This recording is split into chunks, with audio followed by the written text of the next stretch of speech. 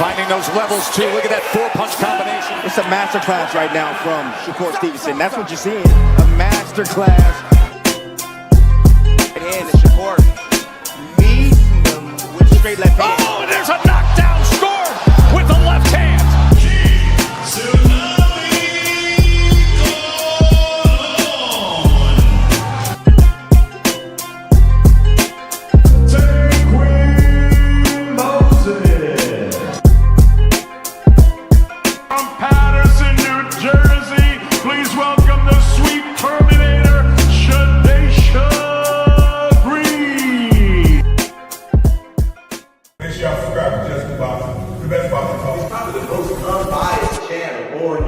Right now, we're going to give him his just due. Shout out to my brother, Just Due.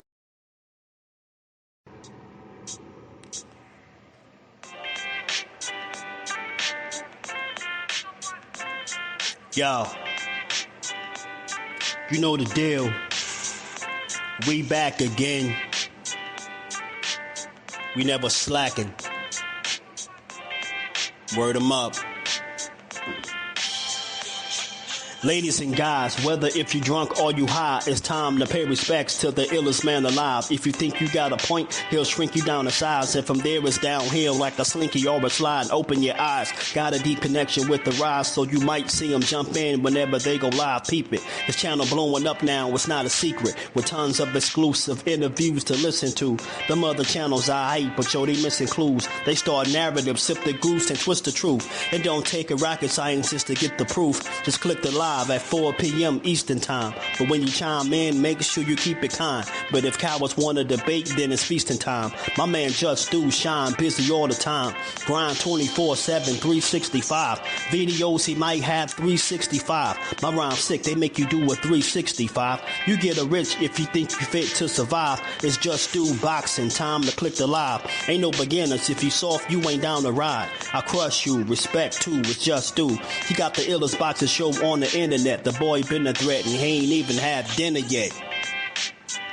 Word 'em up. Yeah. You know what time it is.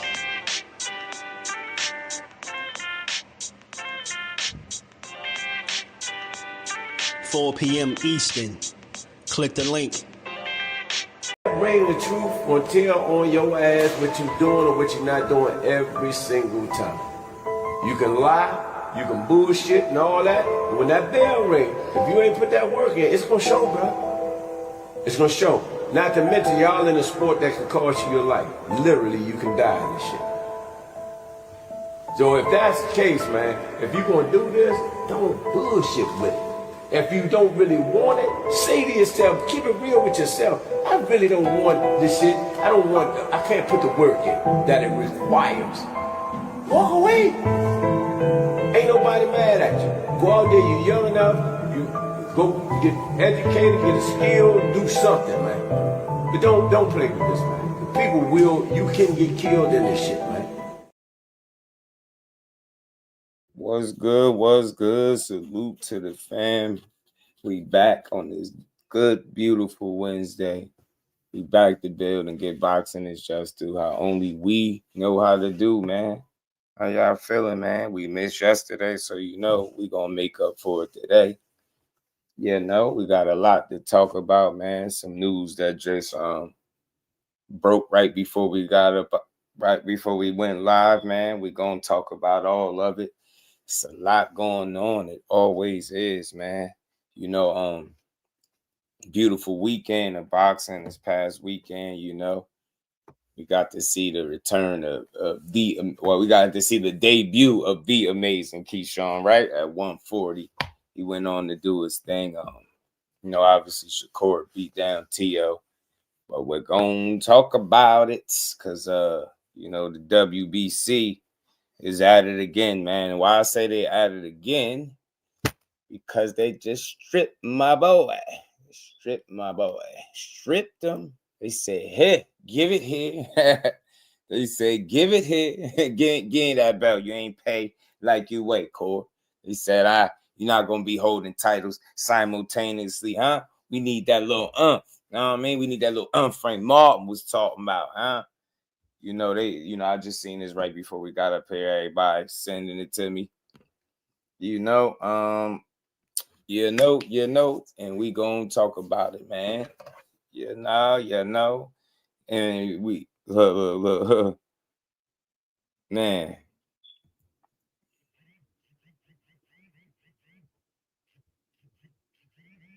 Man, we gonna talk about it. We gonna talk about it. Let me say what's up to the family before we get into it. Jordan, my dog, in the building. First one in the building. He says funny because WBC clearly be waiting till after the fight to ask for the bread. Nah, it's real talk. And it ain't even defend that title. We game all night. What it do, man? How would it do, man? All things, my guy. Yeah, they script them. Motown, what it do? John Wick, what it do? Yeah, they strict big homie core. Sunchild in the building. BJ in the building. My dog Z is in the building. What it do? Teach. What's good with it, man? Yeah, man. Look, we're gonna talk about it, and we're gonna get into the Cigar Talk interview. We're gonna talk about everything. It's a lot to get to, and we're gonna cover it.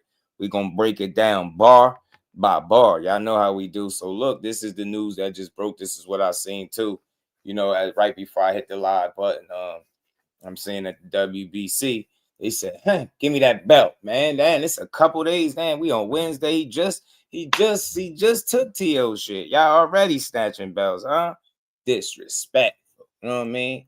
T Hill, my dog, no more tired sick. Yeah, right. Wanted that unification, man. You know. Oh. Yeah, no, we gonna get to it. He said you're not reacting to the Fundora presser. I don't know, man. I don't know. I might get around to it. I don't know. But I feel like it's some other stuff we gonna talk about other than the presser. I don't expect to see too much from that. You get me? That fight should have been happened, but we'll get to it, right? If they have something interesting, we'll cover it for sure. But we got to get to this. You know what I mean? What Bud he said about this shit right now. Yeah, I'm telling you on the phone right now, but I'm telling you. Hey, look, I see the comments, Jordan. They like, he want to be Bud so bad. Man, shut up. They stripped him. What he supposed to do? Like, y'all telling me he was supposed to pay them for a title that he won in another division and a different sanctioning body? He didn't defend the WBC title. Why should he have to pay sanctioning fees for it? You get what I'm saying? I think that's a little lame, especially the 100K based on his tweet. And I'm going to pull that up in just a second too. But hey, we ain't here to cry. He got it once before. He can get it again. I just think the timing of it is nasty. Like it's fast as hell. It's like y'all really expected him to pay y'all a whole check for a belt that he didn't even have on the line. Had he lost, he wasn't going to lose his WBC title, right? This don't go down in the books as a title defense, right? So to me, why should he have to pay? That's what any fighter. I ain't just saying it because it's core. If I got it correct, you in a whole nother division and you're fighting in it for a different sanctioning body, why would you have to pay them 100K for fight? You get what I'm saying? For fighting for the WBO strap. Just don't make sense to me. You know what I'm saying? He got it in the books. You can't take it from him. You could take it from him, but he put it in the books already. So it ain't nothing y'all could do about that. You get what I'm saying? So the comment on Twitter, is he stripped? Yeah. Or is he going to be? Yeah, nah, they saying they stripped him. They saying they script him. You did. I mean, it's in the books. You get me? You get me, Blaze? What's good with it, bro? So how could they strip him though? Yeah, I'm assuming he didn't pay him. And look, based off his tweet, y'all give me 2 seconds.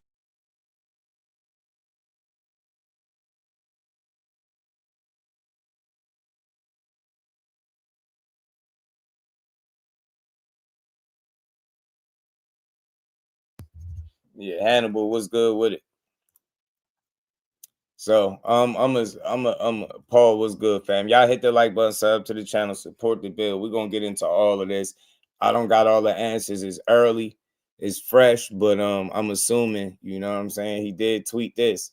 He said 100K to some crooks who don't deserve it. He said, nah, Leilani, who is his daughter, so I'd rather give it to you, baby girl. He said the WBC didn't even have shit to do with this fight and is eating them alive. Take your belt. Don't make me. So it's seeming like, it seems to me, and I could be wrong. Again, I'm just trying to figure it out in live time. It seems to me that they wanted $100K for a belt that he didn't defend. Yeah, I'm not seeing how that made sense, right? I understand when you fight for the title, you pay sanctioning fees, but he didn't defend his title. His WBC strap wasn't on the line. That's at 35. So unless I'm missing something, hey, let him take it, man. Do your thing. This does make things interesting though, because without the title, right? Do you even venture back down to 135? Do you even have the incentive to venture back down to 135? You get what I'm trying to say? So I don't know, but that's all I can say about it, right? It's not the end of the world. It is fast though, because again, he just fought Saturday. You got Saturday, Sunday, Monday, Tuesday, you got Wednesday. It's 4 days. You know what I'm saying? 4 days later, you stripped him. So they clearly wanted some money. And that's probably why he's saying 100K to some crooks. Like, I didn't have nothing to do with this fight. And you didn't. And I don't know.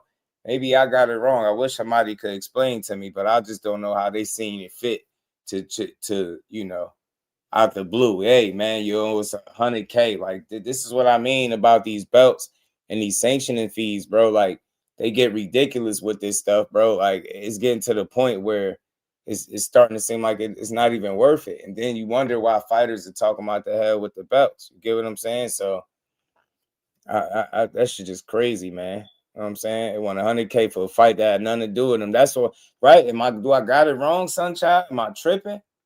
Like, are you still supposed to pay fees even if, right? Just because you fought for one time? I don't see how that makes sense, right? Think about it. It's like Lamont Roach had a title at 130, right? But he fought for Tank's title, right? Then he fought Pitbull, right? So it's like they didn't charge him. You get what I'm trying to say? So like, where this come from? This just don't make sense to me. It seemed like they up to their old tricks again, bro. They said, look, they said Bud ain't get it. We're gonna get it from his little bro. They said Bud ain't get it. We're gonna get it from little bro, man. We're gonna see if little bro we're gonna see if little bro pay them fees. You hit me. Cornelius, what's good, player? My dog, man. How you feeling, man? Appreciate you, T. Hell yeah, man. Y'all like up, sub up, super chat up, cash app up, all that. Motown it is. Wow. Says Hooper will fix it. Shit. JP, man, what's good with it, my guy. So I just saw the article on the WBC website. Yeah. Shout out to Emmanuel, my guy. How you feeling, bro? Yeah, man. It's crazy, son, child. They said, we need 100K, bro. They don't even be playing with it either. Hey, y'all, they don't even play, man. They go for the gusto. Know what I'm saying? They go for the gusto. They like, you gonna give us that money. You gonna give us that money, or you gonna relinquish that title. You know what I'm saying? What you gonna do? Corey said, man, take y'all title. Already won it. And that's the problem, though. All jokes aside, like, dudes, I could see if he defended the belt, maybe I'm missing something. You know what I'm saying? Maybe I don't know about the rules. Maybe I don't know about how it go. But to me, it seems like they said, hell, hey, you fought for a title. It's good enough. Hey, man, it wasn't our title, but we said, yeah, we're going to need about 100K of that purse. And look, this is the crazy part. This is the part to me that seems crazy. It's a few days after he just won. And then with him saying 100K, it kind of adds some more, to the story. It kind of paints an image now. He reported to make anywhere between $8 to $10 million, right? Both of these guys. You know what I'm saying? Especially possibly more depending on how the pay-per-view do, right? So I'm guessing they like, man, y'all made money. We want some of that. We need a cut. WBC said, man, if it's a fight for a belt, we get in. We get our cut. And that's why it seemed like these guys are having a problem, bro. That's what it is, bro. You know what I'm saying? This shit is crazy, man. Shit is crazy, man. He just stay at 140 anyway, move to 147. I'm sure he feels better at 140. Then be draining. That's the thing, though. Black Escalade, he wasn't draining himself to make 135. You see how he made 140. You see how he made that limit. You know what I'm saying? What was it? 138 and change or something like that. That's the thing. He ain't draining because he said it. I mean, Cass Sports, the box story, my guy. You know what I mean? So I don't know, man. They said, look, Bud didn't get it. We got to get it from Lil Bro. Lil Broski, what you got for us, man? Hey, big on me, Core. It was the Core. It was that chain. See, it was that Cigar Talk interview, Core. See, they seen that chain. They seen you shining. They seen your shit glimmering. They like, oh, he getting money. They say he done fought in Saudi. You know what I mean? He got that Saudi bread. You know what I'm saying? Now he done turned around. Look, he's still fighting. Turk out there paying that bread. We're gonna need that cut. We're gonna need that little Dub C said we need ours, B. We need ours, man. Fight was for the WBO ring. Yeah, I don't get it, Ken. I don't understand it either. You know what I'm saying? This is what I'm saying, Jamal. The belts don't mean nothing without a real one holding it, man. I wouldn't pay him either, bro. Unless I got something extremely wrong, I wouldn't pay him. And McQueen, my dog, the professor's in the building. What's good, Money bro? making strikes again. Money Suleiman is making, spelled $ULAMAN. They money know making that's Mauricio. You know what I'm money saying? maker Mauricio. Yeah, I'm We telling you. crooks. We Right. bout cash. They seen that Whatever chain. you They want the said we ain't. WBC to stand for. Right. They said we seen the rap a lot joint. We ain't seen that one before, man. We ain't seen that He was before. looking That's at the that old attendance money, numbers. He was huh? looking at the attendance numbers. KB was like, they Right. had how many Right. in the garden? Right. How They many? said over 21,000? 21K sold out. We need that. Huh? Hold on. Attendance record, highest attendance record at MSG. What's going on? Hey, Core. You know what I'm saying? You know, we don't know how that work, being that buck, do that roll over to you or like how that go? Core said, nah, sir. You ain't give I can't Mauricio you said, you got got to look it. out for those who looked out for you. Remember when you was fighting Edwin De Los Santos, Right, T-Mobile Center, right, Thursday? It wasn't packed to capacity. right, We need that. right. They like, yeah, we need ours, man. Yeah, but 21K ain't nothing to sneeze at. That's big, man. I heard somebody else reporting some other numbers, but I'm gonna wait a little while to see what's up with that because I ain't gonna even put that out there. But man, that fight better not did better than what people was even anticipating or giving it credit. Because look, sold out is sold out. That's dope, man. Like, and that's what I say, man. You need a great dance partner. So I'm not the type of fan. I'm not fanned out to the point where I'm like, yo, that's all core. But you better believe, man.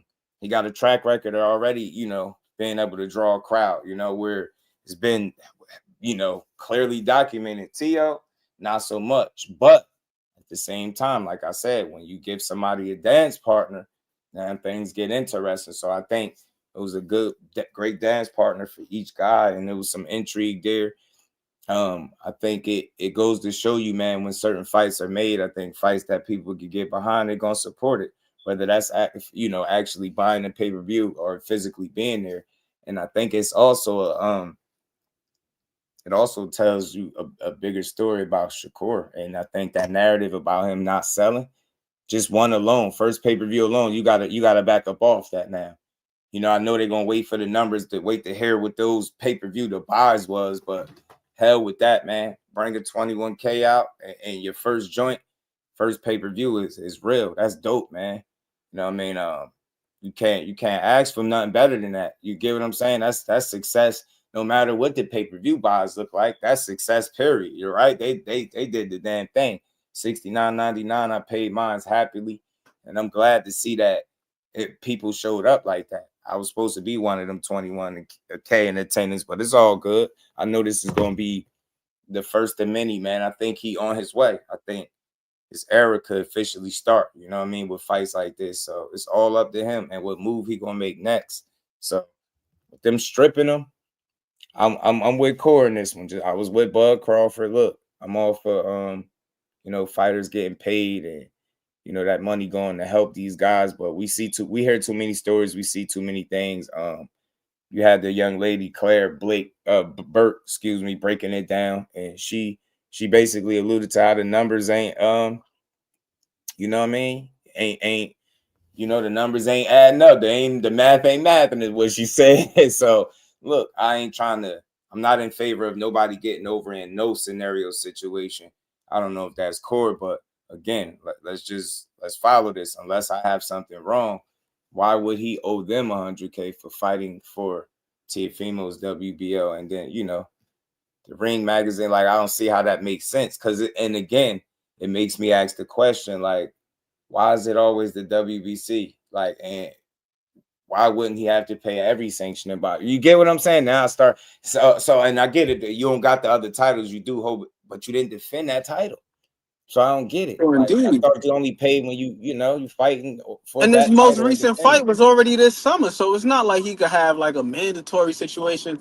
I'm just trying to figure out and make sense of it myself. The only thing that I could think of is Right. Mauricio need that cash, man. That's money Yeah. making for a reason. That's Yeah. it. Nothing Shout more out or to my less. dog, man. Pac-Man ATL tape. Always popping up in the building. My dog, what's good with it, bro? Shout out. That's definitely a fax machine as well, man. He always telling the truth. He said, Shakur, the one, bro. You about the only one been telling me that over the years, for sure. Respect. You already know, my guy. I think he got more force, man. I think it could just keep getting better, man. I think what we seen. TD was good with it, bro. What we seen, yes, indeed. Boxing, peace to the Queen Shower. I think what we seen, yo, and that's why I say that with a talent like his, you need to test that. You need to complement that with somebody else, right? Respect to the Artems and the Padleys, man. Much respect to them guys. You know what I mean? Dude was a bronze medalist, Artem. You know what I mean? Fought Frank Martin to a tough fight. He's scrappy, he tough, he game. I mean, Padley, he on the win streak, stopping shit and all that, right? We get it. But we talking about the upper echelon of boxing. You have to complement that with a great dance partner. And even if Teofimo, when it played out, that goes to show you that he can do this shit at that level. Try to argue it. Oh, he's supposed to have this many losses. He looked like this in that fight. That's all well documented. We broke all that stuff down. But still in all, when his back was against the wall, everybody kept saying that thing, man. He rise to the occasion, man. He was an underdog like this for Loma, and look what happened with that, and blah blah blah. And for Shakur to get in there and on the biggest night of his life, show it like that, you know what I mean? I think people got to really look at him just a bit different and say, yeah, maybe I had some things wrong. Because again, I feel like the more you test him with a great dance partner, and look, all these dudes could lose. Nobody's invincible.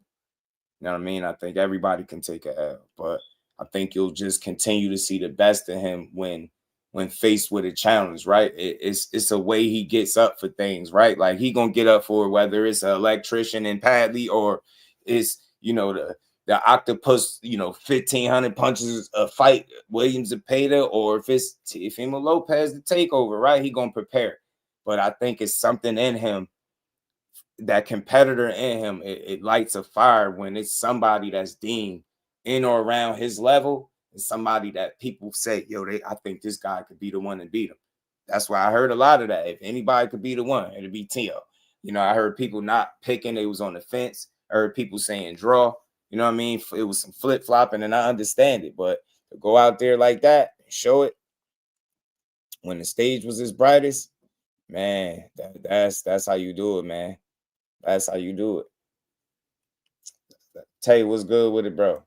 How you feeling? Shout out to Southpaw Manny, man. Dodge J trying to tax. Yeah, it's odd. Like you didn't fight for the belt. How dare you? You know what I'm saying? Tommy Dread, what it do? We're gonna talk about it 2 cents. What it do, man? Hair grease. Now, man, I wouldn't be trying to pay fees for a belt that I didn't fight for, defend. You know what I'm saying? Either. I think that's random as hell. I get it. I get it. He held the title, in that particular sanctioning body. But again, they get paid, right, when they defend the title, right? Not just, you know what I mean, when you have any fight. Mag 7 was good, fam. So I don't know. It's crazy. Asking certain This fighters. was a situation in which Shakur expressed to them that he had no desire to come back down to 135 and defend the title or reign as champion. They're not going to understand them stripping him. Me too. It was like, yo, if he's moving on, he's staying up there at 140. All right, cool, bet. Mm-hmm. We're going to make that available for the next two guys, whoever it is that's in possession of the interim. But to strip him over some fees like that don't make sense. Yep, at the all. same T.O. that lost to Cambosis, the same T.O. that beat Loma, the same T.O. that beat Josh Taylor, the same T.O. that knocked out Pedro Campa. And as a matter of fact, the same T.O. that hasn't lost a fight up at 140 officially, right? Yeah, that's that guy. That's who he beat. And he about to discredit it. Have you ever seen anybody beat Teofimo like that from start to finish? I don't think so. That's why I tell y'all, with Shakur, they're going to still find something, bro. This is a prime example. The best fighter he ever been in the ring with on paper and most accomplished, right? 2 divisions. Longest reigning champion at 40. Snatched it, put a stop to all that. That's how you got to look at it, man. It's the way he beat him. And he tweaked his hand in the fight and dominated his ass really with a jab and, you know, occasional 2s and 3s, man. He did what he was supposed to do. And it was masterful, man. That shit was masterful. You get me? That's how I like it. Jody Herrera, the new champion. Somebody gonna cook him. Cambosis beat Tio better.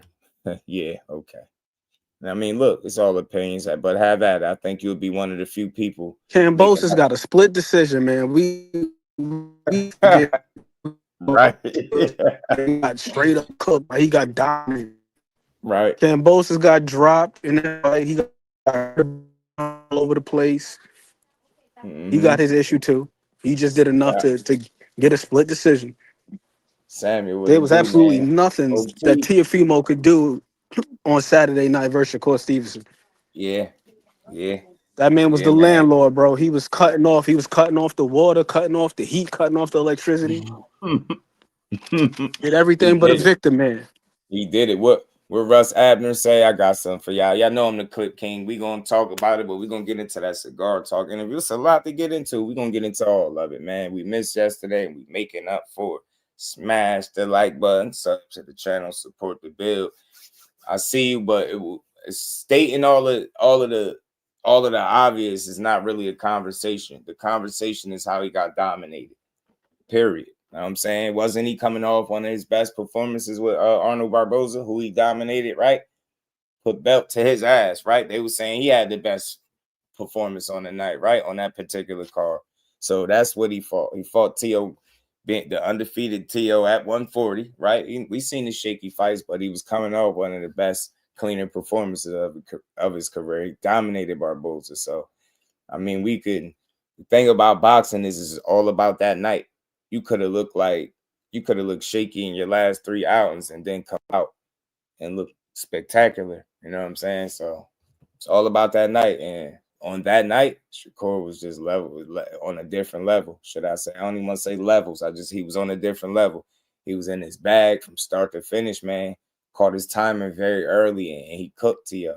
What Russ Abner say? Shout out to Russ Abner. That is textbook boxing perfection. Man, Shakur came up with that type of skill on the biggest stage you could possibly be on is just extraordinary. I mean, everything he did in there was calculated and perfect. I'll tell you this, and I'm proud of telling this story because I told to a few people, so this means the most to me. When you look at guys like Roy, Floyd, Ali, all of them outstanding greats who each had a particular style of their own that nobody could duplicate. But Shakur Stevenson, if you're going to teach anybody how to box, that's the model you want to use. That is textbook boxing perfection. That is what the sweet science is all about. Everything you could possibly want a fighter to do, that's what this guy does. He has the perfect textbook style of boxing. And as a trainer, you have no idea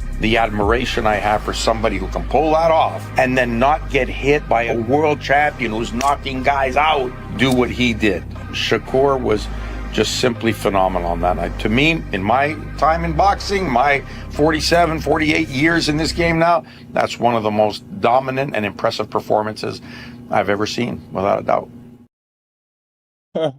Wow. And damn near 50 years of experience. 50 years of experience. Shout out to Russ Abner, man. OP, what's good, Brody? How you feeling? That's saying something, man. And y'all know I play these clips for a reason. I just let the people that have been around boxing way longer than me talk that talk, man. You just got to know what you looking for, what to expect. And then that shit was just masterful, man. When you doing it at that level, you know what I mean? You just want to see what's next. Who gonna be the next guy? But with this news today, with them stripping him, I think it's kind of lame because he was exploring the possibility of going back down to 35. You've seen the back and forth with him and Lamont Roach. You know, mutual respect, but definitely mutually competitive where they both would like to fight each other. I thought that would be a solid fight, especially with Lamont Roach being medically cleared, you know what I mean, for him to start training again. So I think the stars could have lined up well for a good fight between them. But I think they look, if unless I'm missing something, and I'm all for it. If somebody knows something I don't know, feel free to fill me in. But you know, it's simple. He didn't defend the WBC title. He didn't fight at 135 either. You know what I'm saying? He fought for T.O.'s belt. He came into that fight the challenger. He won it, of course. Now, why should he then have to pay the WBC $100K for a belt he didn't defend? And even in that division as well. So just from the outside looking in, seems like they just be trying to get money, bro. No rhyme or reason. The only sanctioning body that just feel like they above everybody else. Yeah, we want money. We get it. Shout out to Blunt Sports, man. Appreciate you, man. Sending that laugh and disco. Appreciate the love. Everybody that's sending gifts, appreciate you, man. Shout out to Blunt, man. Yeah, man. Mauricio Cut. What it do, homie?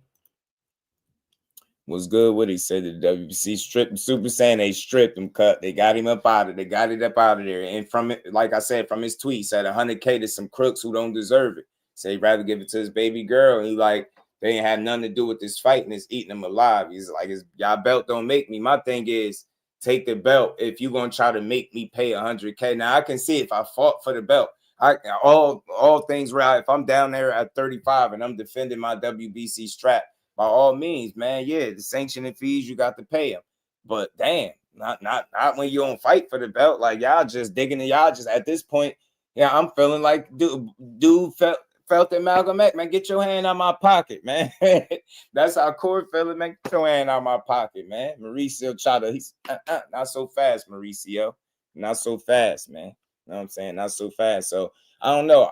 There may be a rule where you know, if you fight for a title alone, you still got to defend it or pay for it. I don't know. But I thought, you know, you pay the sanction fees, obviously, when you fight for the title or defend it. You know what I mean? So Joe was good with it.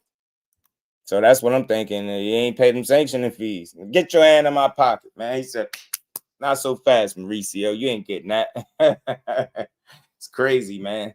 But that sucked because it was some good fights, I think, that could have been made. Moratai, I do think, was a great fight that could have been made at 35 if they would have been willing to do it. He did call for Shakur after his win over Andy Cruz.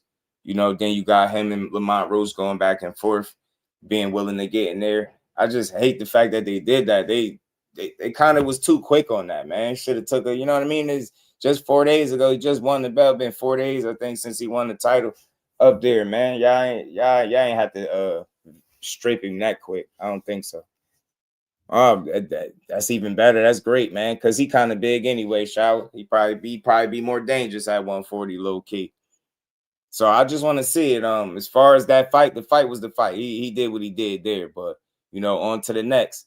T.O. looked like he in good spirits. I seen T.O. He posted on his Instagram. T.O. back in the gym training and stuff. So, and he back running miles. And look, I respect it.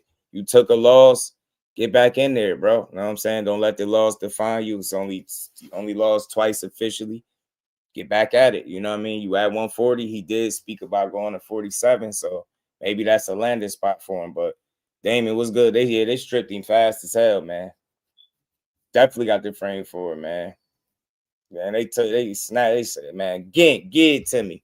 Let's keep rolling, y'all. Let's keep rolling. Hit the like. Listen, man. Shakur, S. Minnow Stevenson. What you implemented in the ring was nothing short of perfection. Because of you just unblurred the lines of good to great. What it takes to be great is a sound mind. Shakur Stevenson was on Lake Fishing as far as I'm concerned. His performance was effortless. He simply stepped back away from anything Teofimo tried to execute on and simply put his jab in the way to stop all pressure. Y'all think a boxer is a boxer because of how he performs, how he spins off shots, how he evades punches, how he comes back with beautiful counters and power shots to in turn even drop and knock out his opponent. But the truth is, he wouldn't be able to do none of that if he didn't stay collected. He had a game plan, and he stuck to that game plan. No matter the circumstances, no matter how many times the referee interrupted the fight and stepped in the middle, Shakur Stevenson knew how to pursue the fight. Continue on. The commercials didn't stop the momentum. The ads didn't stop the flavor. When the show resumed, Shakur Stevenson showed up like he never left. And that's what it takes to be a great boxer, man. To be a great boxer. So, without a shadow of a doubt, because of Claressa Shields, because of Terrence Crawford, because of Keyshawn Davis, because of Andre Ward, Shakur Stevenson is able to learn as much as he can from these other greats and perform like the genius he is. Shakur, congratulations, my man. You looked amazing. My new favorite fight. Peace. After Shakur's masterclass last night, I don't want to see nobody practice nothing but the jab. The first word to come out your mouth should be jab. The first punch you throw should be the jab. I think I need a 100-word essay on the word jab. Before you know how to wrap your hands, you should know how to jab. Before you even pick up a boxing glove, you should know how to jab. G-A-B, jab. Bro jabbed all the way in the car. People stupid, man. Shout out to Andre Durrell. Yeah, man. Yeah, man. You know, it was dope. It was interesting to hear him say. I was wondering why when they was in he's doing one of them interviews and he was like, he said it. He was like, when this fight over, they're gonna say I got one of the best jabs in boxing. And I'm wondering why he said that. And now after saying that, his you know, his heavy use of the jab, he landed a career high thing, like 100 and some jabs or whatever it was, career high or something. So yeah, man. Told you, man, you like a mechanic, you know what I mean? A mechanic gonna bring the necessary tools for the job and get it done. You get what I'm saying? Yo, if you don't need a certain tool, why bring it?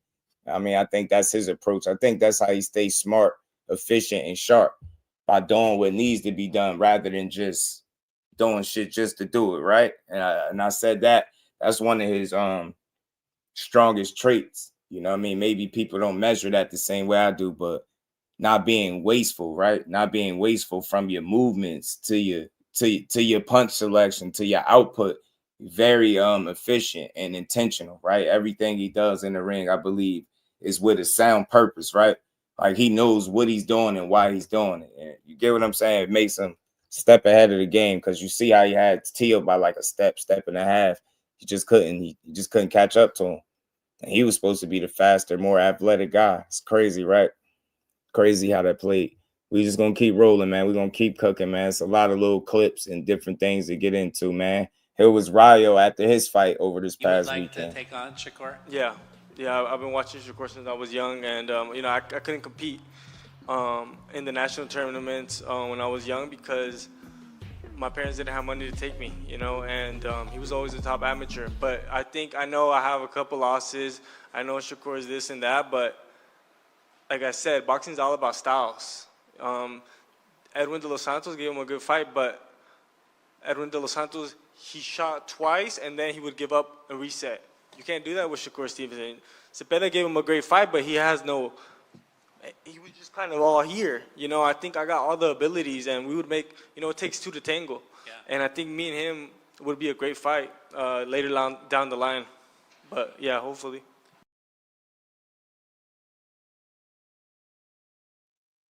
Kyle, cool it, blessings, family. How you feeling, bro? So that was Rayo right there. And I'm only, you know, playing some of these different clips because, you know, you got life after Teo. All right, it was a great win. Now let's see what the next best thing is. So I wonder how them stripping him of the title impacts his willingness or motivation to go back to 35, right? Titleless, beltless. Like, what are you gonna go back and be you get what I'm saying? Damn, you get what I'm saying? So I don't get it. I don't understand that. I think that kind of ruined potential great fights at 35. And like I said, man, it's a lot going on in boxing. The problem with these sanctioning bodies is they're just not consistent and they never have no rhyme or reason as to why they come up with these, you know, out of the blue. They just, oh shit, we need 100K. Like, what? Bro, I didn't even defend y'all belt. I didn't even bring that shit with me. Like, what do you mean you need dibs on this? And that's how it feel. It feel like, that's why I call it extortion fees. Because at the end of the day, man, somebody ain't defending the title and fighting for your belt. Why charge him for it? You just fought. Williams had paid. I'm pretty sure y'all got paid sanctioning fees for that particular fight. And that's why it definitely makes it nasty work. I can see if it's a situation where you were sitting around, maybe you had the belt for some time and ain't defending it. Maybe it's a rule where, you still have to pay a set amount. I don't know. But for him to just have defend the title against Williams and Payton not too long ago and then take on this fight, like, why would y'all deserve an extra $100K after he just defended y'all title? And I'm pretty sure he paid like he weighed, right? Don't make a lot of sense. So seemed like similar to the Buzz situation. They like, man, these dudes set to make career highs and we need some of that. That's what it sounds like. I'm not in nobody's pockets, but I just hate to see stuff like that because at the end of the day, he earned it. He worked for it. He got heavily criticized for that fight. You get what I'm saying? And he went on to defend that belt several times. And I'm pretty sure each and every time y'all got paid for it. So why would y'all supposed to get paid when he defends the title and when he don't? It don't make sense to me. And I would love some insight. So if there's anybody out there that knows something I don't, feel free, bro, because I don't know it all. But from the information I got, I just don't see where he owed them money on a belt that wasn't defended. That shit sound crazy. I would give it to my baby girl too, Core.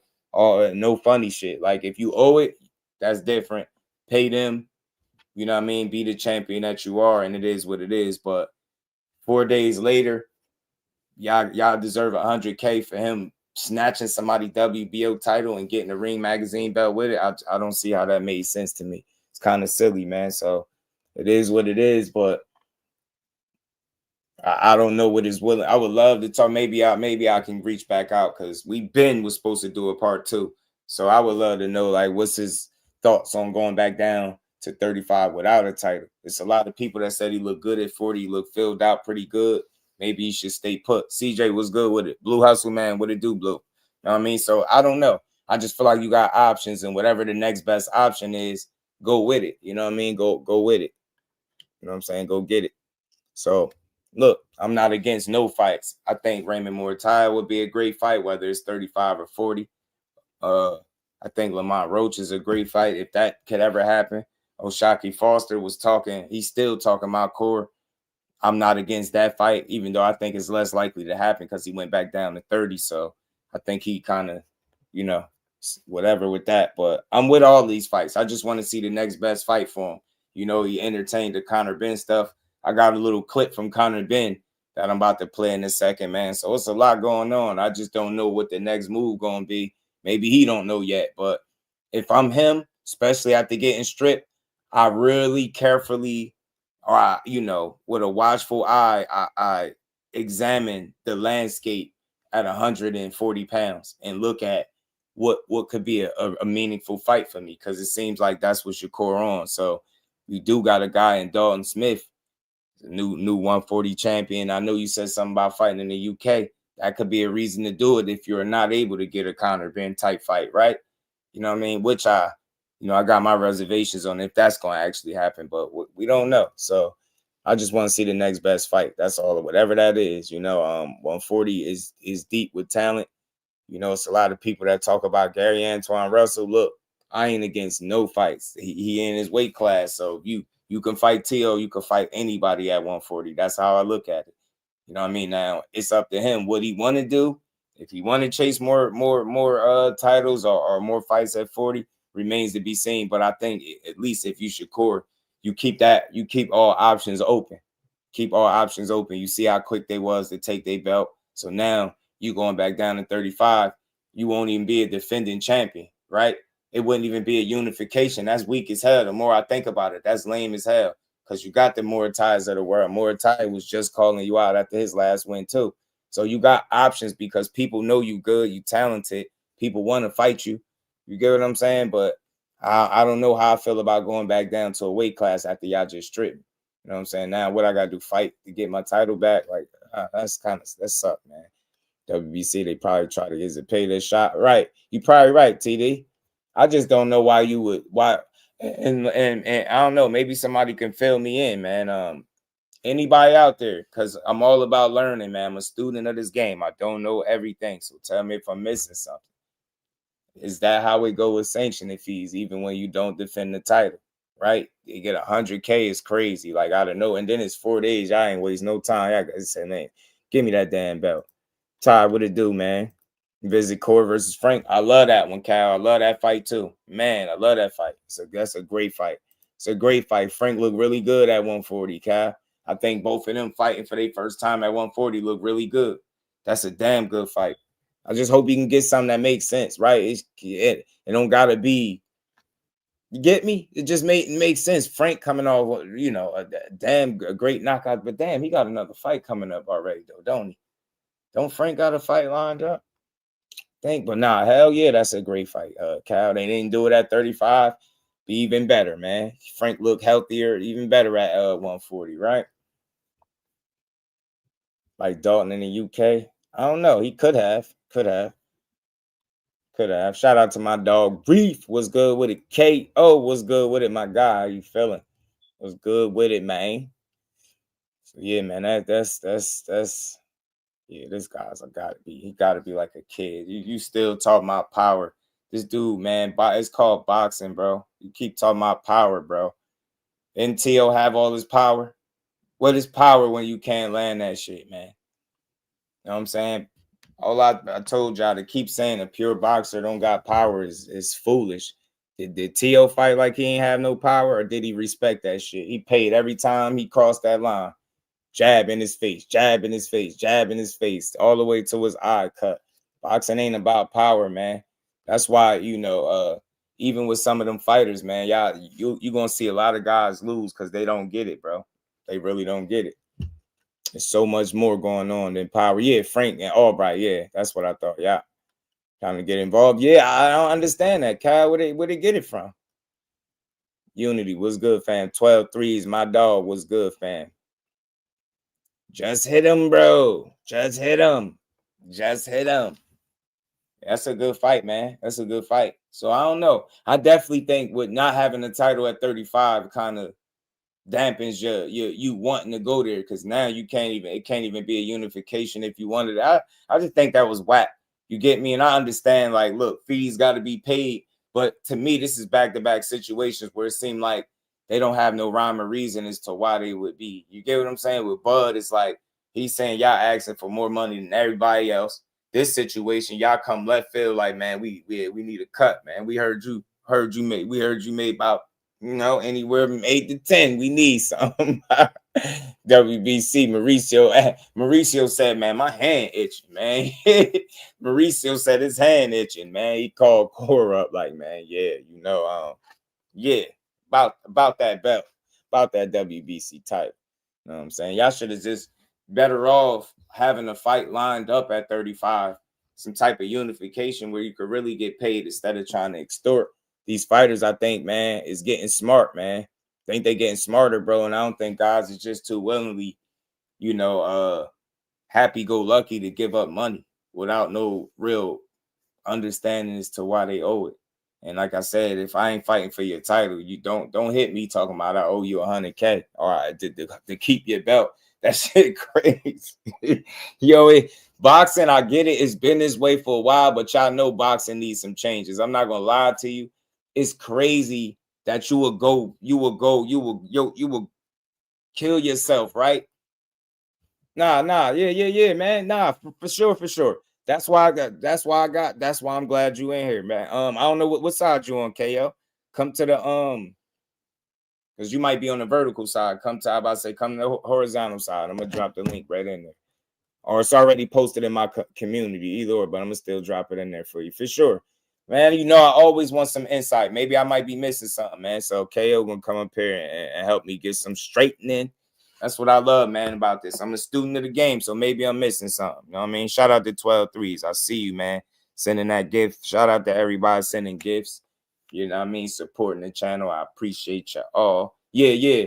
If you go out of that and go to the oh, you in the horizontal. All right, bet. I dropped the link in there. You see it?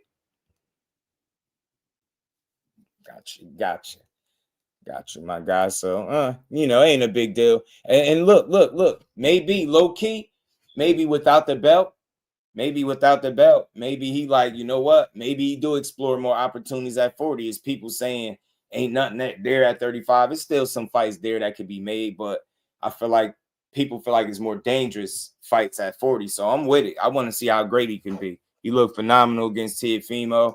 We all know styles make fights. You know what I mean? At our level, Shakur did show his level. He was very prepared. And he neutralized that dude from start to finish. Hey, oh, what's good, my guy? How you feeling? Yo, am I audible to you, bro? Say it again. I said, am I audible to you? Can you hear me? Yeah, I can hear you. I can hear you. Okay, yeah, bro. Salute to you, man. Salute to the chat, bro. Just real quick. Mauricio Suleiman is on bullshit. However, technically he following the rules. Right. So when you fight for, even if you fighting for another sanctioning body's belt, they can still charge you sanctioning fees, bro. Oh, okay. And so he's within his rights to do that. But should he have done that shit? Nah, bro. He should have. If he was gonna strip Shakur Stevenson this early, he should have let him know, hey, if you're gonna fight for this belt at 140 in another sanctioning body, then we gonna strip you. But it sounds like, based on what they both saying, he didn't notify him, bro. Right. It's the same thing. It's the same thing they did to Jamel Charlo. Same thing they do to these fighters. They let them fight, and then they try to collect the sanctioning fee, and they use that to try to strip them if they don't get the money to get. It's right. Kind of Shakur, quote unquote, that Zuffa Riyadh season, kind of TKO that side. You know, Khan was over there disrespecting Suleiman a couple of days ago. So he kind of got it out for him. So are they breaking their rules? No, but we talking about a sanctioning body that makes up rules as they go along, dog. Right. Like they'll change the PED rules. They'll change the who to strip, who not to strip, what's a mandatory, what's not a mandatory, all kind of stuff, bro. So he just picking and choosing, bro. But that's dead ass wrong. And you know I'm not a Shakur fan, but bullshit is bullshit. Yeah. Real shit is real shit, bro. So to answer your question, yes, you're supposed to pay sanctioning fees even if you fight for somebody else's belt. Wow. And no, they're not breaking any rules. But it's some bullshit. So they shouldn't do that shit, fam. Yeah, the way they do it. Right. Before the fight. And then allow him to say, oh, okay, I still want to take fight. Or I'm going to go ahead and pay him to come down to 1-5. But it sounds like they give him the decision.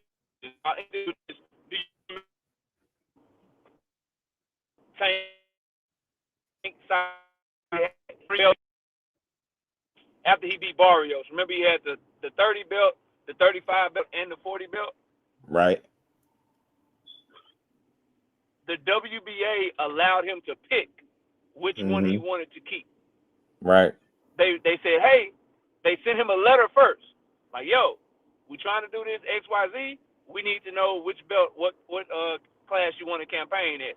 The WBC should have at least given Shakur that same option. Hey, we need to know what you're gonna do. Are you coming back to 135 and fighting this mandatory, or are you gonna stay at 140 and then allow him to make the decision? Sounds like they didn't do that, and they dead ass wrong, bro. But hopefully that provided a little clarity, fam.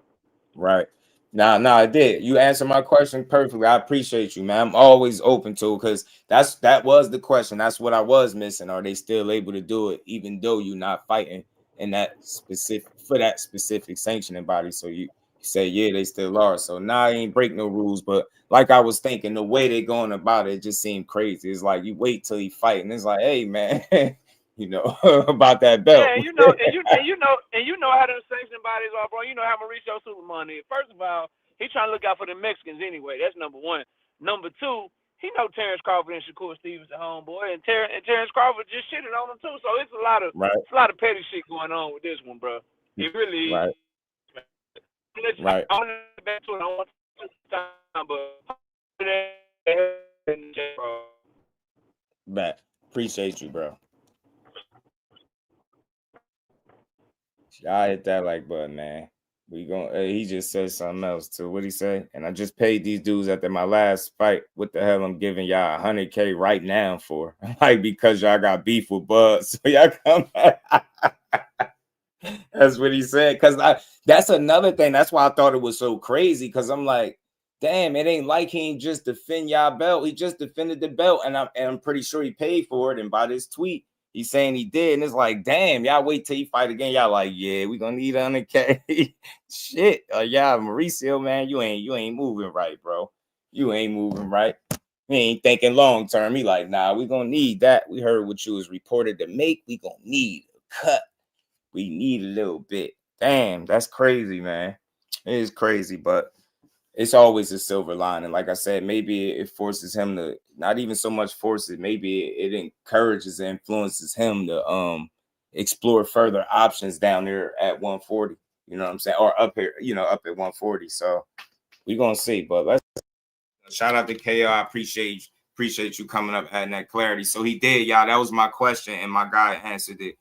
Y'all always willing to, y'all always free to click the link and build with your boy. But he answered my question for me. I wanted to know, could they still charge you sanctioning fees even though you're not fighting for that sanctioning body? And he said, yeah. So they didn't break rules, but the way they went about it, right? It's not giving them a heads up, not notifying them like, hey, man, if you're going up here to do this and fight for this belt or, fight Tio, then you get me?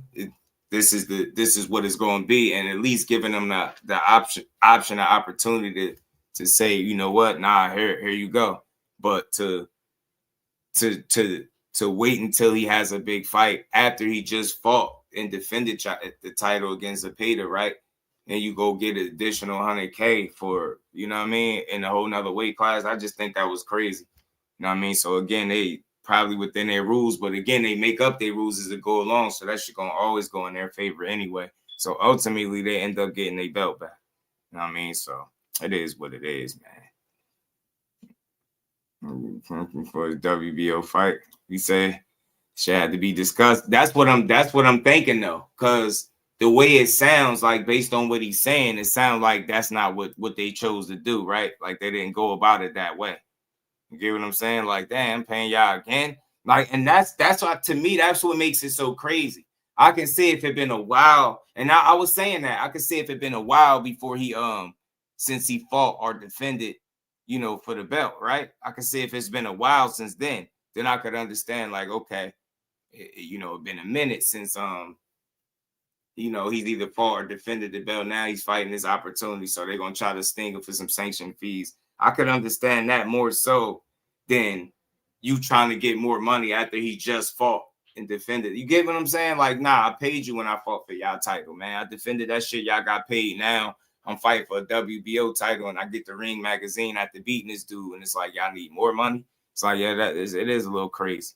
You know what I'm saying? It's a little sus. It's a little sus, but let's keep going. Let me pull up the other tweet, though. We here. We gonna build on all of. We got almost 80 people in the building. Hit the like button, y'all. Let's keep rolling. Let's keep on rolling. Yeah, man. Say we back, Chicanos. I'm just glad Gary won it that night. Oh, you say you glad he won it? Yeah, man. It is what it is. They some busters.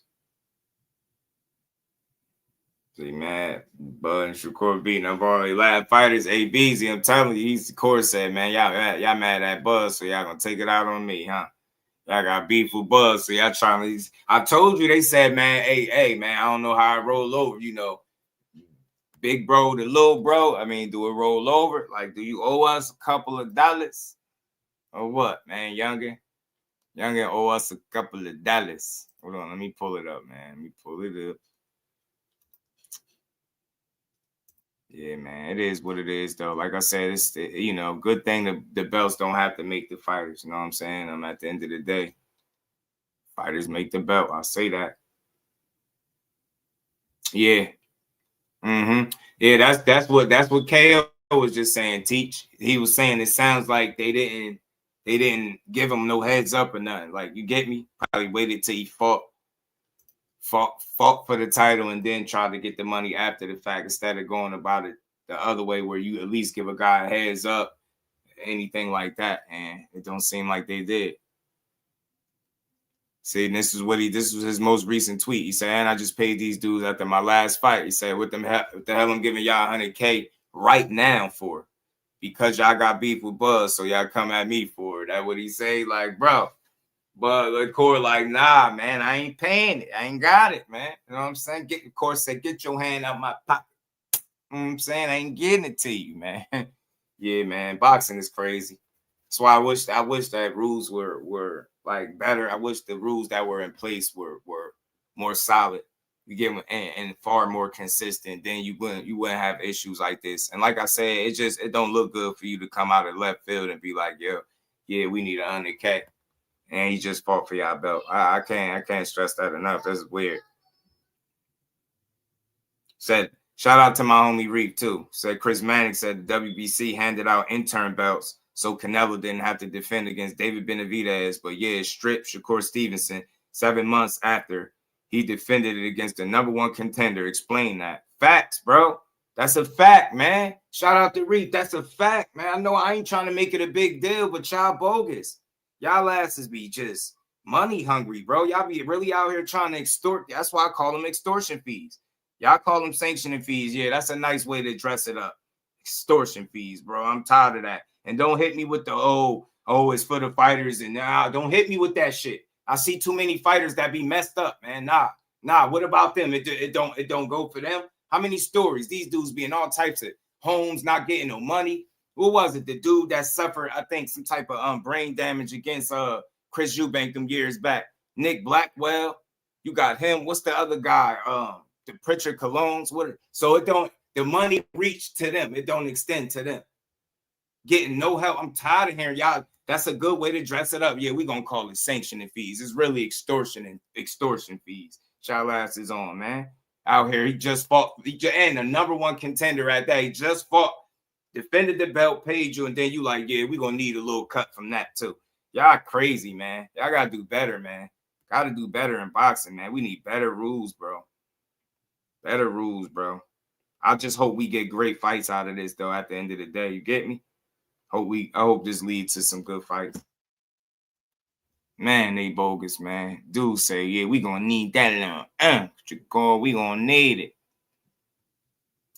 Yeah, we're going to keep going, y'all. Let me get the other two. Let me pull this up. My guy, Reef, sent this to me. So, yeah, man, that's real, man. That's why I say it's picking and choosing. That's also something KO just mentioned. Like, they picking and choosing. You know what I'm saying? Maybe Corey, he ain't no Canelo. They say, you ain't that low. You know what I'm saying? You got a little bit in you, but you ain't that low. They like, we need that. You know what I'm saying? They love Canelo, boy. They ain't gonna do him like that. Canelo probably say the hell with it. Keep it pushing. Crazy, man. Boxing is strange, man. Strange. Makes them probably see them fees. Right. Yeah, man. This was an interesting point right here Chris Mannix was making. WBC, yeah, they did. They handed out intern belts, so Canelo didn't have to defend against David Benavidez. But yeah, stripped Shakur 7 months after he defended against the #1 contender. Explain that. That's what I'm saying, bro. That's what I'm saying. Y'all got paid. He just fought. Like, he just fought not too long ago. So, yeah, ultimately, I think that's whack. But it is what it is. He'd be all right. He said the belt don't make him, and we know that. He earned it. He defended it. He got some more hardware. Maybe he'll really view the landscape at 40 and go for maybe another champion or another good fight there. You know what I'm saying? I think 140 got a bunch of different guys he can mix and match with. Him having a title makes it better. So look, I'm all for fighters getting help, you know,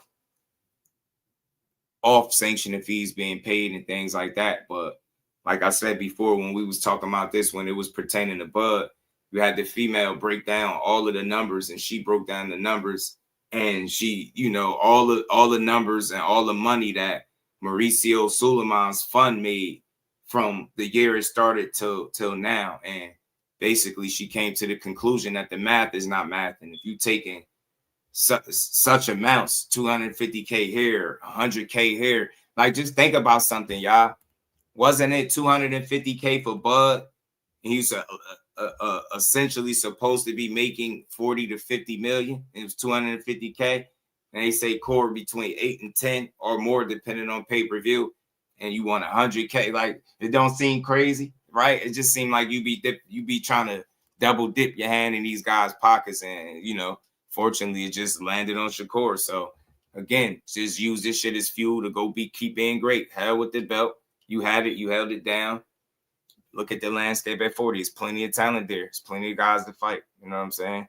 But shout out to Chris Mannix for calling it out. You know what I'm saying? Shout out to Chris Mannix. We got 90 people in the building. Smash that like button, y'all. Let's keep rolling. Frustrations with Bud. I swear I think so too, Rob. That's what Core said. He said y'all got a beef with Bud. Nah, he said y'all got a beef with Bud, so y'all come at me for it. Yeah, man. They mad at Bud. Bud said, nah, don't pay him, little bro. Don't pay him, little bro. Nah, little broski.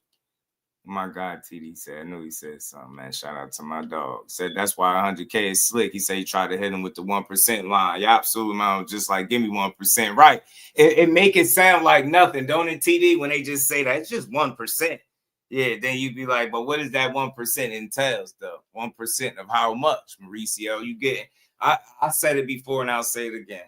This is how they able to go to these hotels. That's how they able to have those conventions and do all of that shit that they doing, eating the fancy dinners and stuff. Like, it's no secret, man. But I think this don't look good. And then y'all quick to take a belt from somebody. So you put your blood, sweat, and tears into it.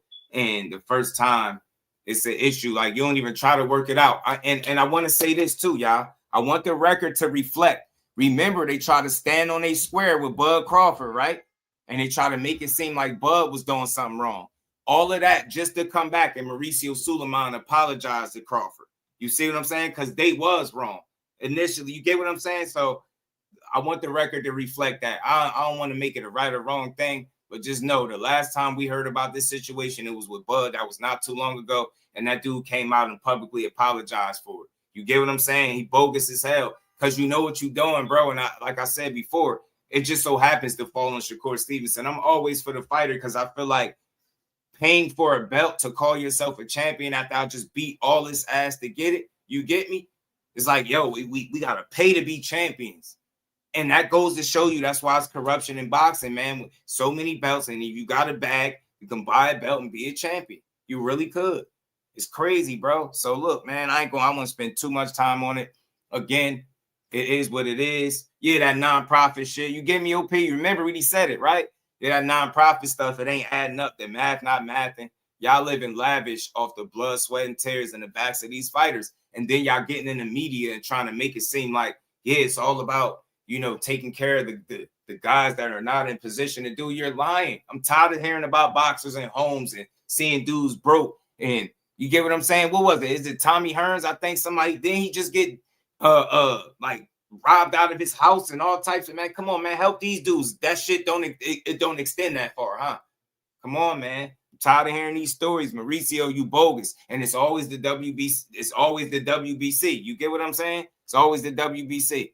Always the WBC. Hold on. I got you. There you go. I'll pack you up. Anybody else want to be weird? Anybody else want to be having real conversation? You want to be weird, disrespectful, I'm packing you up. But anyway, let's get back to it. We got 100 people in the building. Support the grind. Let's rock.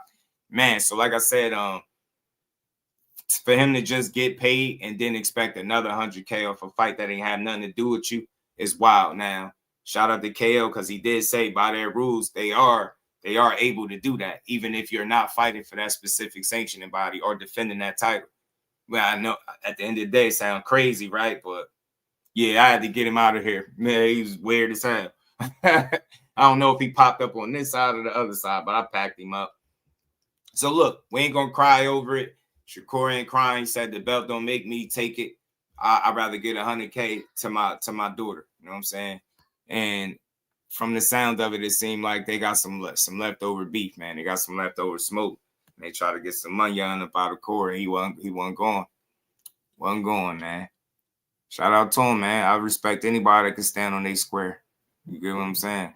Let's keep rolling, man. Let's keep rolling. Let's get into this cigar talk joint, man. Let's get into the cigar talk. People was telling me about it. We gonna get to it. Nah, I don't think so either. You know what I'm saying? It's always better to have one. Shout out to Bodega Top. Say, dude, I kicked out the kids' table. I'm telling you, because without these guys fighting for y'all belts, how do y'all get paid? And you don't want to have a bunch of mediocre guys that having your titles and them shit's constantly changing hands. You want the best fighters in the world to hold them titles. You know what I'm saying? I just feel like it needs to be more of a conversation, right? They too fast. Mind you, he just fought 4 days ago. So it's like that fast. Like, I ain't even had the WBO for a week and the Ring magazine for a week, and it's already like, yeah, strip you. It's crazy. It's like, that's pretty damn fast, but they all about money at the end of the day, and that's what it goes to show you. Forever G's, what it do? They got favorites, and when you ain't one of their favorites, you're gonna find out. Shakur found out the hard way. You know what I mean? They might like you, but you ain't Canelo, right? They ain't willing to let you just do whatever. You know what I'm saying? And like Chris Manning said, he made a great point. Y'all handed out intern belts so a guy could avoid fighting the top guy. You get what I'm saying? And continuously let this dude do what he do, right? Do what he want to do. Canelo had to get them belts pried from his hands from Bud Crawford, right? Shit is crazy, man. Crazy how boxing. So and hey, Teach. That's another thing too. You saying something, bro. You know they was openly like kind of going back and forth, and Turkey was talking like the Ring magazine, that's the only belt that matters. WBC was talking like, hey man, if you come for my belt, I'm gonna defend it, and yada yada. Yeah, so it could be that too, right? I just think that the timing is nasty because he just fought for your belt, defended it, right? And I'm glad he decided to tweet that too. So it's like, yo, I just fought and paid y'all, and then it's like, damn, y'all want more money. So I just, this time around, even though it's within their rules that we know they make and change as they go along whenever they want, I just think that it was nasty where I don't think they deserved $100K more of his money. Joe, what's good with it? All right. My question is, like, where do they go from here now? So, like, what if he still go back down to 135? Mm-hmm. He challenged for what can he challenge for down there? Right. He can challenge for the WBA, right? If they let him. I wonder how that's even gonna go now. Right? I wonder, do he want to go back to 35 without a title? Make me wonder. You know, I say he should stay at 140 because that's like he looks strong up there. So like, you do. Why weaken yourself if you already look strong up there? I think he should go after Dalton Smith. If he can't get that, just fight somebody that's in the section about you that's real high. Right. Facts, Kyle. You speaking facts. I'm telling you, they made sure, man, they look out for who they want to look out for. And that's why I say I hate to make it this, but that's what it is. They clear as day. Them dudes do not got no they got their favorites, man. When you not one 4 days, damn, he ain't even like, bro, he probably still got blemishes on his face from the fight. He's like, damn, did he heal yet? Like, shit, y'all got y'all belt quick. And I can see, like Aunt McQueen was saying too, I can see if, he had no plans on going back down there, but he still was exploring possibilities. But I wonder. We don't know that to be true, though. We don't know that to be true because he didn't say he wanted to fight at 135, or he may stay at 140. He can't make a decision in 4 days, though. That's what I'm saying. Like, I don't. It's like they ain't even give him a chance to do that, right? Because he already was talking like he would go back down there. But I wonder how much does this discourage the move back down now, or he feel like, F it, I'll go back down, still get a belt or whatever. You know what I mean? I plan on speaking to him again, so hopefully, if he go back down there to 135, he really don't need a belt because he the name. He's still the #1 fighter down there if he go back down there. Yeah. Like, all roads lead through Shakur at 135 if he go back down there. Dank was good with it, bro. Right? Now you're right. I mean, KO was up here, and I that's why I say I'm a student, bro. I appreciate anybody that got information I don't have. He was saying, according to their rules, they ain't breaking no rules or nothing. They still can charge you sanctioning fee even if you ain't fighting for that specific belt. But how is that possible though? He said in his opinion, it's still BS. You know what I mean? Yeah, it's crazy. Especially like I said, like it's exceptions where I would think it would be somewhat reasonable, right? Being that it's within the rules, like you got to know it, right? They ain't breaking no rules, so I could understand. But it's some underhanded shit. It's some slimy shit. It seemed like because he just defended y'all title, fought for it, defended it, and paid you for it. Then it's like his next fight, they ain't got nothing to do with that specific title, weight class, sanctioned body, none of that. It's like, yeah, we still need 100. And my thing is this: why is it always them, bro? Why? Yeah. I need to know this. Why is it them? It's never no other sanctioning body when it comes to this type of shit. It's really them. You It's know what my always them. theory is, just I think they coming after whoever worked with Turkey. They coming Could for him. be. But it's only hurting y'all at the end of the day, because like now you got Jadier Herrera who gonna be our champion, and like nobody know him. Like, so They not even. it's not the belt, it's the fighter who got the belt. Like Right. like I Shout out know to it's like, Marcus. What's good, homie? but Right. the fighter make the belt, not the belt. Yeah, I said that all the Like, time. It's the quality of the fighter that's holding the belt, not the other yeah. way around. And how you know that to be true, bro? Because how do they sell you that a title is, has some prestige to it, right? They start naming what? All the guys that had it and fought for it, right? So Yes. without that, it ain't what it is. And Yeah. I'm somewhat surprised, but then now that y'all threw that Turkey angle out there, that's something to consider. I don't care. This should be a war. Y'all know how it go. Them dudes not on the same page. It could really be that. He ain't doing nobody no favors, or he gonna move a certain way when it's, you get me? Because that's, you made a bunch of money. Think about it. Who was Bud with? You made a bunch of money. He tried to get Bud for $250,000. So it's possible, but I'm surprised to a degree that he didn't even think long term, right? Yo, they just sold out. Over 21K, man. That's, you ain't thinking about he could come back and make some money fighting for you. That's what I'm saying. He might fight on another Turkey card You at get 135, and then they said he just got $9 or $10 million, so you get 10% of that if he You go back get me? down there.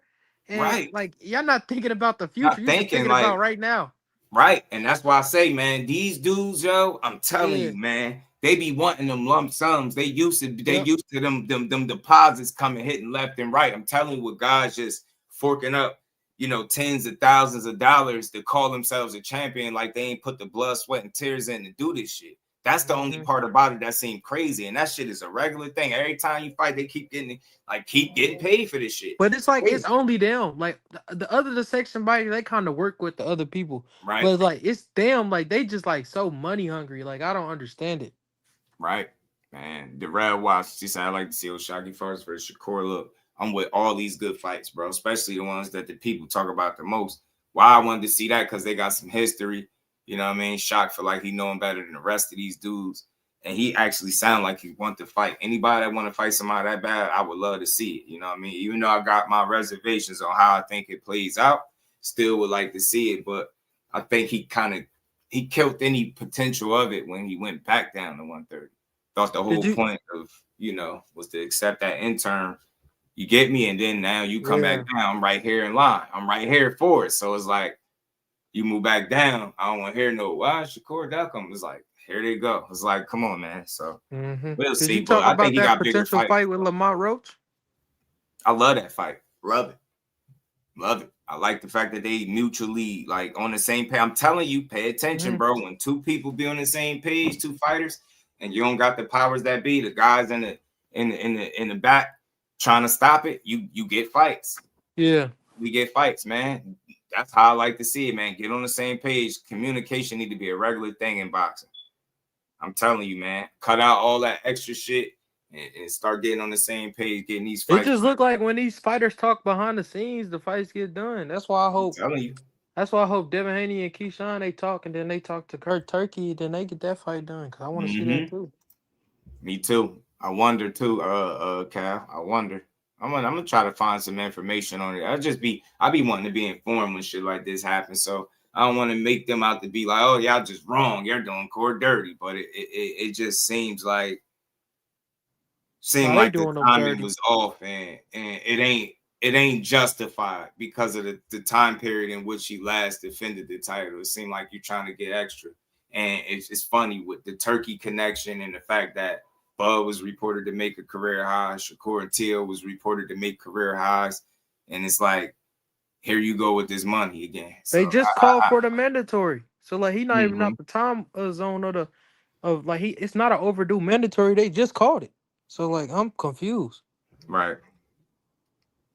Yeah, but did you see him? He was just dissing Zoo for like a day or two ago. So you know. Right. Mm-hmm. So It's just disappointing though. It's just disappointing. Yeah. Man, again, so I don't know. I guess you just keep moving forward, man. They did what they did. Can't change it now. Like I said before, they ended up they did some funny business with Bud, and now they try to extort some money. Seem like they doing it with Core. Instead of thinking about the long game, they like, nah, we need that now. He said, hell nah. Maybe that makes him really, like I said, stay focused on 140 instead of 35, because he actually has the title there. You can start thinking maybe unifications, maybe a Dalton Smith fight makes sense. Who knows? So we'll see. Y'all hit that like button, y'all. We're going to keep rocking, man. We're going to get to this Cigar Talk interview, man. People was telling me about this. I ain't watch it yet, so this is going to be my first time watching it, man. Hit that like. We're going to keep building, man. But all right, Just. Nah, you already know, Joe. All good, bro. Appreciate you.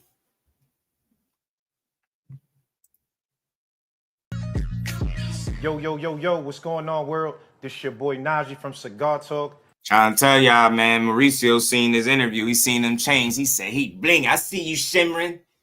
Got the assistant on the phone. Tell Core we need 100 large. Tell Core we need that 100 large. Core like, hell nah. Y'all ain't nothing to do with this fight. Yeah, hey, Shower. I think everybody that's saying that, it might be some real truth to that.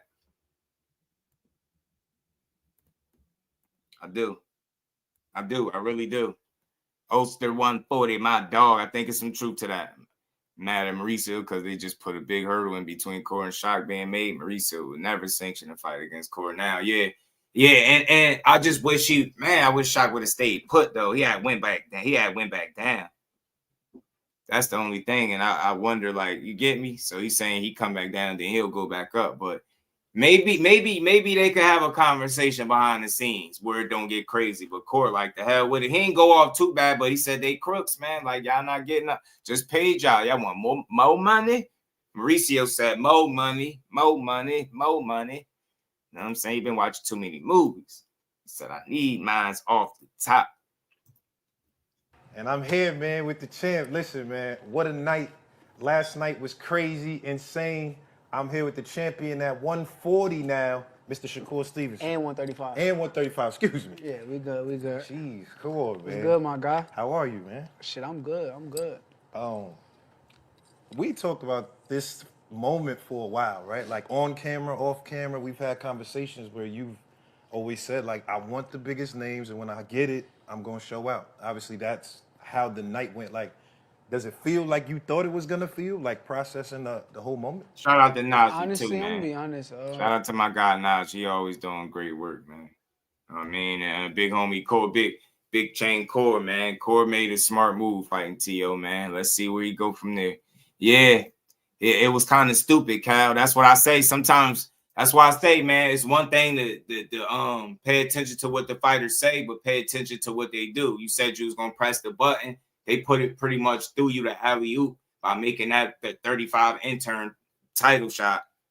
You could have accepted that, or the title at 130 went back down to 130. So, you know what I mean? But people still going to be like, well, why Corey didn't fight him? It's like, when was the opportunity there? So I think I just don't think we'll see it. It kind of felt regular. Like, it felt like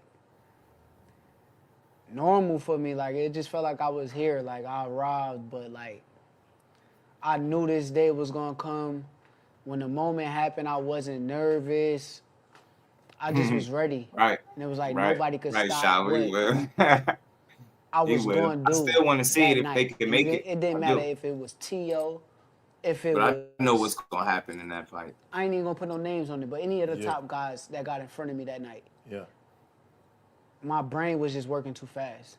But Corey, you had to be nervous. Like, this is your big moment. It's Madison Square Garden. 22,000 people showed up. You had to have some kind of nerves. You just knew? Yo, I'm not gonna lie. I'm telling you, like, I think that maybe just my entire life of, like, preparing for these moments have been, like, getting me ready for this. But it's like, I remember having butterflies and stuff in fights back in the day when I was younger.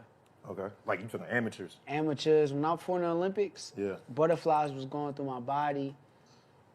I remember an out-of-body experience when I fought Valdez. Like, I fought him, but, like, I couldn't remember how it went. It just was like everything was flowing. With this fight, it felt It's like an I was out of body experience. You sure want that body shot he hit you with? Nah. in the ring about to spar. Yeah, like that calm, that It sense just of felt like you at the gym about to just go work out, and wow. it didn't feel like pressure. It didn't feel like pressure. It just felt like my target right there. Yeah. Stay on point and execute what my game plan. Now, like I said, this is Madison Square Garden, right? You sold out Madison Square Garden, you and T.O. That's a big deal. Like, how do you you the kid from Newark is across the street, you know what I mean? Did that put like an extra flair on it, extra magnitude, the fact that it was at Nah, the I don't got Garden, or this was it for it, like, bro. if it would have been anywhere, the same kind of deal? It felt like I'm a superstar. Yeah. It just felt like this is where I'm meant to be. Like, I told people, like, I've been running from superstardom for like years and years, but like now it's just like, okay, embrace it, bro. Embrace it. And like, if you watch the walkout, when I walked out, I just smiled and I'm like, man, it's my moment. What you mean by that though? Because I've heard you say that in interviews. I think you've told me that before. Like you've been running from superstardom. Like what exactly were you running from? Like obviously you kind of knew who you are, but what's the running part?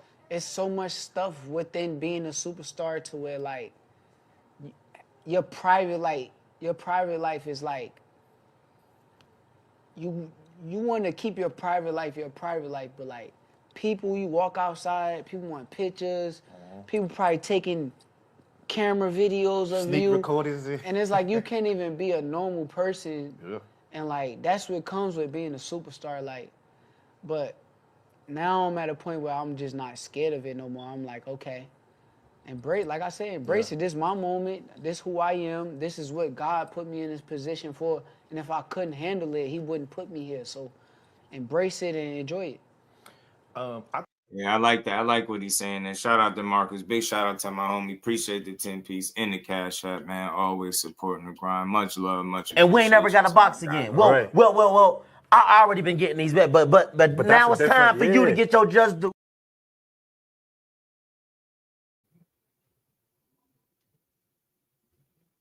Shout out to Marcus, man. Appreciate the love, homie. So yeah, I like what he said there, man. Just embrace it, man. It's good. It's cool. It's interesting. He say he don't really have nerves no more and stuff like that. Cause look, I mean, he fight a certain way, right? It was a video that I seen a little while ago. With these two in the back room, man, how Tio was like dancing around and like, playing for the camera, and Core just was locked in like tunnel vision. It reminded me of how Bud was sitting down when he was about to fight EJ and how he lock in, right? Everybody lock in differently.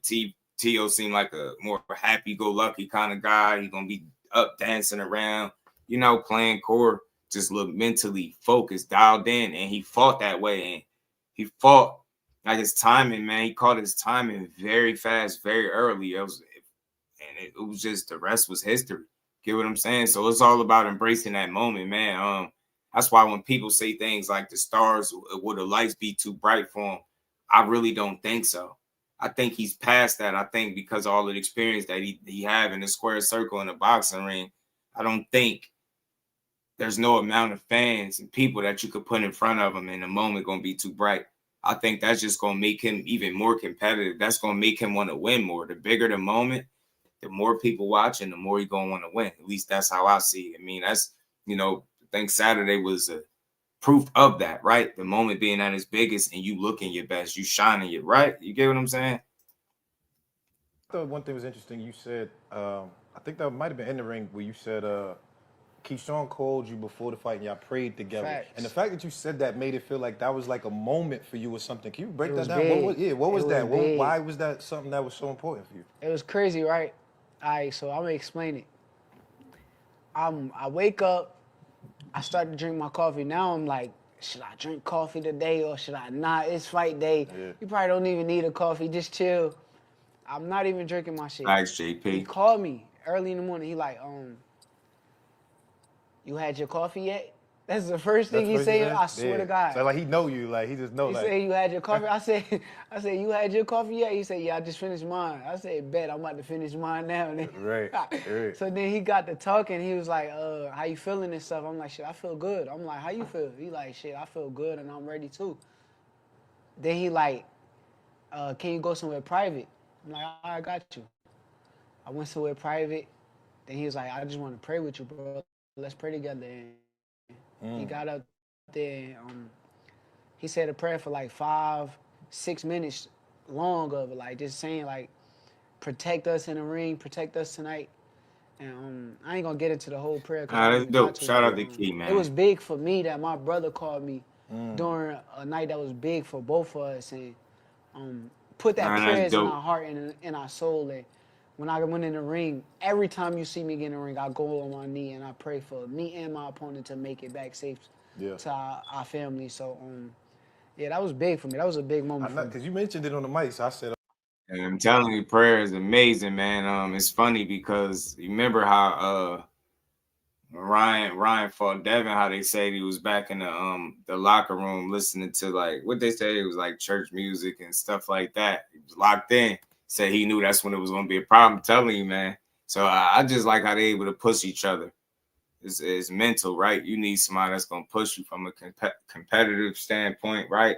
And a mental standpoint. And I think that's what they're able to get from each other, feed off each other. Shout out to Jay Graham, my dog. How you stupid. You sound sweet. Okay, that had to actually play a role in, you know what I'm saying, kind of how you felt, I guess. It may have, and that's probably why I'm telling you, like, I did not feel no nerves. Like, I'm walking out, everything was just normal. Everything was just like, okay.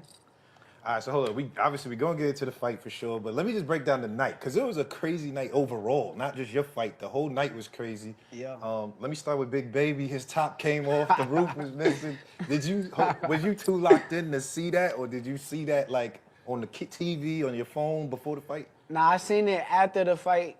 After he fought, they replayed it, and they show him taking it off. Yeah. I never seen the dude knock it off until way later, but it was cool. Yeah, I seen it. You know, that turned the whole crowd, though. Like, I'm in the mix. I'm in the Baby, man. That damn play was wild. It turned up the energy. Yeah. I mean, that's just entertainment. So it was a good little entertainment for the fans and stuff. For sure. Shushu did his thing. Yeah, you know what I mean? Knockout. I thought he brought a lot of energy, too. It felt like the whole night just kept leading up to a moment. It was like a great night. Did you see his fight? I caught some of it. Yeah, I caught some of it. The parts that I had seen him kind of get hurt. Yeah. And then I want to say he kind of fought back, and then I seen him stop the dude and hit him with like a nice combination. So yeah, I saw some of it. I didn't get to see the entire fight. Yeah. And then obviously Keyshawn, right? Like the truth. Man, you know, because I ain't gonna lie, you told me in the beginning, you said, yo, Key one of them ones. This was years ago when we was talking about this. And I was like, I mean, he good, but I don't know. And I feel like he's shown constantly that Key's A-level. For me, though, bro, it's like this, right? It's kind of, I'm not gonna say it's kind of unfair. What you mean? It's unfair for these fighters to the point where that's really my brother, and we could really help each other and prepare for these fights. So when he going out there, right, he fighting against Jermaine Ortiz. No disrespect to Jermaine. Yeah. He's nowhere near a my level caliber of fighter. Right. But he's getting that look with me on a basis to where by the time he get out there with Jermaine, it's like, man, right. I'm in there with Core. You got defense, but your defense ain't as good as Core. And then it's vice versa.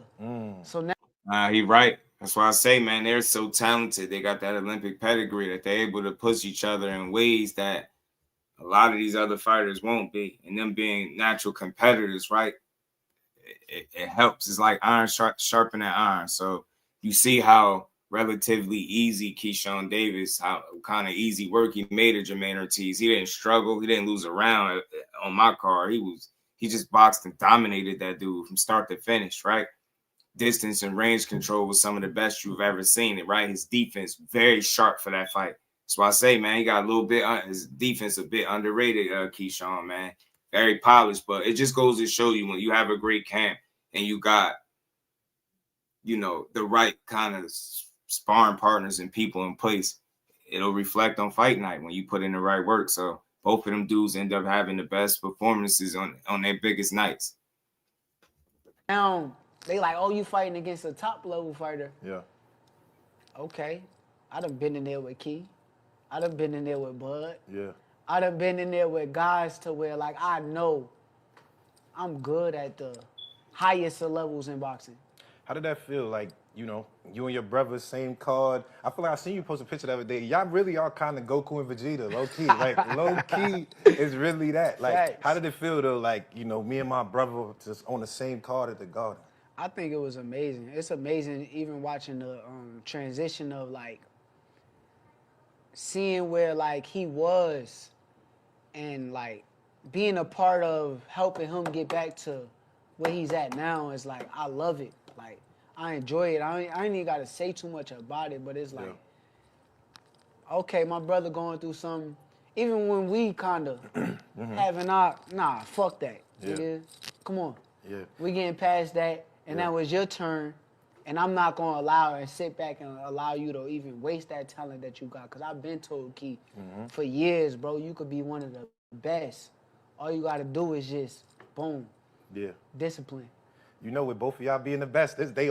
That's dope, man. Just being able to wanting to see somebody do just as good as you, if not better, man, and doing everything in your power to help them out. You just don't see a lot of that in boxing. I think that's why people always say, "Oh, there's no friends in boxing," because it's a grimy sport, man, and you know you just can't trust everybody. But I think when you run across a individual that you deem solid, sometimes it is what it is. You know what I'm saying?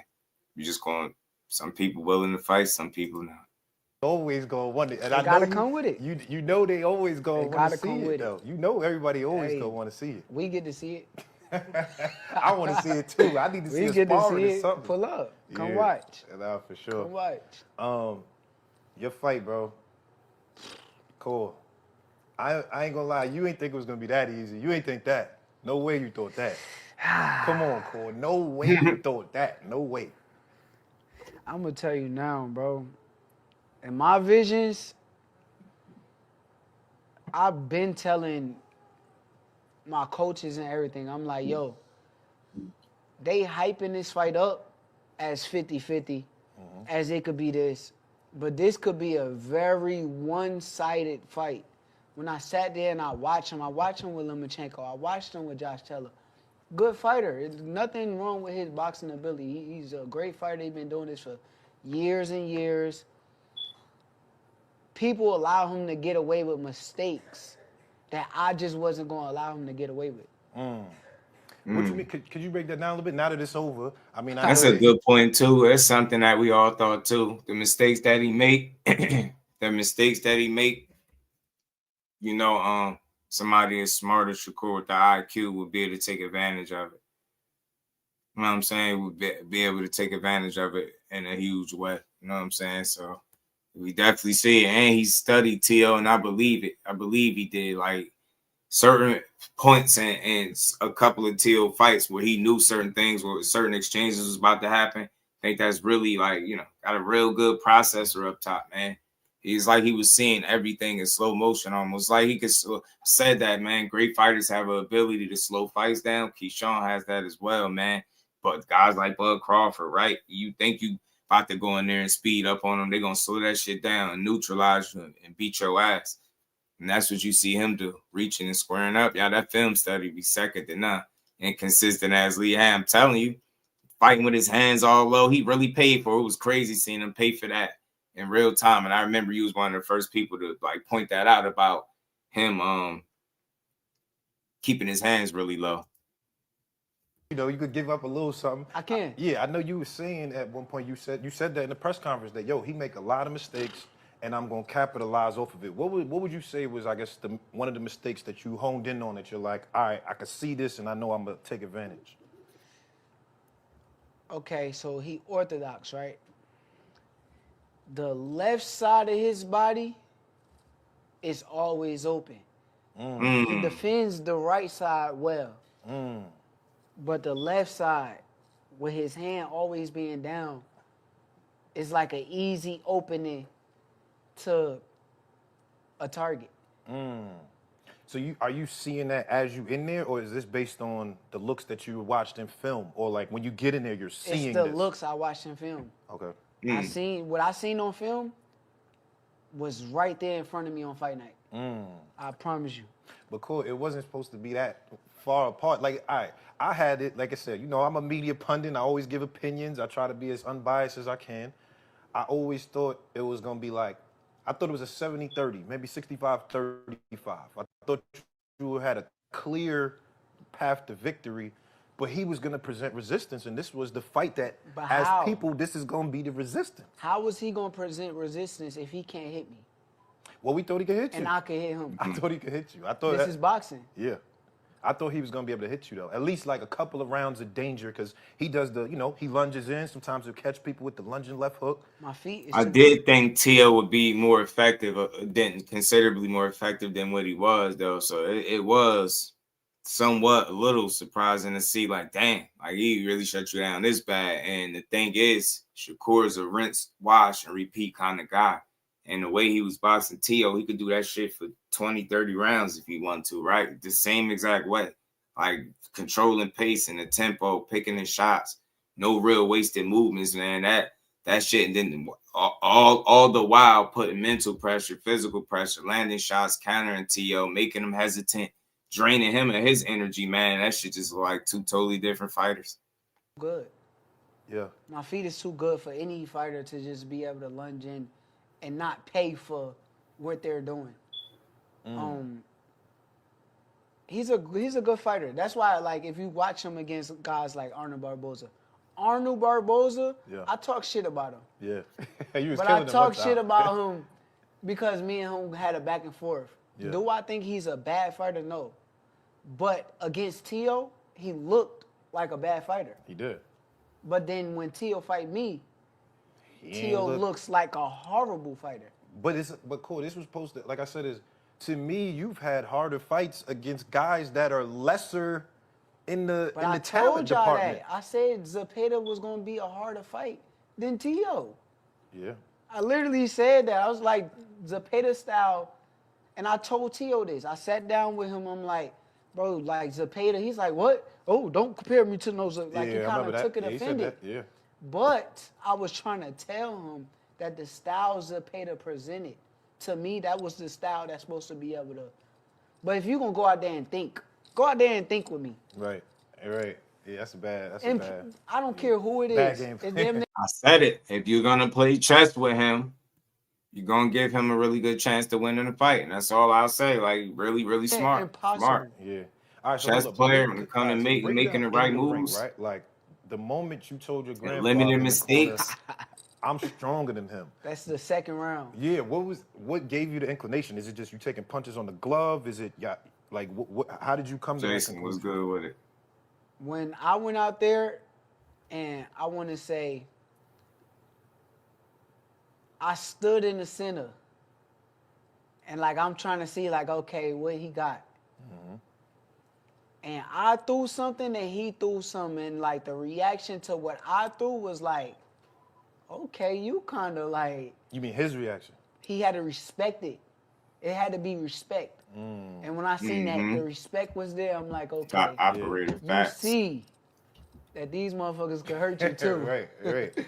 A lot of people don't feel that way Right. until they get there in front of it. Well, that's because that's what people say though. They like, you know, plenty of people say Shakur don't punch that hard. You know. I said this, man. The power of saying something about the power is one thing. All these fighters say that. It's like they got to learn the hard way. But when he said he was slow and he was dead serious, I thought that's where he was making a mistake. Because I'm like, he's not slow and he has excellent timing as well. You get what I'm saying? And he found that out. Like with that jab, that shit just was spot on. Best weapon of the fight in the fight, man. He pretty much dominated him with one hand for real. He ain't even go in Until second, they third. get in front of fourth it, gear and they for got real. to feel them punches on the chin. And they like, oh, I don't want to get knocked out. So you think that Tio was in there like, I feel this? Like, I'm Yes. like, yeah? It was respect. Because if it wasn't, you would have just saw him just say, fuck it, Walking come forward. on. Yeah. Why couldn't he walk for it? Matter of fact, Like it's a Zepeda. Why? I listened to his corner the entire night. I heard them. What you mean from where you was at over there? When I was, no, not where I was at. When I'm in the ring, I can hear what they telling Tio. Okay. The black guy. That's crazy. Stacey McKinley. He kept screaming. Ask him when you talk to him. If you ever Yeah, talk I'm to gonna him, ask interview him. him. Yeah. He kept screaming. He said, back him up. Back him up. You got to back him up. Yeah. When he kept saying it, I'm like, He not backing me up. I'm not Right. going nowhere. Right. I'm not backing up. What am I backing up for? Right. Right. Well, listen, I thought that was, to me, again, dispelling narratives. That's also another narrative outside the power is Shakur's a runner, right? If people actually, you know, I study this game, right? So if people watch the fights, you don't really use a lot of lateral movement. But I mean, this fight, you stood in the pocket with him. Was that something that, you know, that was a part of the game plan? Like, we're not going to use lateral movement, or that's just your comfort zone? For real, I'm saying. People were saying this fight I'm supposed laughing to be at you though, bro. Why? Cause you say this fight. Yeah. This fight. Yeah, Teo. Shakur, we got You got to be a casual if that's how you feel. No disrespect to you. But why you say that? Because you're not really watching me. Like, it's no way you really just sit there and watch me and say, oh, this guy's a mover. Yeah. How? Like, where? Really sit down and pay attention to my fights. Yeah. Where am I moving to? I've been saying that shit for years. That running narrative is one of the nastiest and overblown narratives when it comes to Shakur, both Shakur and Devin. Oh, they're runners. I remember Conor Benn was saying it. They're runners. They're track stars. I don't know how they're in boxing. Bullshit. Show me the fights where Devin is running. Show me them.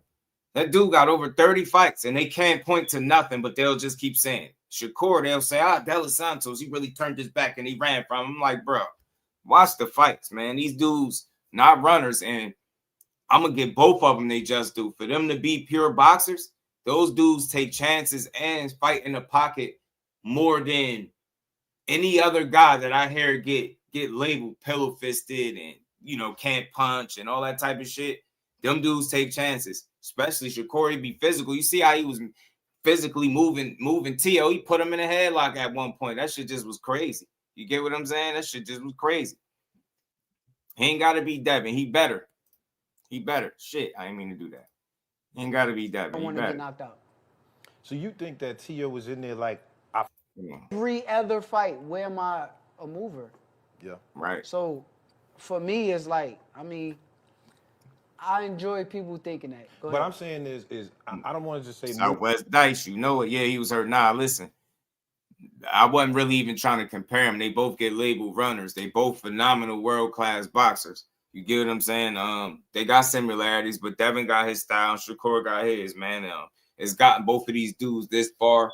They're in every conversation nowadays. You know what I'm saying? Devin name all at 47 with fights, guys at 40, 35. Same with Core. They both phenomenal, but, you know, take your pick as who you like more. I think Core is just a little different. Some people think Devin a little different. It's all good. They both top tier, though, for sure.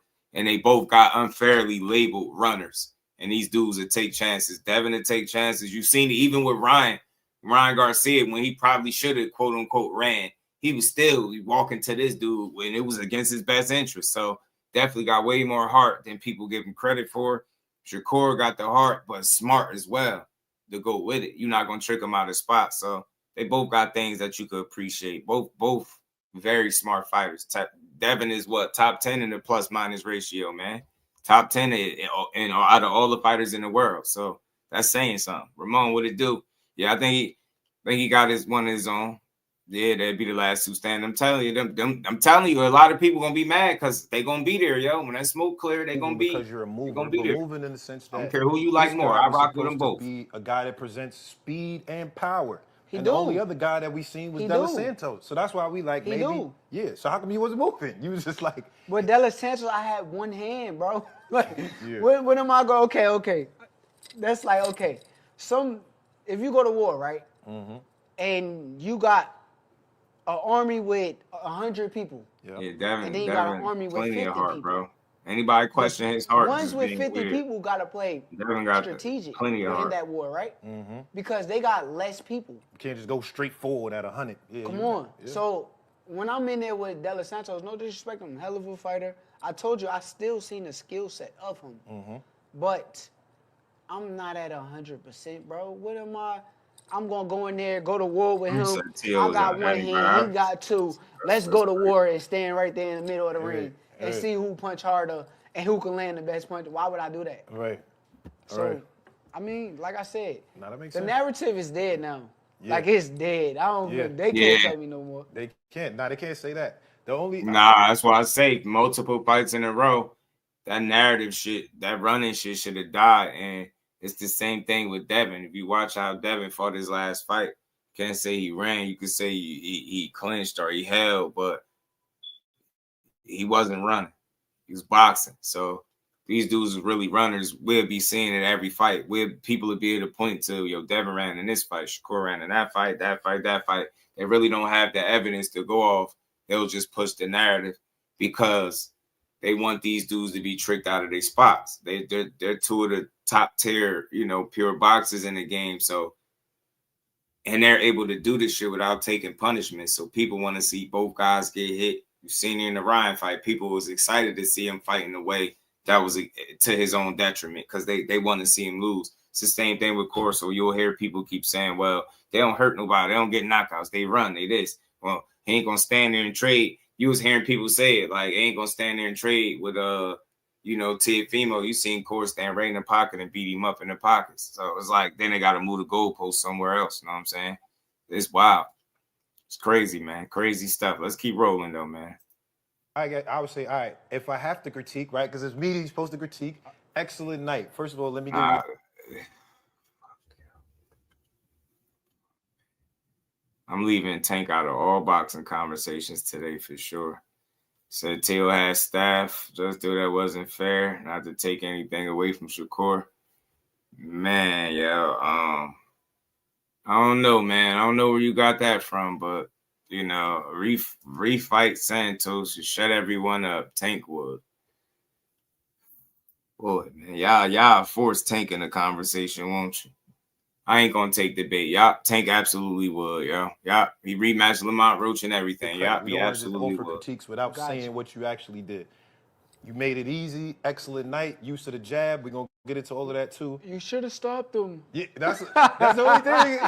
Cool. I'm just trying to tell you. I beat y'all to it, dog. Look. I'm tell you. I love it though. I love it because at the end of the day, we should have stopped this hell of a fighter. Mm-hmm.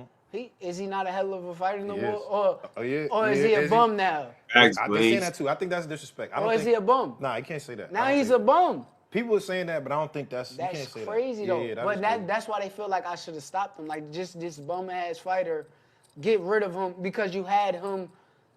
I don't think it was that he was a bum. I don't think it was a bum, Cole. I think it was that you were so in control that once we got to the 9th and 10th round, where it's like, all right, everyone could see you got him figured out. Tio know you got him figured out. Everyone else. So I guess it was like, all right, is he gonna step on the gas to try to get him out? But then it's a risk with that, right? Yeah. Is it not? Oh, definitely. 100%. So if you win in a fight and you blowing somebody out, right? 8-0, 9-0, and then you say, fuck it. I'm going to take the risk in this 10th, 11th round, and we're going to trade it out and duke it out. Yeah. And then Theo couldn't land shit. He wouldn't have got hurt. He traded with him in spots. They exchanged shots. Who was getting the better of it? Who punches looked like they had more on it? Shakur was sharper, faster, and stronger, smarter, everything. He had T.O. beaten every category. He crack you and catch you. Yeah.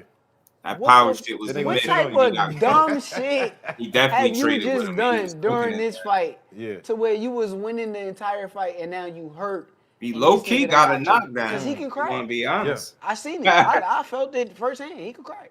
So, but all right, but there's people that'll say, and you know who else said it today? I don't know if you saw Shannon Sharp. Right. He said that. He's sick. Yeah, Shannon Sharp said that. Unc said that. Unc said he's sick. He said, Shakur, we know he got skills. He did a great job. But he said, I don't know if I would pay because I want to see more offense. Or I'm trying to forget. I'm paraphrasing. I don't know how he said it. What did you think about that when he said that? Because like I said, people got to stop looking at boxing like it's, I don't know. You got to consider it's a business, man. If I can beat a guy sick and injured and you sick and injured, why would I rematch you for what? To prove that I can beat you more convincingly than I did? Wouldn't it make sense for him to just continue on fighting guys the way he did? Beating De Los Santos again does absolutely nothing for his career. The only reason people talk about De Los Santos is because he didn't get thoroughly embarrassed. He didn't get 12-zip, 10-2'd, or whatever, shut out how most of these other opponents do, right? That's the only reason people talk about him, man. Like that, I don't know nobody that really think he was gonna win. A healthy version of him. Do you see him beating Shakur? He couldn't beat him when he was sick and injured. What are you gonna do with him healthy? Land a lucky punch. The problem is he just don't have the skill set. Yeah, he can test him, he can challenge him, he can give him a good fight. But ultimately, he got to get lucky and land the shot to knock him out, or he won't win because he's not going to outbox him. He's just not a smarter boxer, just not a better boxer. So his only chance at winning is by KO. And then that significantly is lowered when you in front of a guy that barely let you hit him. That man landed like 42 punches in 12 rounds. Think about that. That's less than three punches a round. What the hell are you going to do with him fully healthy? But get beat again. That's the only critique so it'd that's be a out waste there of time. now. It wouldn't do nothing for him. He's saying that. What do you think about that narrative? Guys like him, man, I just try to ignore them because at the end of the day, I could really get on his ass with his business and talk about what he doing that's dumb as a motherfucker. It's a bunch of dumb shit Mr. Shannon Sharp is doing in the world. But at the end of the day, I'm going to play the high role because at the end of the day, you just too ignorant to understand what's going on. Just because I make shit easy, that's when it's boring. It becomes boring because I'm in there hitting the guy. Yeah. And the I didn't guy like ain't they getting take nothing back. anyway. Shout out to And Ty. that's not I'm with you. entertaining. It's like, okay, I you think hit he this a guy, casual. he I didn't wouldn't. fall, he's I not ignore it. hurt. But he's not hitting you back. Now it's like, oh, shit. Right. This You're is right. too easy. Not competitive enough. Too easy. Yeah. Do you think that this happens? Because you've been saying that, but like, if you fighting other elite fighters, it's gonna look like this in your mind? Yes. There's nobody that can deal with my brain as a boxer. I sit here, I live this shit on a daily basis. Yeah. I don't care what you do. Only way that you're going to be able to, like, be able to try to compete with me on that level is if you live the way I live. And nobody is disciplined and dedicated enough to live the way I live with this game. Yeah. Honestly. And that, I'm not worried about it no more. Like, I don't care. I can say this shit on camera because that's what it really is. Right. All right. What do you think? I like the reasons why he say he feel like somebody can't beat him, right? It's one thing to think you so much faster, bigger, stronger than everybody. But one thing I think that has been a constant, been very consistent through his fights and in his career, is he's proven to be smarter. So when he starts saying things like his brain, I think he onto something. I think I call it the processor, right? His processor, man, he processes information very fast, and it's kind of like he almost know what you're gonna do next in certain instances where he got an answer for it already. That's like being a step and a half ahead of you, maybe 2 steps ahead of you at times, right? That's really a unique person that's able to think that fast and slow a fight down in real time while doing so. You know what I mean? He's not the only one to be able to do it. Floyd Mayweather was a genius at it. Get what I'm saying? Processing information, almost anticipating your next move, slowing the fight down, forcing you into making mistakes, giving you the false sense of confidence, and then making you pay. Like, got some of those qualities, man. And I think, again, as long as he continue to hone them, you're going to see more great wins like this. He just need the dance partners to complement his skill set, right? And I think you'll see it, right? I mean, can't wait to see what the next fight going to be. About the jab, though, because you made it a point. Me and you actually spoke. This is maybe a month or 2 ago. This was a minute ago, and you told me, you said, watch what my jab do in this fight. Watch how my jab work in this fight. And I was like, all right, cool. But statistically, they said this was the most jabs you ever threw, this most jabs you ever landed, and he couldn't do nothing with the jab. Can you just explain, give us your breakdown of how you were operating with the jab in this fight? Honestly, I worked on this camp and I kind of Zell, what it do? That he wasn't able to stop certain guys' jabs, but certain guys don't jab Great point, enough when Blaze. they're in front of him. And for me, I really just wanted to make my jab a weapon. So the entire training camp, I just kind of like rehearsed on weaponizing my jab over and over and over. And come fight night, that shit just came natural. Like, it just was like, okay, it's there. Yeah. Boop, boop. Even as the fight, like, it was Dante certain was spots good, where, bro. like, he's defending the other side well. But I'm like, okay, we're going to go back to the bread and butter. He can't stop the bread and butter, so we're going to keep using it all night. What was Pop telling you in the corner? Because I ain't get a chance to hear the corner stuff. I feel like I always like the Mike dynamic Kirkland. you and your grandfather. He's very aggressive when he Shout out talks to and my how brother. his game Safe plan. travels on What was that he road, saying Mike. to you? Nah, he just kept telling me keep doing what I'm doing. He was enjoying the fight. He wanted me to watch out for little things because he seen, like I seen, that Tio was trying to catch me with something to like try to knock me out. That was his main thing. Even if you listen to him What after it the first do? fight, he's like, "Oh, I was too focused on one thing." Yeah. I'm gonna tell you that what the one thing was. The one thing was him trying to knock me out, and he was looking for it.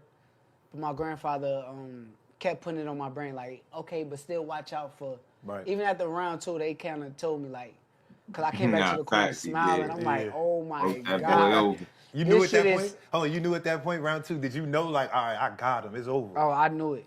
Yeah? I promise. I kind of knew it. I ain't gonna lie to you. I knew it at the press conference. Hold up, because you remember what I told you, though? I knew it. Told y'all. Hold up, tell me yours. Didn't I tell y'all T.O. was acting weird at the presser? Told you he was acting a little off, bro. Even for him, it was like I seen it. I don't like to like force nerves on people, but it just seemed like reality setting in. You getting close to the fight, and oh shit, it seemed like for a moment he wanted to see how far he could piss Shakur off with saying the most disrespectful thing he could say.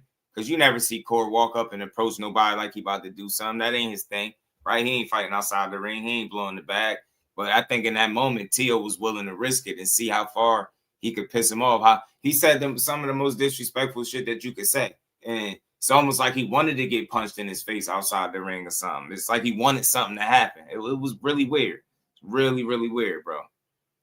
Yeah, he tried it. He did try it. Shout out to Zoom versus my brethren. How you feeling, bro?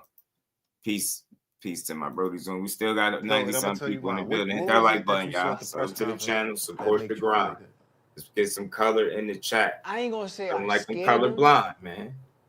but Colorblind, if you man. go remember, right, I was talking to him on stage, and everybody was like, oh, he's getting to me, and I'm emotional and all of that kind of stuff.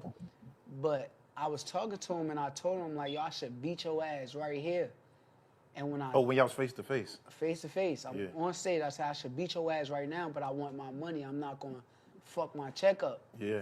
And when I told him that, me and him did a little face off. We stared each other down. And then right after that, he did an interview. Right. And they asked him, like, yo, what did you see in his eyes? And he said, he's evil. Oh, yeah, I see that. I did see that. I swear to God. Call me evil, nigga. When he say he's evil, I'm like, oh, I got this nigga. I know I got it. it. No, you right. That let me know that right one. then and Right there, like, and it ain't no evil shit going on. It's just Real. I was so locked in. I'm dialed in, like he Tunnel sees my vision. brain. Yeah. To where it's like, yeah, like he know what I'm on. Right. All right, so mine. That's how Bud was looking in that back room, bro. He's looking like he was possessed, bro. He was like a man possessed, and then he fought like it. I just think that's tunnel vision, locking in. Everybody lock in differently. You know what I'm saying? Like I said, T.O. is more upbeat, you know, loose with it. He joking around, dancing and playing. And Core just sitting there with a stone face, probably envisioning how he gonna beat you. You get what I'm saying? Just different strokes for different folks. You know what I mean? It usually works for T.O. Damn sure ain't worked that night, but it usually works for him. I'm gonna tell you because, I think I told you off camera, but when you when I saw you do this, I said, okay, I know the fight's over. He gets off the weigh-in, y'all weighing in. He gets off. He taking his time though, purposely. You can see him. He putting his shoes on slow, checking this a couple of times. Like he's not even doing nothing, just letting you know this is my show and you gonna wait on me. Yep. That's what he doing. Then he walked to the side of the stage, start doing what he doing. He didn't. So usually, 99% of the time, everybody waits until the person gets, and it's mind games. I see Floyd do that a lot. Floyd would make you wait, his entrance, whatever. He just make you wait to get in your mind. You ain't do the face off there. You just got over and walked to him. Yeah. And then I said, oh, nah, That's how the fight gonna be. He's gonna do this, and you're not gonna accept it, and you're gonna do that. And I said, that let me know that the fight was a wrap right there, for real. But it's crazy, though, you saying this, right? Because there's another prediction I made that night that came true. I'm in the locker room. I'm in the back. I'm warming up and shit. I'm like, I tell my grandfather, I'm like, yo, when I get out there, after we get to the ring, he's gonna make me wait. He's gonna make me wait in that ring. That was a long ass entrance. That entrance was I long knew. as I swear to God, I knew. Yeah. I get in the ring, but I'm mentally already prepared for it now. I'm like, okay, whatever. I just gotta wait in the ring. Just stay ready. Don't Nate get W was frustrated good, with fam. the weight or nothing like that. Right, Zoom. Took a minute. Yeah. And I'm like, damn, like everything I'm calling is just happening like how it's supposed to happen. And that was another thing. I'm like, if my predictions is this right, yeah. Ding ding ding, the rounds. You know a fighter is great when this man done had 4 official fights, 4 full fights, and they still talking about De Los Santos. And most of these people don't even know De Los Santos just had a fight not too long ago. He did get a knockout, but I guarantee you, whoever keep asking about the Edwin De Los Santos can't tell you who he just fought last without box rec. I'm willing to bet you money. But they'll keep yelling his name now. Edwin De Los Santos. He got cooked by a fighter that probably wasn't even 50% of himself. Stop making arguments for a guy that ain't did shit since then, bro. He legit ain't did nothing since then. Why the hell do we give Edwin De Los Santos so much like airplay? Think about something. He landed 42 punches on a sick and injured fighter, throwing up in between sparring and camp. I know this to be fact. Dude, weight wasn't right. He was eating before the fight. That's how messed up he was. And he really still beat him. He knew. Said, yo, watch me get a win on an off night. Why do we bring that guy up? Like, respect to Edwin De Los Santos, but he got to do something else besides get beat by a sick, injured Shakur for him to be making a case that he deserves some type of recognition for what? He ain't did nothing since then, respectfully. I like Edwin as a fighter. He's talented, but I want to see more. I seen him get the little quick knockout. You know what I mean? Like, keep it going. Let's see if he can get himself back in title contention and fight a Shakur Stevenson. Because let's not forget, how did he get to Edwin? I'm putting this shit to bed. This is one of the Just Do rants. Got to put the interview on pause. Do y'all remember how he got to Edwin De Los Santos? He already got gifted the opportunity because ain't nobody want to fight him. Dudes was saying everything but let's fight. Yeah, Shakur went all the way down the list. Even it was some hope for Frank Martin. Got the contract. Wanted some more money, sent it back, accent, and they wasn't beat, and he moved on. You get what I'm saying? He went all the way down to Edwin De Los Santos. He didn't earn or position himself for that fight, and he has done nothing notable since losing to him that would merit him getting a rematch. Can we please kill the noise? He got beat by a sick fighter. Logically speaking, do you really think he's going to beat him at 100%? Seriously, though. Seriously, though. It ain't like he gotten better and then he been inactive. You got him beating him or Keyshawn. Keyshawn probably would have stopped him if they would have fought that night. He probably would have stopped his ass. All that time he been off. He looked little as hell down there at 135. Knock it off. Edwin De Los Santos, respect to his game, but he got to do something besides losing to an elite fighter, and we keep bringing his name up just for the sake of bringing his name up. Y'all, nobody. Ain't this the same dude? What's buddy name that beat him? Nobody that what's the dude name? I can't remember the name that beat De Los Santos. Gave him the first loss. Knock it off, man. He can't do shit with Core. Only thing he can do is make it a good fight. He'll never beat him. Big shout out to my brother Ed McQueen. Appreciate the love. He said I had to make sure the super chat still work around here. Yeah, man, shout out to my brother. Putting that love in the chat. Appreciate you, man. Support the build. We got plenty more to get to, man, before we out here. Shout out to Ed McQueen.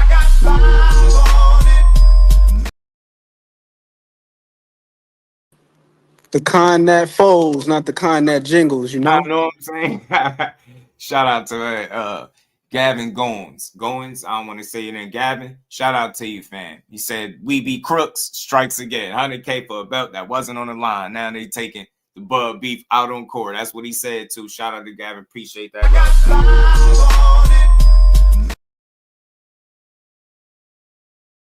What I'm saying? Big shout out to my guy. BJ, I promise you, I was thinking that about Edwin De Los Santos. If Core had 2 healthy hands, that's what the fight probably would have looked like, but worse on steroids. Mm-hmm. That William Foster fight, I'm like, bro, if you can't box with William Foster. Couldn't think of his name, and appreciate and I mean, no disrespect to William Foster, but he's like the most. What's that tank give, like the mediocre? Yeah, and I hate to talk that way about fighters, but it's just like when I watch him fight, I'm like, I don't know what it is about him that I'm just like, Like he's not trash, but it's like he just yeah. like he it's something missing. Something missing. You see talent, you see, like he show you it in little spots. You see what he can do, but it's like he can't put it together. So overall, it's like consistency. Overall, the biggest thing missing from his game, outside of saying, well, he could do it like this, is consistency with whatever it is that he's doing. He'll be doing something good and then he won't. Right. And then the fight will just look really, really lackluster. Shout out to Rozier. He buzzed Teal with that short left hook. Telling you, I think he troubled Teal a couple times. He put it together versus Edwin De Los Santos though, because I watched that fight again like probably 2-3 times. So thank God for I think it was the Fighter Channel, because for a minute that fight was damn near scrubbed from the internet. Right. But then they uploaded. I watched it. I was like, man, Edwin was out there getting cooked. Yeah. And that core fight would have looked probably like that. Like if his hands was healthy. I'm telling you. It probably would have been worse, honestly. I tell people, they like, man, oh, you a doctor and this and that. And I'm like, I like the fact that Carl Moretti, he came out, and this was at the Core top ring, and he let it be known. Oh, that kid was all messed up for that fight. Like he went through it. Like it's not that hard to believe it. And on top of that, never mind what they're saying. Just look, have you ever seen any performance that looked anything close to that? So you really gonna convince yourself that it was just Edwin because he hit so hard and he's so scary and powerful, right? Off the rip, there were moments where Edwin was lunging in, leaving himself off balance, squared up, and Core just wasn't countering. When I seen that, I was like, yeah, he definitely ain't right. Because there was so many opportunities that he's taking advantage of. The same ones that we saw this past weekend. Teofimo was doing the same thing that Edwin was doing. This time, he was healthy enough to make him pay for it. Tio not beat Haney at 47. No, I don't think so. Even before Shakur beat him, I always thought Haney could box Tio. Always thought that. I think so. Even more now. I think it's gonna be tricky. We're gonna talk about Tio too, man. I'm gonna play a little bit more. It's a little more halfway through. Just wanted to get to the parts where the people responded the most from the little things that he was saying in this. But this is a really good interview always, man. Najee always doing great work. But shout out to my guys. Appreciate the love in the super chat. We're going to keep building. He said, did you see what Boney is to say? Said Shakur left hand was hurt. Yeah, he tweaked the left hand. I didn't watch Bozy in this thing, but I seen him say something about it, though. That's why he used jabs, yeah. I'm telling you, people just don't know, man. The fact that do you know how good somebody got to be to hurt their hand and everybody walking away from the fight, but nobody said. It's the reason why I was asking people the other day, do y'all notice anybody say anything about his hands? We had a few people on the panel like, nah, see? The guy showed you he disguised hurting his hand and had everybody focused on the jab. And it's funny because he said it before the fight that y'all going to be saying I got one of the best jabs or the best jab in boxing. And you start hearing people say, you start hearing people talk about just how good it is.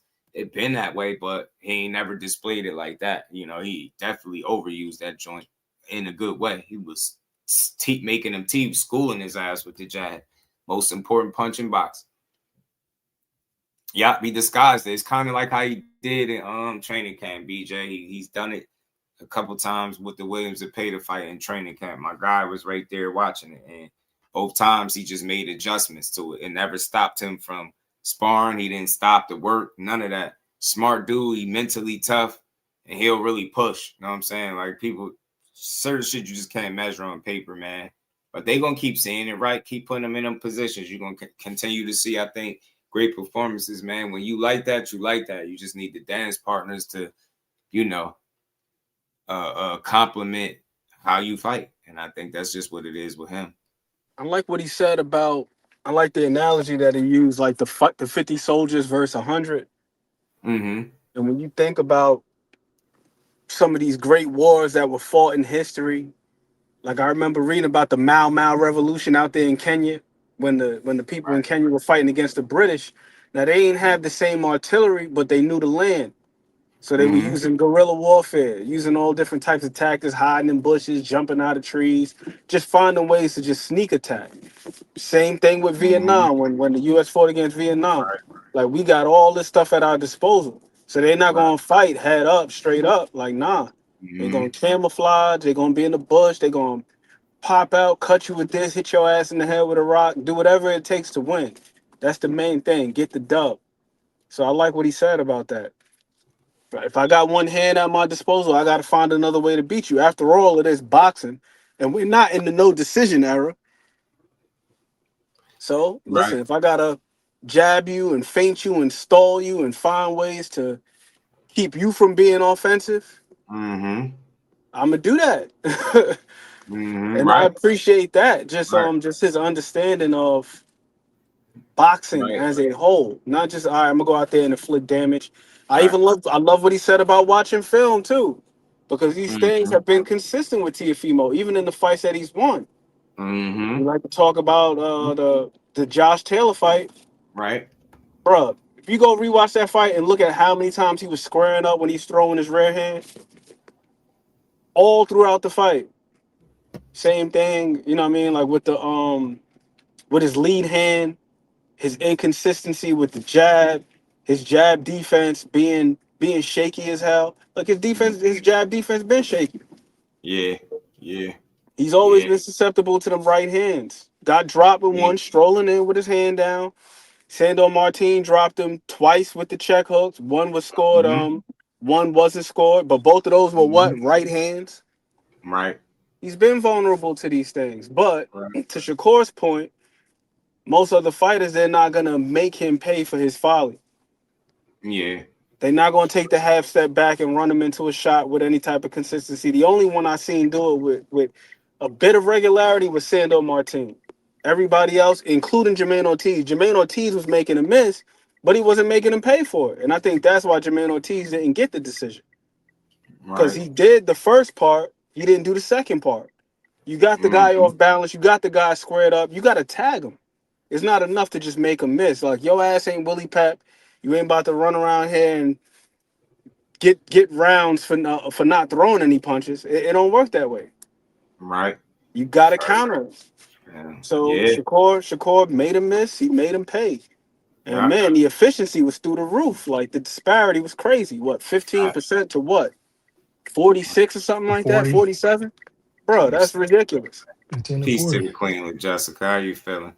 Yeah, I keep seeing people say that the narrative that he's wary of power gonna follow him till he did. Man, look, only people pushing that is people that just don't know shit about the way Shakur fight. That's all. It's just a false narrative. I hate it because it's just like, I think only uneducated people, and when I say uneducated, I mean to how he fight. Yep. What determines what somebody is, right? Is it you only see it in one fight, for example, right? A KO guy. A KO artist is not deemed a KO artist after one knockout. The same way after he goes the distance for the first time, you stop looking at him like one, right? That doesn't change that. You get what I'm saying?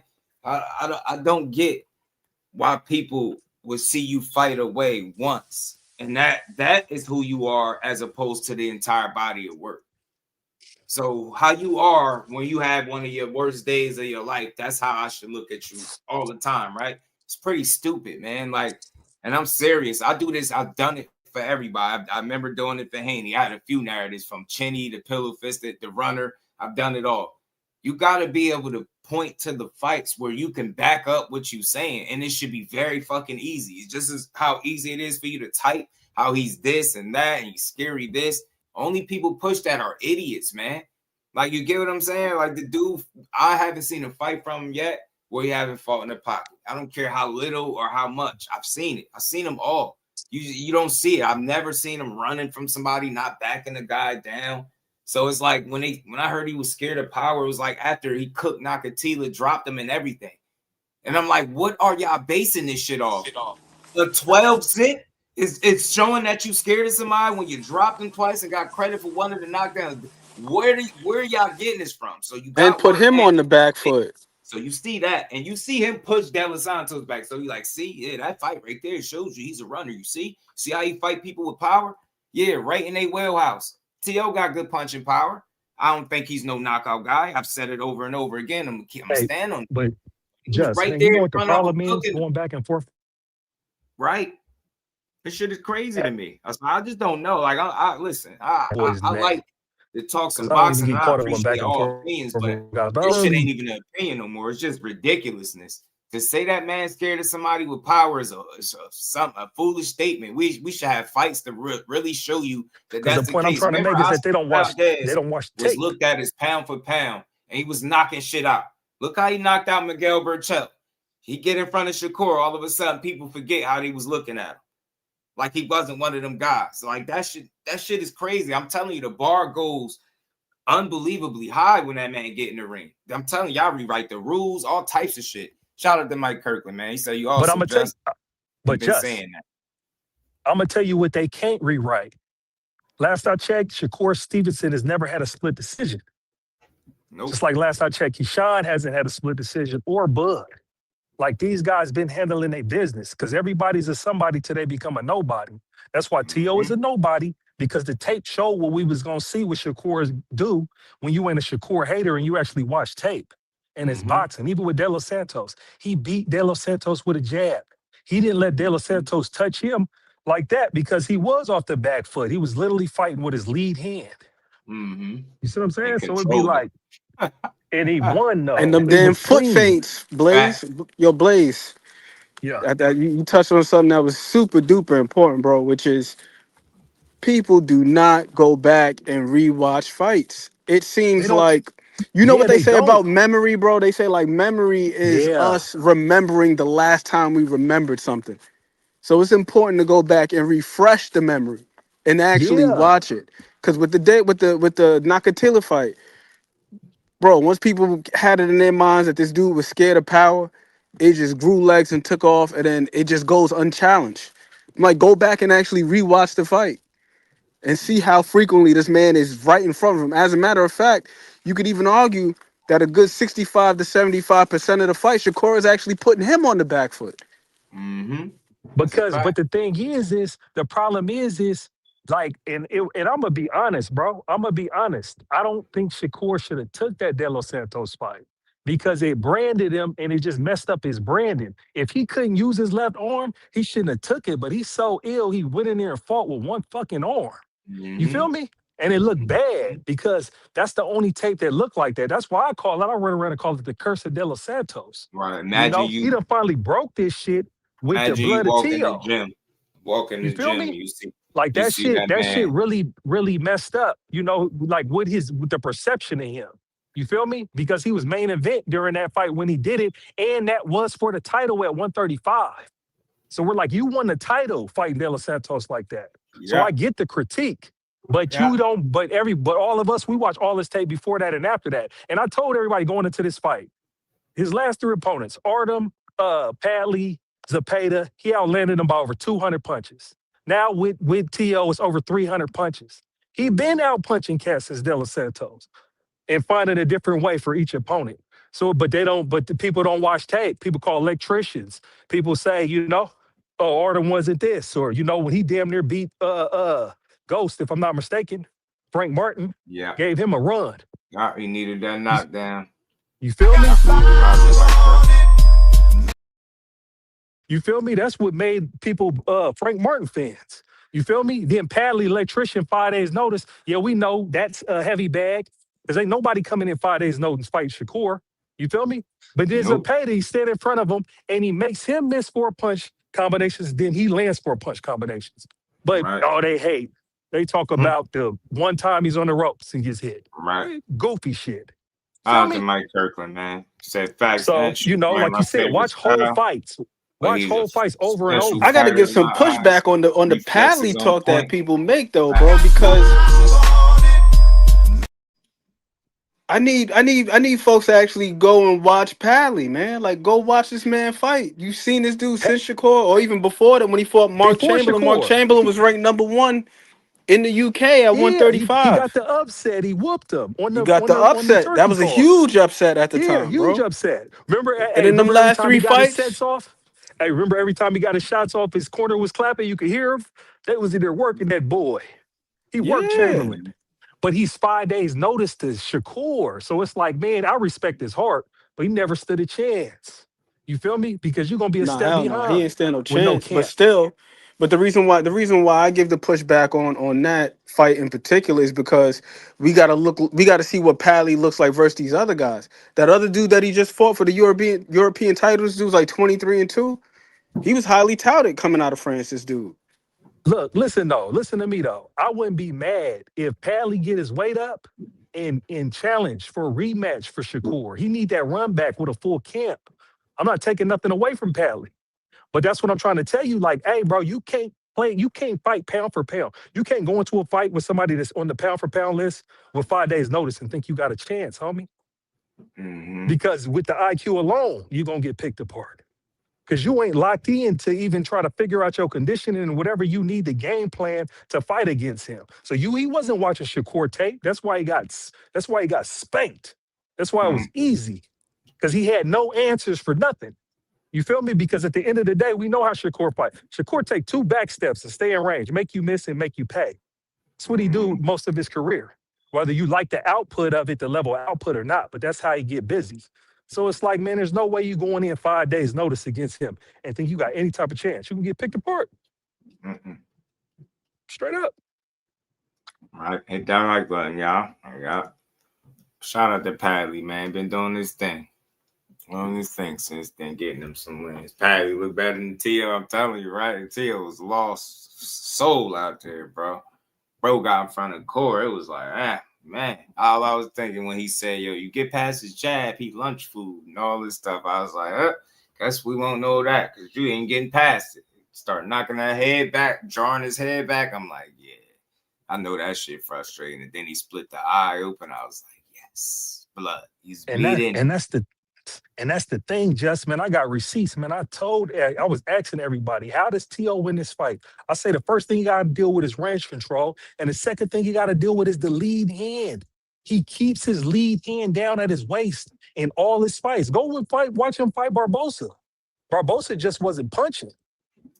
You feel me? And so you're dealing with Shakur coming over his lead hand all fight. If you watch, his jab's getting there before his jab because he's shooting from we know boxing one-on-one, you keep your hands up. From your chin to his head Our is hand less wins. of a distance than from your waist to his head.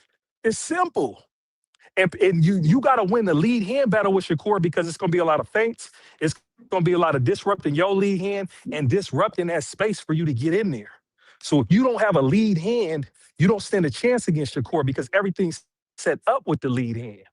You feel me? And I don't understand how people couldn't get it. And you've seen Sandor Martin do it. That's why the check hook's always there because his lead hands down, so you're gonna be able to check him, and he's gonna go off balance. He should have got the knockdown in the 6th round. That was a knockdown. That was a hit. If they try to say, I guess he wrapped his arm around his head, but he was getting punched when he went down because it's the same look that he always give because that lead hands down, homie. Because think if it's up in the high guard, he catches that shot. He catches and he can counter that shot. But that's just people who box and fight, who know how to fight. You know, you got to know how to fight or just simply take a few boxing lessons to understand that you have to keep your lead hand up, especially with somebody with a high volume jab. It's simple. Right. Hey, Chris, who did Edwin De Los Santos fight in his last fight? Who did he fight in his last fight, bro? That's what I want Man, I watched to the fight know. and I forgot Buddy's name. And I watched the shit. Who Hey, did I he didn't fight get in to his see it. last I ain't fight, found bro? it Since yet. you keep talking Hey, about was him. he in You keep shape? talking about him, man. Yeah. Edwin looked a Yeah, little. He I looked a just little want to know soft because around the now I'm about to midsection, permanently Blaze. that's what I thought I ban him. I seen, thought man. somebody blocked him. I don't know Great why White you Hype, huh? make me think he got to be off or something. Like, you feel me? This boy had a pot belly. He ain't ready. He can't move. Everything. Yeah, I don't know. Like I said, De Los Santos got to come out and really actually fight somebody for us to understand what's going on with him.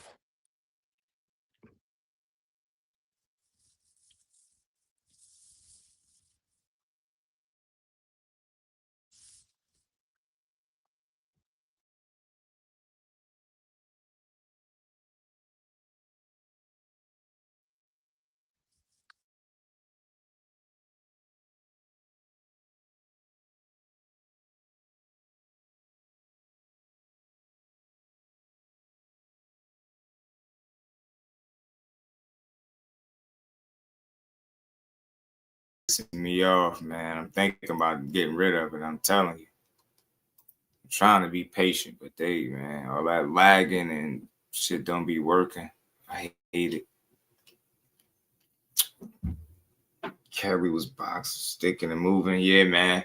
Yeah, Edwin, that fight was contracted, I think, at like 138 or something like that.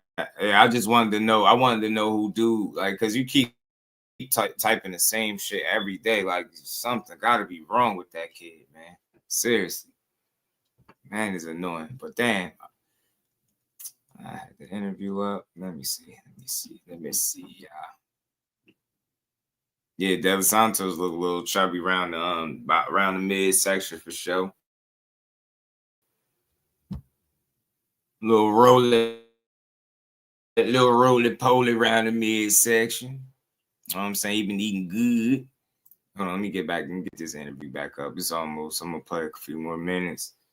And we gonna keep rolling. Shout out to Blaze and Emma McLean. Yeah, Elliot Chavez. We know that. I just know dude didn't know.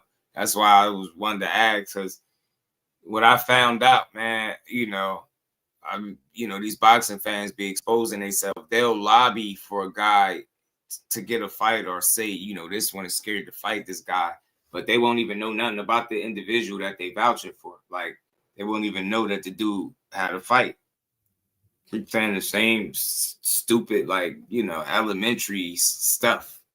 This one is scared. This one is scared. Keyshawn picked Devin Santos. The only thing you could criticize Keyshawn about is missing the weight. Bad miscalculation, misstat, whatever you want to call it. It's a bad move. But to sit here and push for weeks that a guy is scared of a dude that he chose to fight is like ignorance at its best. And you clearly are a dude that got chased home from school and shit like that. Like, you got chased home as a kid. What's going on, world? This your boy Najee from Cigar Talk. Scared of other and men. I'm here, like, man. That's why you push that scary shit over here. Grown ass men ain't scared of each other, man.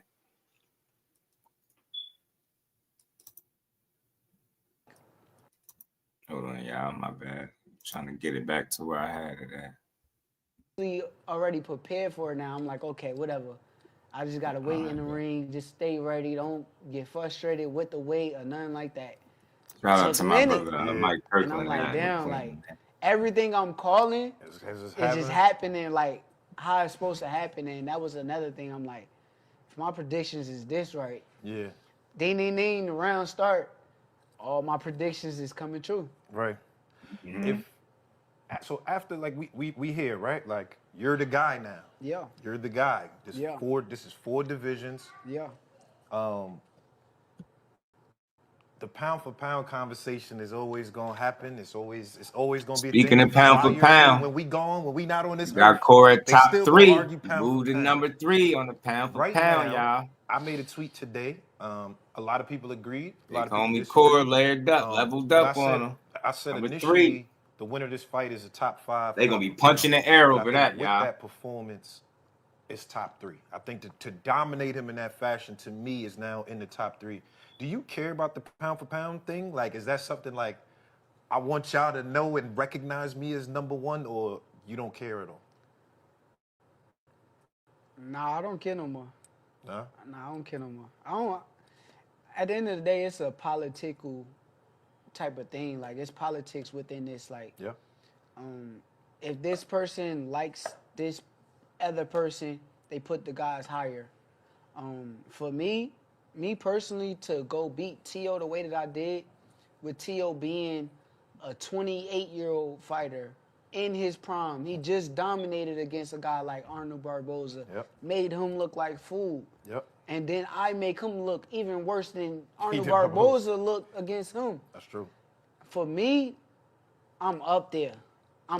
Like you say, top 3, that's for me. Yeah. But, like, I always know it's like a... You got it right, because they got you sitting at top 3. Only 2 above you is NUA and Usyk. I mean, I wonder you snatch up a title in 5 divisions where they had you at. List that can be just played with, like, guys could say anybody at this given point, but my numbers are doing great. I'm I done proven I'm one of the best fighters on He the keep planet. leveling up, And if we're Blaze. talking about He boxing, keep leveling up. because when you look up the art of boxing, it is hit and don't get Brooklyn hit. Goat was good. I am number one, to me, the best fighter on the planet. The only other fighter that I see in boxing that right now, that I'm like, okay, he probably can be on the level. Usyk. Yeah. Usyk. And that's at the art of hitting and don't get hit at the same time. Boxing. Yeah. I mean, I agree. Listen, obviously, you know, we've had our in-the-way discussion already on camera, you know what I'm saying? But like, come on now. And like, come on now, bro. I ain't gonna lie, you be like, I don't like how you be sitting on in-the-way though. Yo, in-the-way is a hell of a fighter. Thing you did. I didn't mean it. You put him in the good bracket. I said, nah, come on. I didn't mean for it to be that way. I didn't mean it for. He was just like first. I didn't know all the names that was going to be coming. All right. But if I could do it over again, I would have put him in great. All right, that's good to know. Because when I saw that, I said, nah, come on, this guy's crazy. Like, I'm not going to disrespect him. He's at a lower weight class, so he's doing great things. Yeah. But, like, to me, I'm a better fighter than him. Like, I am harder to beat than anyway. I agree with that. But I just think it's more now. It's a resume and accolades thing. But if I'm just talking about straight skills, yes, I think you are better than. And that's how I feel. Skills, yeah. Okay. So as far as the accolades, I mean, are those things important to you, like lineal titles and unifying and? Lance, you know what it do, homie? I mean, it's hard for me to make it important because I done seen Bud go undisputed. And like, yo, to this day, people don't get, and you one of the guys who I go back and forth with. Yeah. He don't get his credit that he deserves as being one of the greatest fighters of all time.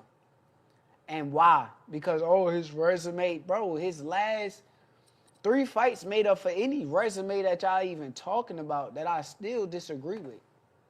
I mean, that's the political part. Like you said, there's politics that have come into play with Bud's resume. It's not like do I care about the belts? Why would I care about the belts? Is that's how yeah, they treat fighters that care about the belts. Well, I'm just saying is I guess Bud. And real quick, not for nothing, man. It's like once upon a time, like these dudes, like dudes care about the belts and all that. But I think his tune has changed over the years because of the politics that come with it. And like he said, when these dudes see that you shout out to John BX, what's good, my guy? When they see that you want something, they treat you a certain way. It's like they hold it against you, right? And telling you politics be running the sport, it be ruining the sport, and it make it hard for people to follow the belts. It make it hard for the fighters to care because how they do. You look how they did it 4 days after winning a title, simultaneously in another division. They strip him, trying to get $100K for a fight where he didn't even fight or defend that title, right? In another weight class. And the last time he fought was fighting the #1 guy and y'all got paid. And then y'all try to get an additional $100K. That's why people start not to care about the belts because it's more of a headache than anything. All it do is cost you more money at the end of the day. You get what I'm saying? Cost more money than the shit be worth. But then you got the Ring Magazine belt that's worth $180K with real gold and the shit is free. Make it make sense, bro. Then you wonder why he has sport the ring belt. This is why people rock with the ring belt. It's not as much bullshit come with it, with the politics and you got to pay us to be a champion. After you just risked your life for 12 rounds for 36 minutes, you got to pay us to be able to wear this belt around your waist. That shit is crazy. And they out here asking for bogus ass amounts like this shit is just all good. I'm tired of people talking about, it's only $100K. Show me $100K before you can say only. The hell out of here, man. It's $100K that you could use to do something else rather than them just get your money just because with no rhyme or reason as to why they asking for it other than we the WBC and we make up the rules. Shit is whack, man. You just fought for your belt against the payday and you got paid. And then months later, he fight Teofimo Lopez. Now y'all think y'all deserve $100K of his money. It was just fucking wild to me. It's just really wild. Yeah, know what I'm saying? I'm telling you, they seen them there. Hey, Blaze, they seen them change. They was like, yeah, we need that right now. Starting to get more at the latter end, but I'm like, you still at 35 too. Well, or you still have a title at 35. Yeah. So it's like, Do you go back to 35 and take on, Muay Thai just beat Andy Cruz? You know what I'm saying? Do you take on one of those? If it's a lucrative fight, I would I'm love telling you, the Ramon. Muay Thai fight because I would beat him so easy. Easy? Oh my, easy. Cool. You seen what he did to Andy Cruz though? I know you watched that fight. I know you seen that fight. Can I be honest with you? Come on, because Andy Cruz nice. We both Andy agree. Cruz is Andy nice. Cruz is He's nice. the truth. And he lost the Muay Thai. He don't have the experience. Yeah, on a pro level. Yeah. Okay. Like he's a great amateur, but like that's a 12-round fight. He went against a great pro. I think. What's the guy named Muay Muay Thai? Thai? He's a Yeah. good fighter. Yeah. I'm not saying he's a bad fighter, but he used size and all he did was really control the center of the ring. If we being honest. That Muay Thai did. Yeah, that's all he really did. He worked the body too. Them good body shots. But like that was a close fight. That was a close fight. Change the levels and working the body. It was a really good fight. It was competitive, but Muay Thai was controlling and dictating the terms and the pace of the fight, where you kind of knew he was edging it. It definitely was close. I would love to see Court fight Muay Thai. It's a really good fight, and people are high on him because he just got a win over Andy Cruz. It would be the perfect time for somebody to fight him. You get what I'm saying? I would love to see that fight with them two, but hopefully, man, if he don't go back down to 35, Muay Thai will be willing to come up and make that fight because that's a great fight at 35 or 40, wherever it could happen at. I just would want to see it. Shout out to Raymond Muay Thai. He went out there and did his thing. Shout out to John BX. Appreciate the love, homie. He said, what up, Just now they crying about Court not going up to his 5th weight class. 147 for Dev, who was at his 3rd weight class. I've been saying it, John. I said it, bro. I don't have no problems with people asking him to go up there and see the fight because I want to see it. I think he could beat him with or without any clause. I don't think he need it. But furthermore, I just want people to understand what they're asking him to do. That's like asking Devin right now where he at to go up and fight maybe Boots, Xander Zayas, somebody up there. You know what I mean? One of them, right? And then move up to 160 and fight a champion there. You get what I'm saying? I don't think they'll ask him to do it. So it just put into perspective what Shakur will be on in his 5th weight class. That's not easy to do, being a guy that's 5'7", bro. So I hope he prove a lot of people wrong and just do that shit and beat him without it, because I think he can. Be a good fight, but skills pay the bills, man. And I think he got all the skills he need to win that fight. He just got to believe it. I could feel how I want. He got to believe he can go up there with no calls and beat him, and that he don't need it. And I hope he do. Hope he do. Well, Mauricio just the fight. Yeah, he did. Yeah, hopefully he'd be willing, because, we was talking about it a little earlier. Shah was saying he willing to go to 140, and I did hear that Robert Garcia said a while back. He said this could be his last fight at 35, so maybe he'd be willing to go up to get the fight. Either way, I think it's a good fight. But Mauricio just messed up a few potential fights. I think Cal at 35, you know what I mean, with Court, you know what I mean? That's just stupid to strip him, yo. That 4 days later, they didn't even get a man a week, bro. 100K more after just paying y'all a few months ago. I wouldn't have paid him neither, bro. I would have let him take the belt too. Exactly. Very close fight. But Andy is really an amateur still. Hell of a fighter, but he's not a 12-round fighter. Yeah. Like, that was, like, different for him. Being in that situation against a guy that's bigger than him, stronger than him. He really just didn't know what to do. But Muay Thai is a good fighter. I'm not taking none away from him. But you would like that fight? That's easy. Work? But the problem is how lucrative is a fight. Now it comes down to the business. Yeah. How much money are y'all going to pay me for this fight? I just fought against Teofimo Lopez in one of the biggest fights in Madison Square Garden. Great. The biggest fight for the new Madison Square Garden. They said that's the most numbers as for the new Madison Square Garden. When we go to Muay Thai, it's like how lucrative is the fight. That makes sense. I mean, a lucrative fight. You and Conor Benn, you called them out straight off the rip. Conor Benn, what's up, boy? But then I hear he started talking about he don't want to do the rehydration clause. But how you don't want to do the rehydration clause when you just got in the ring with Chris Eubank and he was half dead in the ring? Yeah, definitely the second one. The first one, I felt like, I don't know. Bro, he was half the first dead, one felt bro. a little like, you know what I'm saying? If the man half dead in there and Conor Benn is taking advantage of the guy, yeah. What is the problem with jumping in the ring with me the same way? But would you, all right, if it's no rehydration, no fight? And look, I'll say this. I did my homework on rehydration clauses. I know what it is and what it ain't.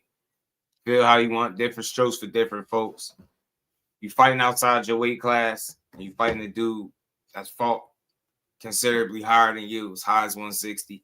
I don't think you being solved by implementing a rehydration clause.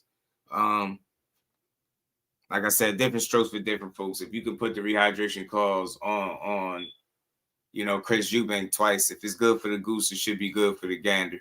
People should take a second look at the Conor Benn if you're willing to put it on somebody else, but not willing to accept it yourself when it's your turn.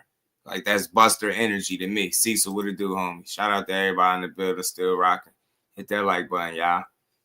YouTube charge 100K because you moved to Twitch trying to take the babies. I'm telling you, bro, lose my mind, bro. I'm telling you. Zamir, Ben, look. Ben did it to Eubank. That's what I'm saying. He did it to Eubank, but you know what I mean? He don't want to do it himself. And again, for me, if you're a guy that's going to be in your 5th weight class and now you talking about a rehydration clause, I don't think you crazy. Again, these dudes have found a legal loophole. I'm going to make the weight and I'm going to be 3-4 weight classes above the weigh-in limit when I weigh in. It is what it is. That works for some people. Maybe it don't. I'm not knocking nobody. Different strokes for different folks. But again, it's not a rehydration clause. It's not about weakening one fighter or the other, or weakening the big fighter and making it easy for the little guy. They both got to adhere to the same rules. And at the end of the day, if you can do it to one guy, you should have no problem doing it. Somebody doing it to you, especially if he's so easy and you think he's just going to get in there and ragdoll him. You get what I'm saying? That's what he think it's just going to be easy. It's not. What am I fighting for? Why am I going to? I'm not a 147 fighter. I don't plan on going to 147.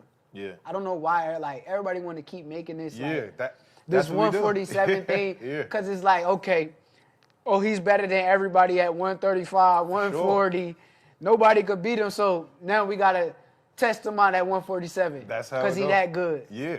But you know that though. That's the. But tell me I'm that good then.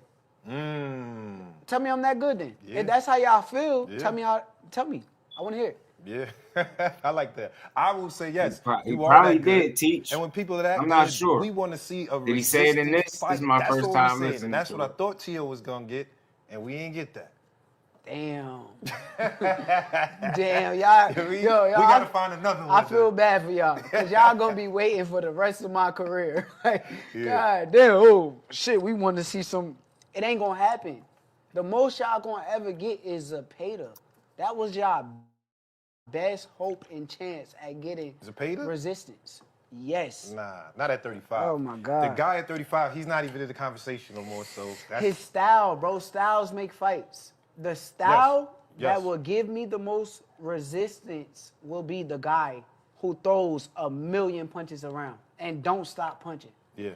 Not nobody that's going to even like throw any less punches than that. So it got to be that type, like how Madonna was for Floyd, like that type of style. No, he just was rugged and rough. Yeah, I think That's that not could gonna work. do it. Nah, you'll do That's that. no.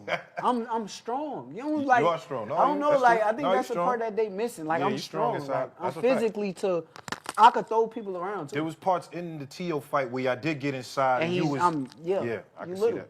Yeah. Come on. Yeah, I seen it. So who's when he put Tio in that headlock, he was so comfortable with it. I was like, yo, this dude physically stronger than Tio. Tio can't throw him around and have his way with him. That's an interesting dynamic. You know what I mean? Not having the upper hand when you get in the inside either. Man, he's up shit's creek. Who's on your list? Like, all right, you want to make the money. You at the point now, you're the guy, the marquee fights. You can dictate things now. It's not like only before. Like 2 years ago, it was like, Shakur, we got to see. Now you in a power position now. So if you got to make the decision, like, all right, these guys is on my list now. I mean, like I said, it's about who the most lucrative. And the guys that's the lucrative fights is the guys that I'm going to fight. So, I mean, I don't know. I mean, I see Pitbull.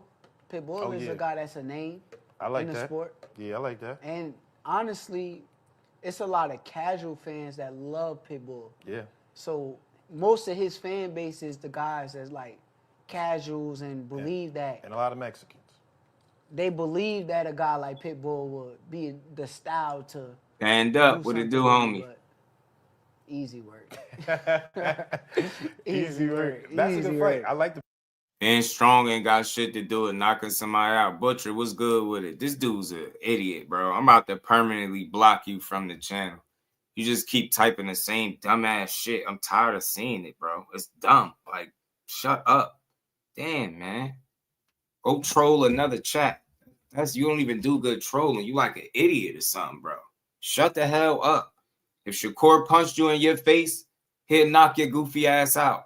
You just keep typing the same shit about power. If he punched you in your face, it would hurt, you goofy ass dude. You didn't see him knock out Josh Padley?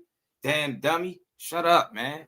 Keep typing the same stuff. That shit is so annoying. Just keep saying, you don't got no power. You don't got no power. And you about to be blocked permanently from this channel. Shut your ass up, man. You a goofy, man. Like, that shit is just annoying. Same goofy shit over and over. It's called boxing, you damn fool. Dumbass dude. Everybody, you don't get a knockout every single fight. It's boxing. When knockouts fail, he can always rely on his boxing skill. Matter of fact, this for the clip for the dumbass people that keep talking about power and T.O.'s athleticism. Y'all ain't hear RIP to nothing. Y'all ain't hear. Athleticism is a beast. When you're a young athlete, you faster than Roy Jones, faster than everybody. But when it slow down, we're gonna find out, did you learn how to fight? Did you learn how to fight? See, a man who learns how to fight can keep that. At 60 years old, there'll still be people out here he can beat. He shouldn't be fighting them. But at 60, don't know how to fight? No, he knows how to fight much.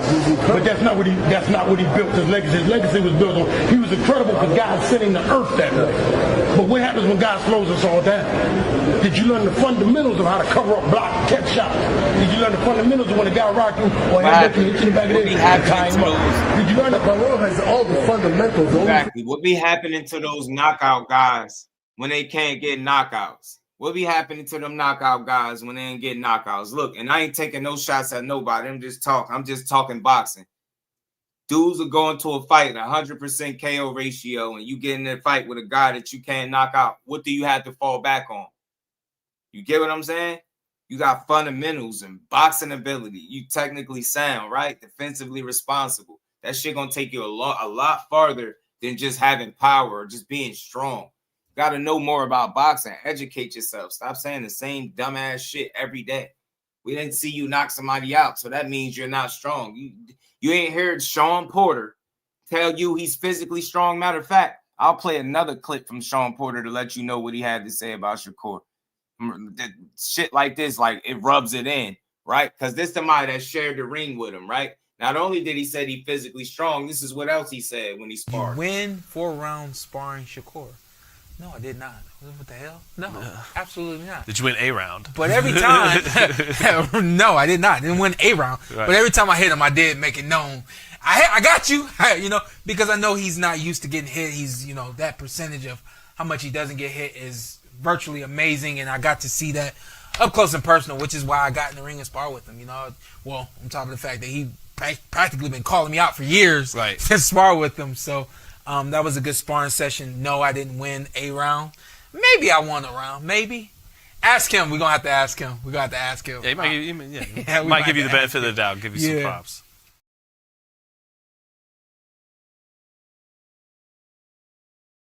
And man, not only did he prove to Sean Porter that he was physically strong, he didn't win not one round. Hate on that, man. You're the type of dude to keep talking about where a guy falls short, but you see all the things that make him who he is, but you'll talk about what he not. Only in boxing do we ask the pure boxers to be knockout artists. Nowhere in basketball do you hear for people to ask Steph Curry to turn into LeBron James and go above the rim, and now he dunking. Do anybody ask Steph Curry to be Anthony Edwards? Do anybody ask him that? Do anybody ask LeBron to be Steph Curry? Or do they just appreciate him for what it is that he do instead of keep talking about, well, damn, man, Steph been playing all these years. He still can't dunk the ball. Imagine that. LeBron been playing all these years. He still can't shoot the 3 like Steph. Imagine you complaining about some dumb shit like that. Yes, by far, he is one of the smartest boxers in the game. Shout out to Jannar. By far, one of the smartest boxers in the game. That's why I tell you, when it comes to him, you're going to miss it. You keep talking about physical, power, strength. He can't hit like this. Whole time he out thinking you, beating you up, and you can't land your so-called power.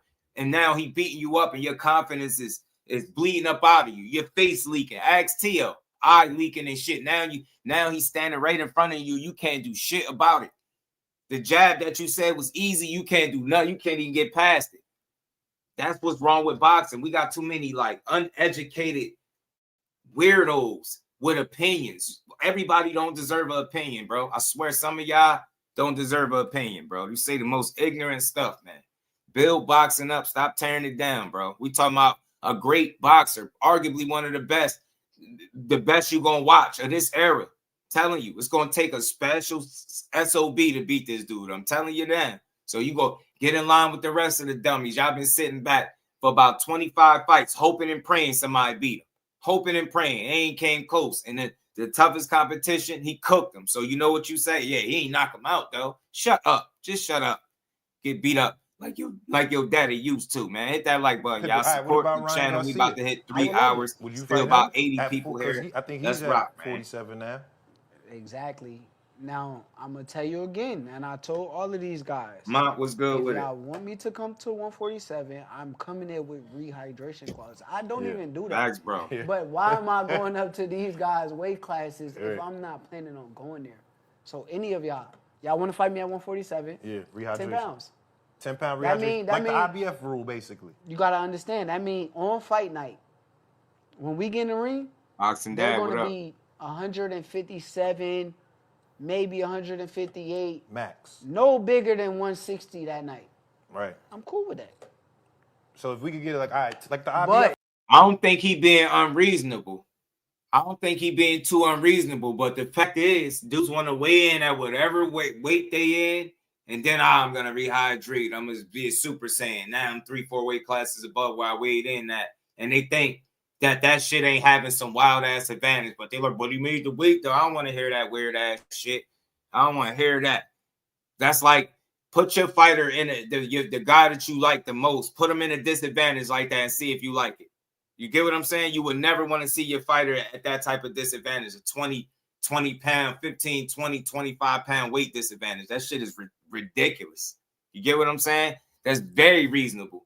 He's telling you I'm not a 47 pounder. I've never told you I was going there, but I'll go there for certain fights. I'm not going there. You dudes want to rehydrate up close to 180 pounds. Damn near running around light heavyweight in the ring.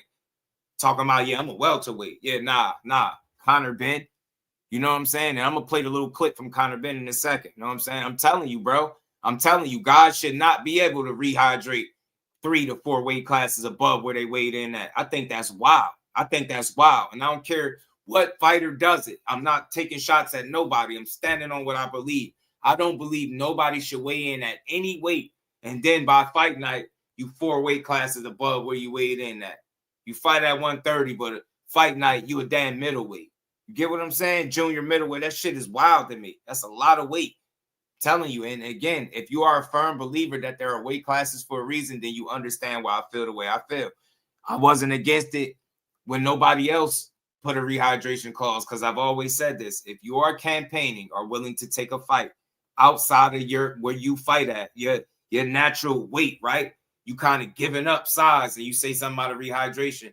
I'm not looking at you sideways. The man just moved out to 140. That we're somewhere where he never fought. No rehydration at all. Let Teo do exactly whatever he wanted to do. You get what I'm saying? Teo came in weighing whatever he wanted to weigh. You know what I'm saying? So I think that's what it is. It's the same way. I said the same thing for Gervonta Tank Davis. The only time he's put a rehydration clause is if you're fighting outside of your weight class. That was Barrios at 140. That man is not a 140 pounder. He fought. He did better business. He outsmarted the shit out of Ryan Garcia, tricked him into making 136 instead of making that last pound and then rehydrating what he want. And he had a rehydration clause because we know what? Ryan Garcia is another big ass dude. That's why. And tomorrow we're gonna address this for real in full. We're gonna get this out the way. I'm gonna pull the rule back up. I'm gonna let y'all know what it is. It's too much misinformation out there about rehydration clauses, bro. It is way too much misinformation. That's why people look at it the way they do. They think it's put in place to give either the smaller guy the advantage or the bigger guy. No, it's to level the playing field so guys is not duping the system by making the weight and then blowing up to a whole different weight class on fight night talking about you a welterweight.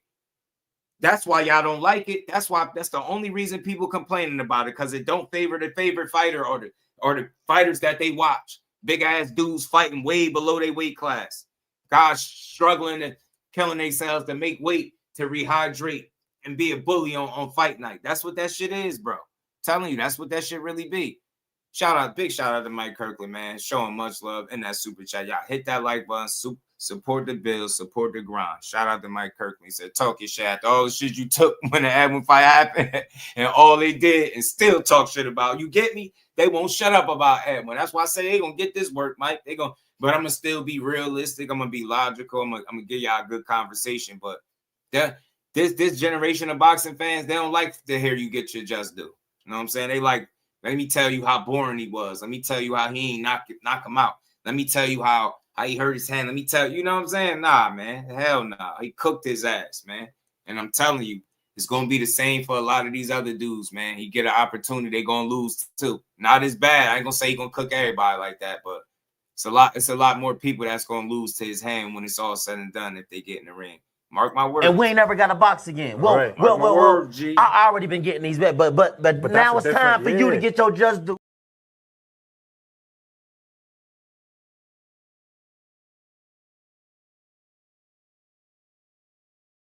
All he had to do is lose one more pound. Y'all, and no clauses. Tank outsmarted him. You get what I'm saying? Tank like, yo, this dude, you know what I'm saying? Outsmarted. Barrios, you 6 foot, you big as hell. I ain't no 140 pounder. Rehydration clause. But they like, oh, nah, he did it because he's scared. No, he did it because he's smart. Dudes be doing good business, man. Rehydration clauses for all you guys that want to be 3 or 4 weight classes above where you weigh in at. Like, we don't know what y'all doing. Get the hell out of here. And y'all want to talk about somebody being scary? The rehydration clause, like I said, levels the playing field. Doesn't give one guy or the other unfair advantage, man. That's just what people think, and they run with that shit. Too much misinformation, man. That shit was never put in place to say, you know what, let's give one guy the advantage versus the other. Truth be told, some of y'all shouldn't even be fighting in the weight classes y'all at. You know what I'm saying? That's what it is.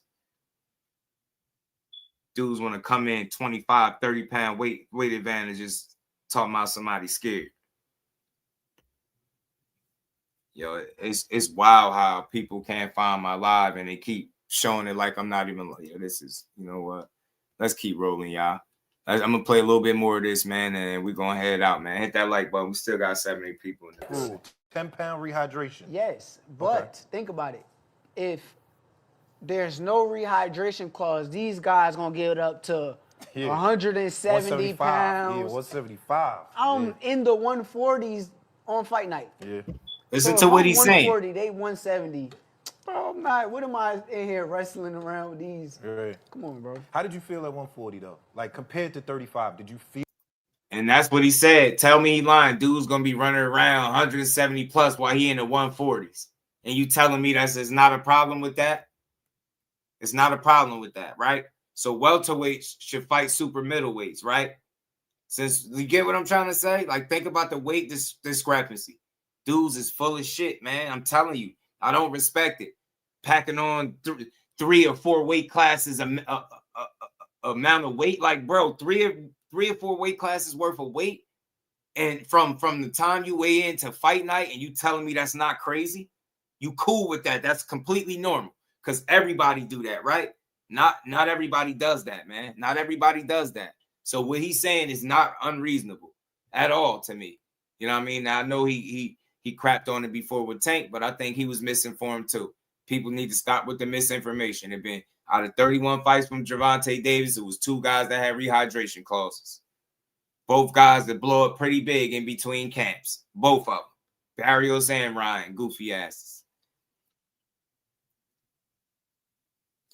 Yeah, but see, that's the crazy part. That I think they misinformed because he said all these clauses in all these fights, but Tank don't have clauses in all his fights. But that's what people were saying. So a lot of times these fighters repeat what the masses be saying, and there's been too much information out there for too long. Tank is only doing what Shakur would be doing if he fighting outside of his weight class. That's all. It wasn't scary when Tank doing it. It's not scary for Shakur. It's a bit of double talk because once upon a time he had an issue with it. You get what I'm saying? But I think Now that you're in that situation, you can see that it ain't got nothing to do with being scary. It got something to do with doing business, being smart, not letting nobody trick you out your spot. Dudes want to have these crazy ass weight advantages and act like like it don't exist. We not fools. Yeah. And let's keep going, man. Feel any difference, or was it like in your body? Like, does it feel any The different? game all night was good, Both my of them, guy. I'm gonna be straight because the weight is easy to make. So No, I know it's easy, but did you feel the same? Like, as Yes. far as your performance, did you feel stronger? Did you feel? I felt good on both parts. Yeah. I felt good on whether I'm at 135 or 140. You know, if you want a belt at 47, I don't think no one's ever held. Who got the IBF? At 147? Lewis Crocker. Oh shit. Lewis Crocker got it. His name ain't big enough. Yeah, it's not. But he got the IBF 147. But nobody's never done that except, like, I think one of them old, super old timers that had Henry 3 belts. Armstrong, Yeah, right? I think it might have been Henry Yeah, Armstrong. They yeah, got 3 yeah. belts. Henry Armstrong did it, I Him think. or Jack. No, I think it was Henry Armstrong. For real? Okay. Yeah, Henry Armstrong. Yeah. I would love to do it. Yeah. Mm-hmm. Where does this fight put you mentally? Do you still feel like the same Shakur, or do you feel like you want a different? Now, mentally, this made you feel different. Hell no, I still feel like the same person. Same thing? Ain't nothing changed because it's like when you know it already and it's already written, it don't surprise you. Like, it did not surprise me. It's like, okay, I just did what I was supposed to do. Nothing new. It surprises the people that believe bad things about me, that didn't believe that I was who I been. Yeah, I think he right, man. I think he right. Shout out to Najee, man. Cigar Talk. Big Cigar Talk, always with the dope drops and the interviews, man. There's an excellent build from him and Core. Some good takeaways. Look, man, he got options, bro. I think with getting stripped of the belt, that might interfere with some of his. Damn, I forgot the hold on, man. My bad, y'all. I gotta play a little bit more of that because I didn't get to the part. I think you talked about T.O. I didn't even get to that part, right? Do you like the legacy aspect? Like, this added. It's almost at the end, so let it keep rocking, y'all. Do you enjoy that part of it?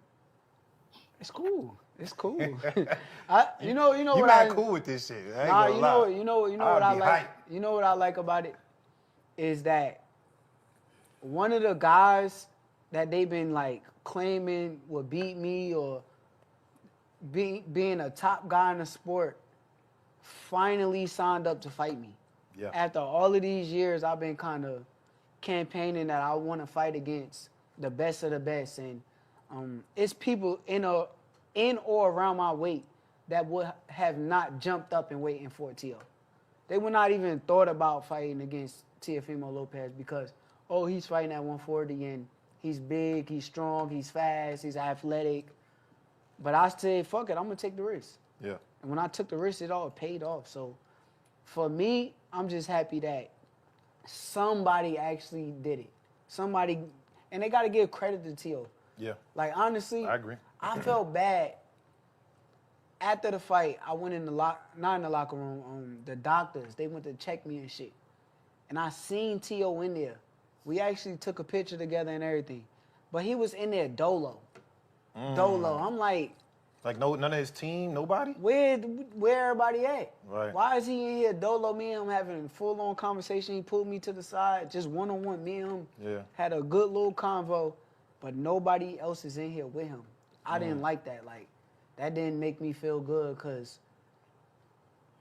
I knew him since, like, back in the day. So it's like, I kind of feel bad because at the end of the day, we just boxers and we giving our heart and our soul to our craft, and we go in there and risk our life for the dangers of, for the public and ourselves too, entertainment. Mm-hmm. And for nobody to be surrounded with him at that moment, that's supposed to be right there on his shoulder, on his hip, I ain't like that. I wasn't cool with that. That's a good, I like that you said that, you know what I'm saying? Real quick, we're gonna talk about it because it was it was a discussion about Teo being left hanging. We're gonna get into that more tomorrow too, man. I'm gonna review the Roy Jones and Andre Ward interview where they talked about it, but his manager, I believe, had made a statement, and he kind of responded to the claims of nobody being there for Teo after he lost. Now, look, I wasn't there, and I know, things happen, people be moving around or whatever the case, but he's saying it's a rumor. He's saying it's nonsense, basically. This is his manager pretty much saying that the rumor that nobody was with Teo after the fight is nonsense. He said I was in a medical tent with him for most of the time he was there. He said I was gone for a 5 or 10 minute period where I walked back to the locker room to make sure his family was okay.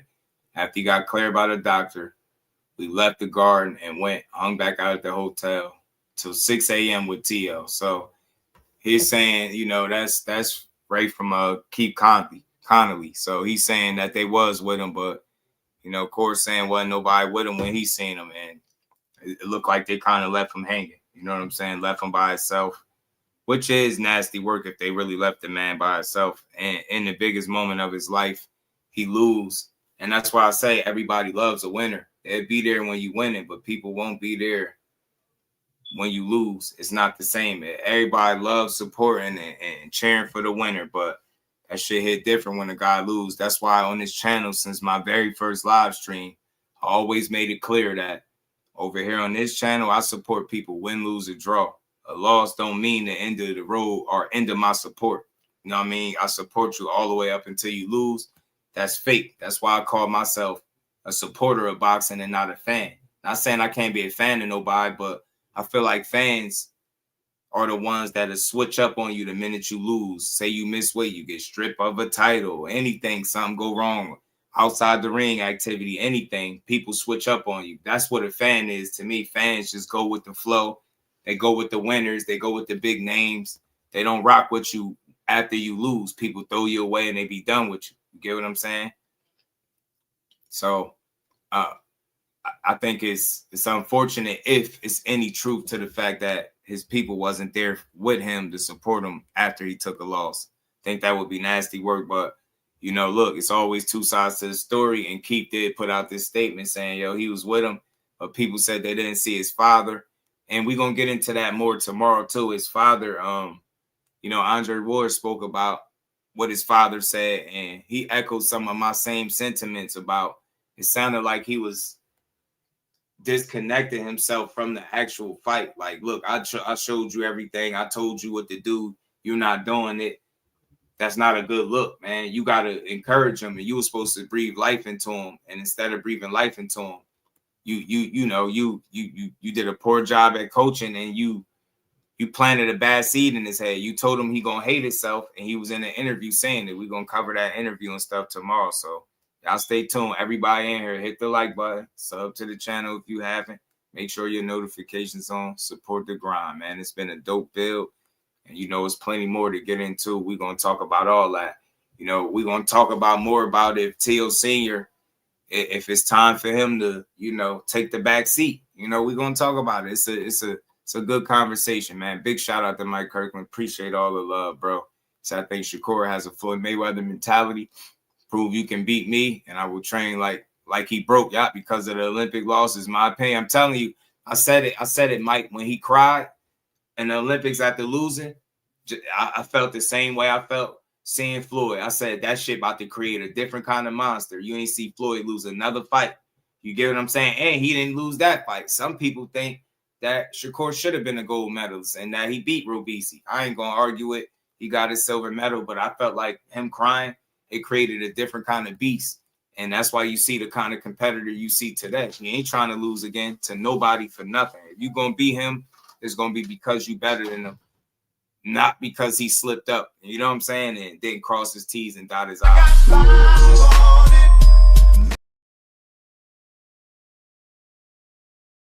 Big shout out to Mike Kirkland, man. Much love, man. Said the father was cheerleading. Yeah, I think the father just didn't do the best job at coaching, and some of those moments was captured. And now the fact that it's any talk about him not being in his son's corner in his most trying moment, his most difficult moment, is tough to hear. So I don't know, man. Teofimo seems like he got some soul searching to do, just like any other time you lose. But a good thing for him, he was seen back in the gym. Tio was back in the gym. He was back working out and stuff. So he looked like he good. He back running with stitches on his face or whatever. He looked like he good. He in good spirits. But this is, the last clip I played before we head out. And this is what Conor Benn has said in regards to Shakur and the Cigar Talk. And Shakur, Wembley, locked in, be ready. You want the rehydration clause? You gotta pay. Yeah? I'll still smash your ass. First fight down at 147 in 3 years. And I'll still give it to you.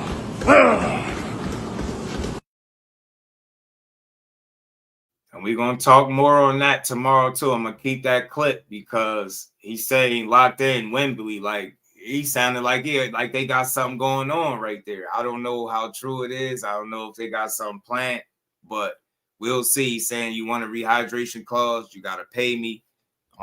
Let's do it. Wembley is locked in. First fight at 147 in 3 years, and he still a smash him. Look, if Core get Conor Benn in there with the rehydration clause, this could get very interesting. I know he's very strong and aggressive, and 47 looked like he's where he was his strongest, but he ain't been there since about 3 years, since 2021 or something, I thought.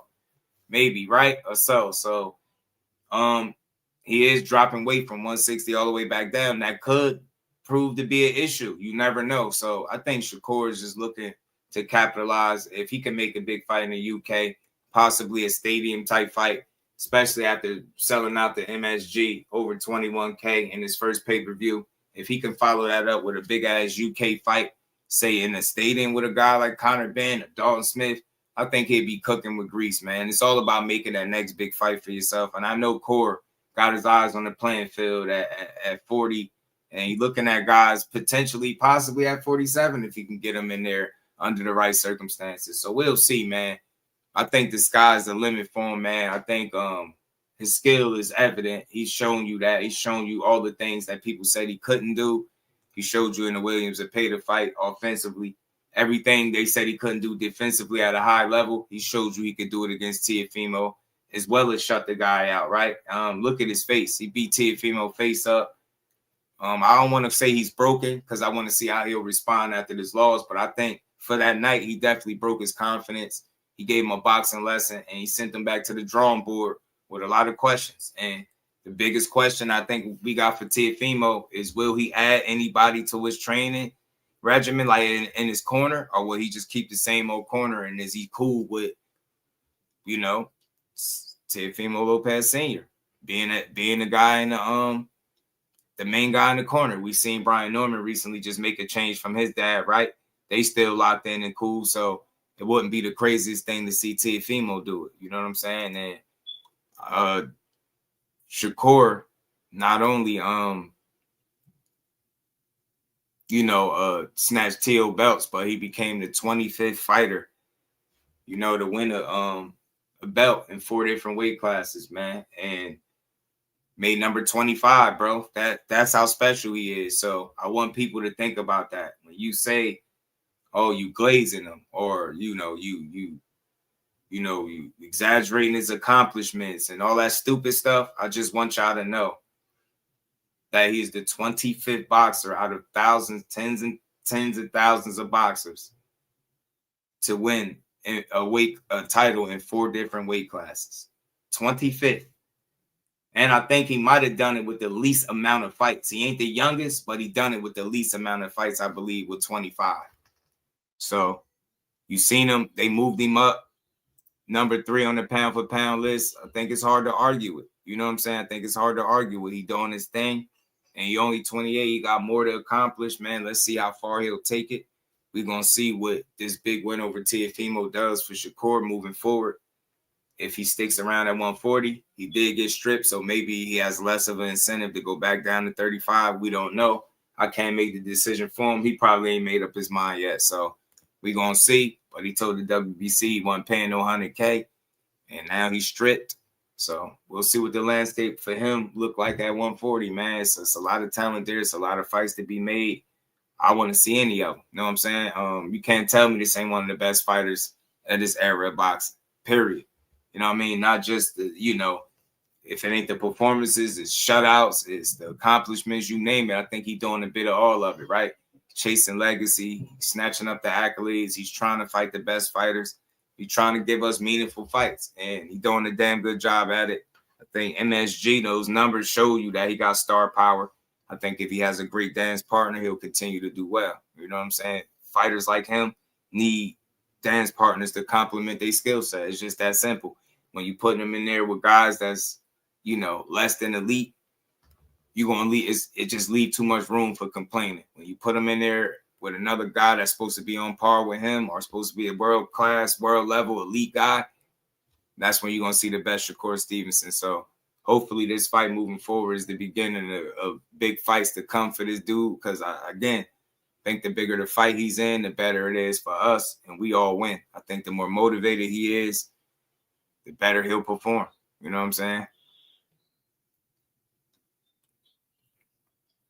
So we'll see. Even the UK fans know what Shakur would do to Conor. They know what's up. They know what's up. Shout out to Mike Kirkland, man. So I don't know, Tristan Kenny over here.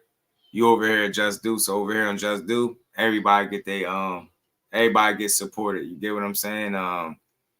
Shakur fought Devin Santos. He cooked the dude injured and sick. He went in there under conditions where a lot of guys wouldn't dare get in there. You get what I'm saying? So respect to him, man. Over here, everybody gets respected. You know what I mean? We don't trash nobody and we don't do no bandwagon. We support boxing. We give everybody a Just Do for sure, for sure. Big shout out to Big Dog Willie, man. Much love. He said now the Haney Cole and the Tanky Maniacs hating. Now, dang, yeah, man. It's crazy. They pissed off, man. They said he was born and everything Saturday. I'm like, man, y'all down bad, huh? Don't want to get a man his credit. It's and we cool. ain't never got a box again. Well. I already been getting these bet, but now it's time for you to get your Just Do.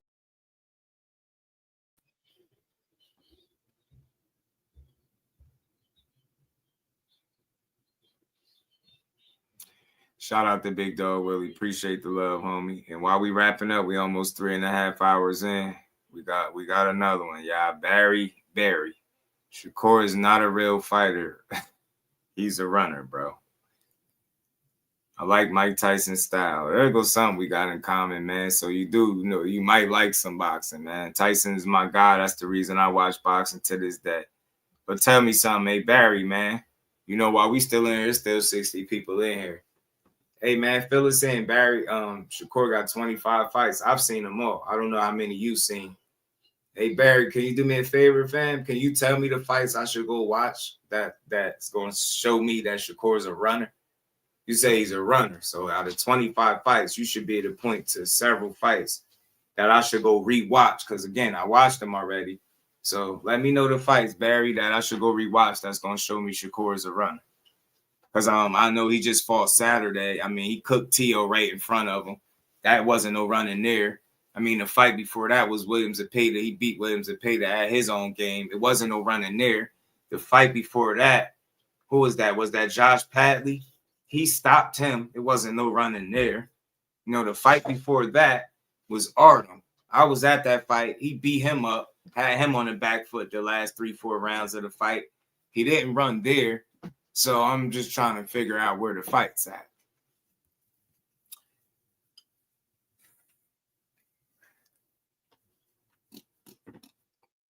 He said, I meant, nah.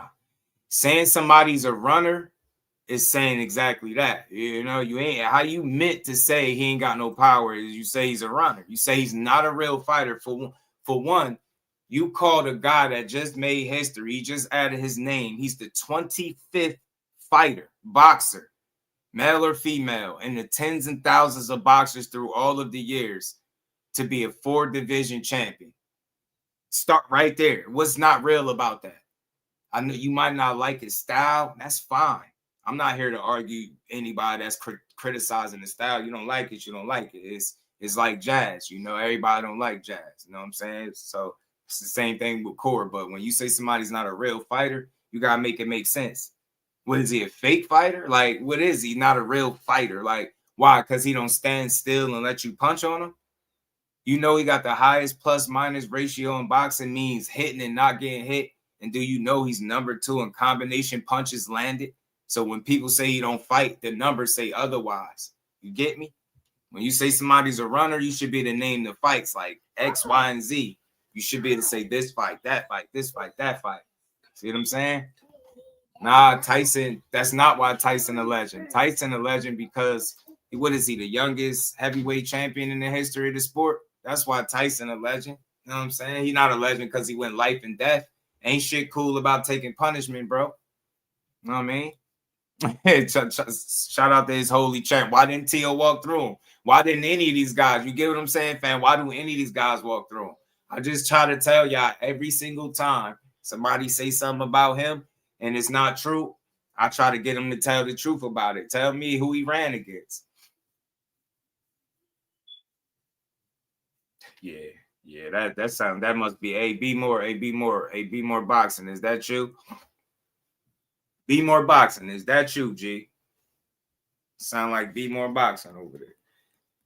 Well, y'all see I made my point right at the end of the live, right? You can't tell me he went from saying he's a runner, he's not a real fighter, he's a runner. He like Mike Tyson to, oh, that's not what I meant. I meant, what did you mean? Do he run or don't he run? Now he don't run. Now what else is it now? Now he's not a real fighter because he won't let you beat him up. Oh man. Shit, that's amazing, bro. Amazing. Santos, he backed Santos down too. So that don't work. The Santos fight don't work. And again, when you say runner, it's 25 fights. That's one. It's still 24 more fights. If you see a guy go out and get a knockout once, do you label him a KO artist? No, right? So do you see a guy out there and you quote unquote this running that y'all said he did? You seen it one time in De Los Santos fight, right? What about the 24 other fights? Have you ever seen it again? No, right? So how the hell could you be a runner when you got one poor example of as to how he ran from somebody? You see my problem with y'all with that running narrative? You keep hanging on to one fight.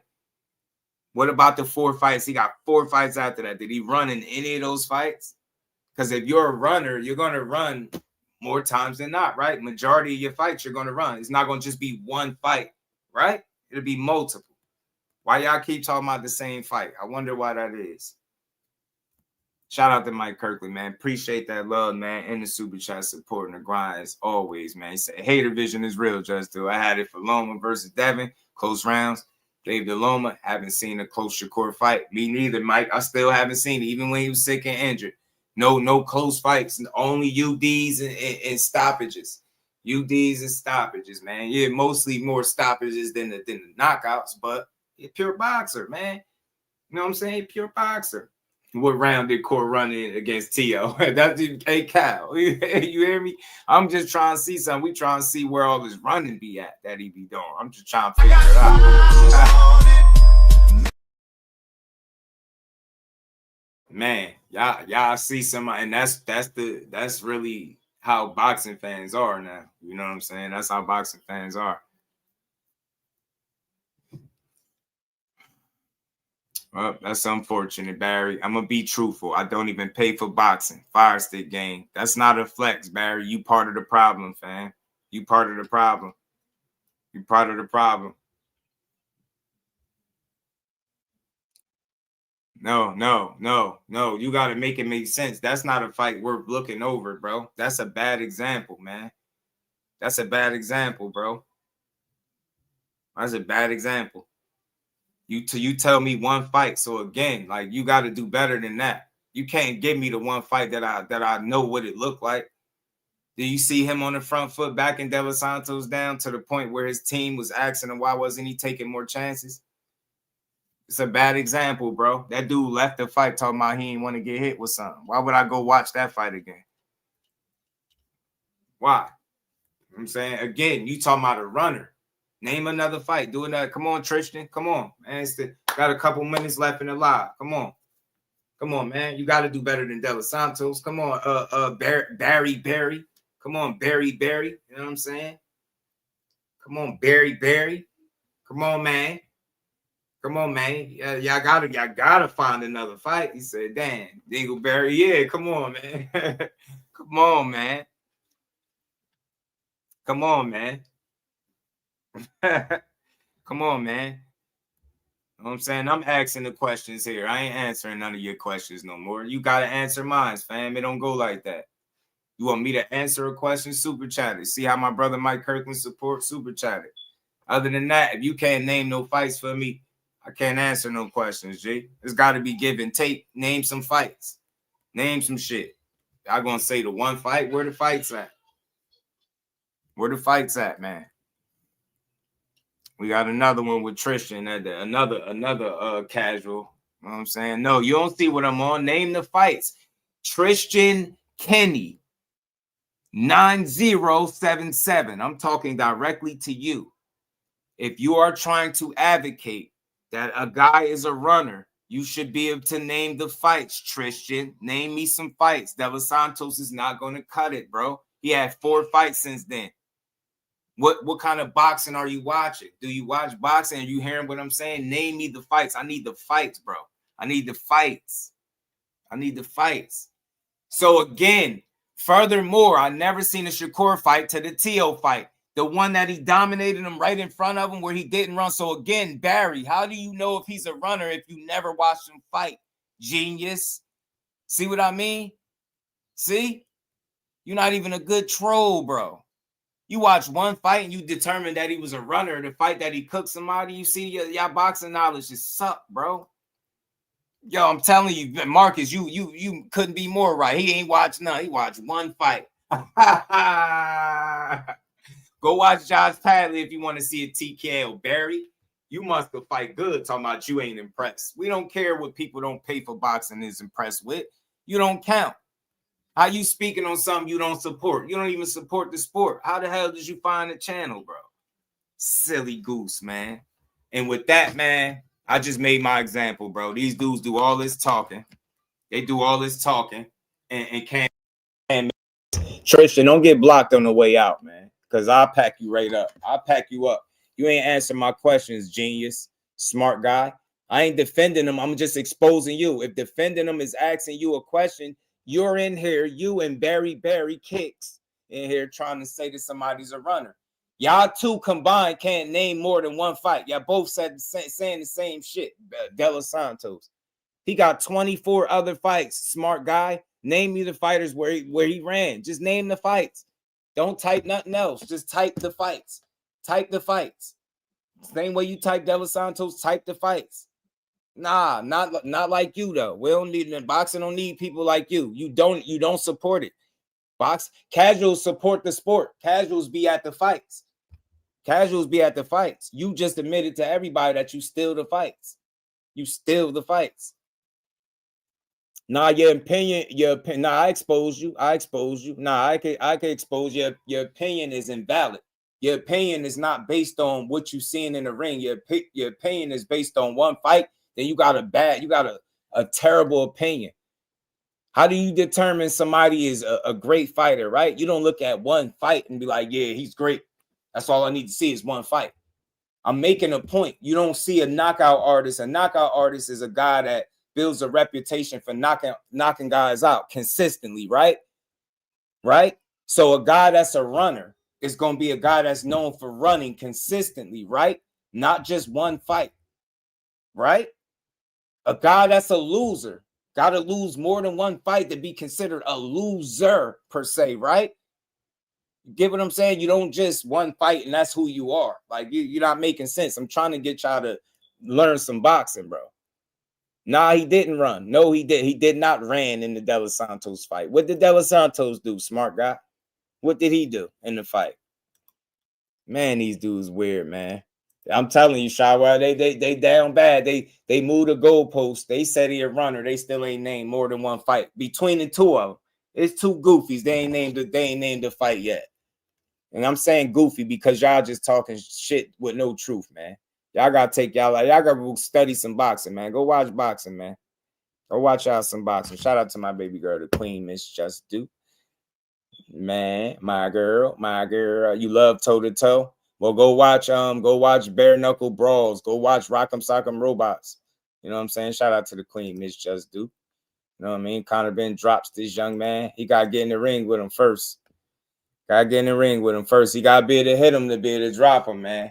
Conor Benn getting his ass cooked. He started boxing too late. Shakur going to cook him. He going to be embarrassed, and he going to be shaking his hand at the end, bro. You know what I'm saying? Santos, the only fight you can say Shakur ran. Not name any other fights. And not even that fight. I'm not even going with that. Hey, Reef, I don't know if you watched it recently. Go watch it again. You know what I'm saying? Go watch it again.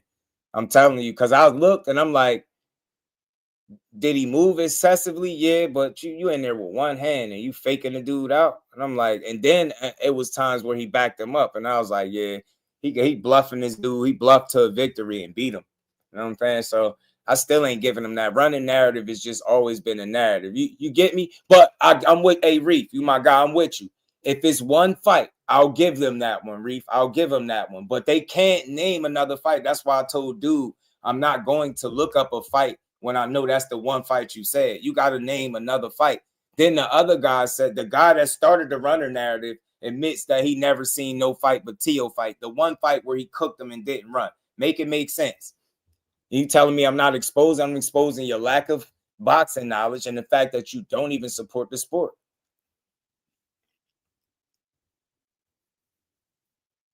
Nah, you Tristan, I thought you was solid, but you turned weird at the end of the stream, man. You got weird. You turned into one of them because you tried to jump in something that it wasn't even for you. You tried it though. You tried it. Nice try, man. Conor, go ahead, get that man, get in the ring with Core at 47 with a rehydration clause and get cooked. You know what I'm saying? Go ahead and get cooked. You know what I'm saying? Go ahead and get cooked. You know what I mean? I'd like to see Conor get his ass beat.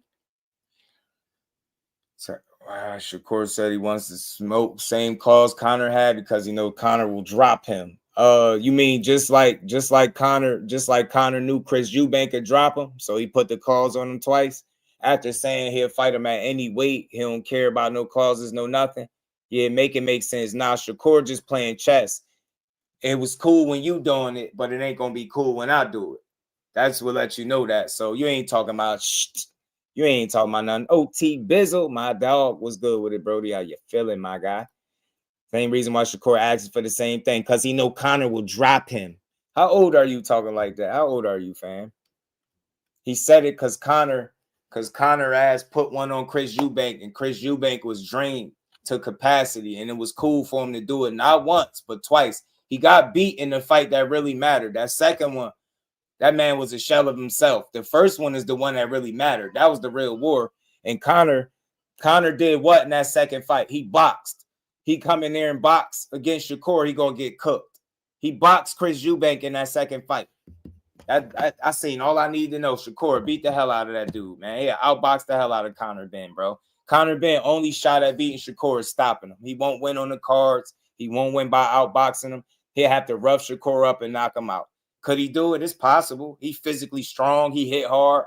At 147, I believe that's where he was his strongest. So anything could happen. Shakur ain't no 47-pounder. He ain't Superman. He ain't invincible. Let me say all this stuff just to make y'all feel better, right? He can lose too. But Conor Benn is going to have to earn it, is what I'm telling you. His defense is not nowhere near on par. Offensively, he's not what he think he is. He's strong, but his delivery system is a little trash. If he don't bully Shakur physically, he going to get took to school and he going to be whiffing that air all night. I've seen fights like that play out before. It's going one or two ways. Either that's going to be too much weight for Shakur and it's going to show and he ain't going to look good and Conor going to be having his way bullying him and he going to have to just try to fight him off him. Or Conor Benn is going to get embarrassed and outboxed because of those big stupid punches that he banking on landing. They're not going to land. It's going one or two ways. I'm not a one-sided guy. I could see it the other way, but Conor Benn going to have to work. He's going to have to be physically imposing, right? He's going to have to muscle Shakur around and have his way with him. If you can knock him off his square, knock him off balance, force him to think faster than he's willing to, right? Then he's ready to. Don't allow him to sit there and think. Then maybe you could create some openings and some issues for Shakur. Maybe you force a mistake and you create the opening for the shot that you're looking to land and you knock him out. But that's less likely to happen. I'm telling you that. That's an elite level guy. It's not going to be easy to just get in there and knock him out because you strong. I'm telling you, bro, if that was the case, Teofimo probably would have just gotten there and did what he wanted to do, right? I'm telling you, it's not that easy, man. Shakur ain't no easy guy to deal with for nobody. The best bet Conor got, like I said, is to try to swarm him, overwhelm him, be physically strong, rough him up, shit like that. Then maybe you could create the issues. But if you're going to play chess with him, you're going to get cooked. And Conor Benn, last fight we seen, he was boxing. Do that shit with Shakur, and I bet you he get outboxed and embarrassed for 12 rounds. Guarantee you. Guarantee you. Conor Benn, accept the rehydration clause and get beat up like your daddy used to. You did?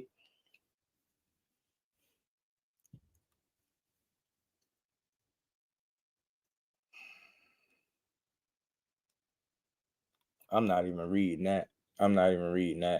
Y'all hit that like button, man. Hit the like button, sub to the channel, man. We had another dope build in the book. We still got 60 people here. I appreciate all the support. Everybody that rocked out.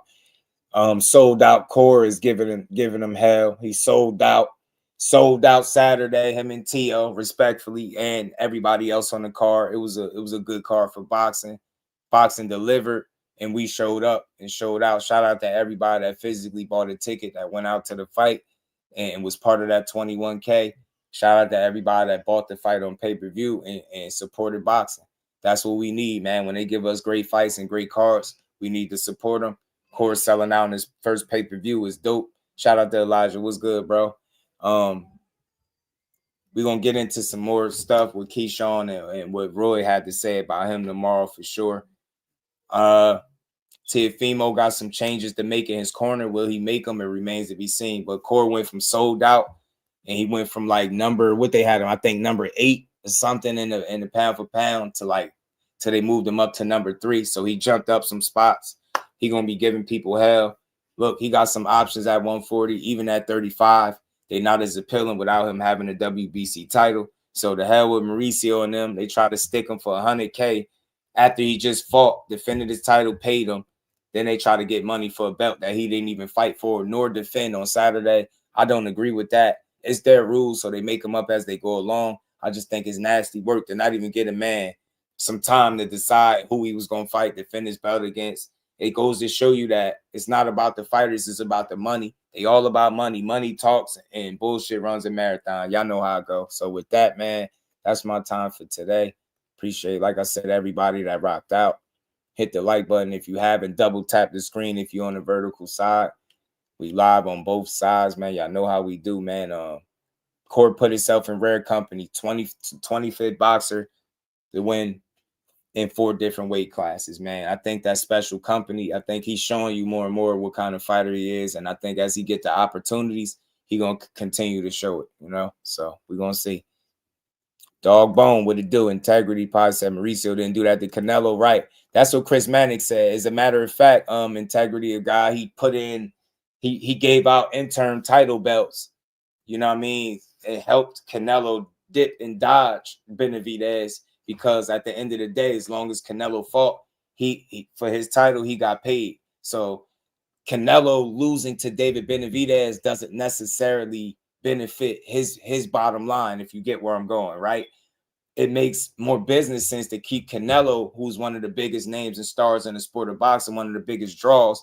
You keep him in the driver's seat fighting for our belt, because each time you get the 3% or whatever percentage you get from a Canelo bag, I'm pretty sure that's a substantial amount of money, right? So it made more business sense for them to keep Canelo winning until Crawford had to come pry that belt about his hands and all of them belts. And then you see what they really thought about Crawford.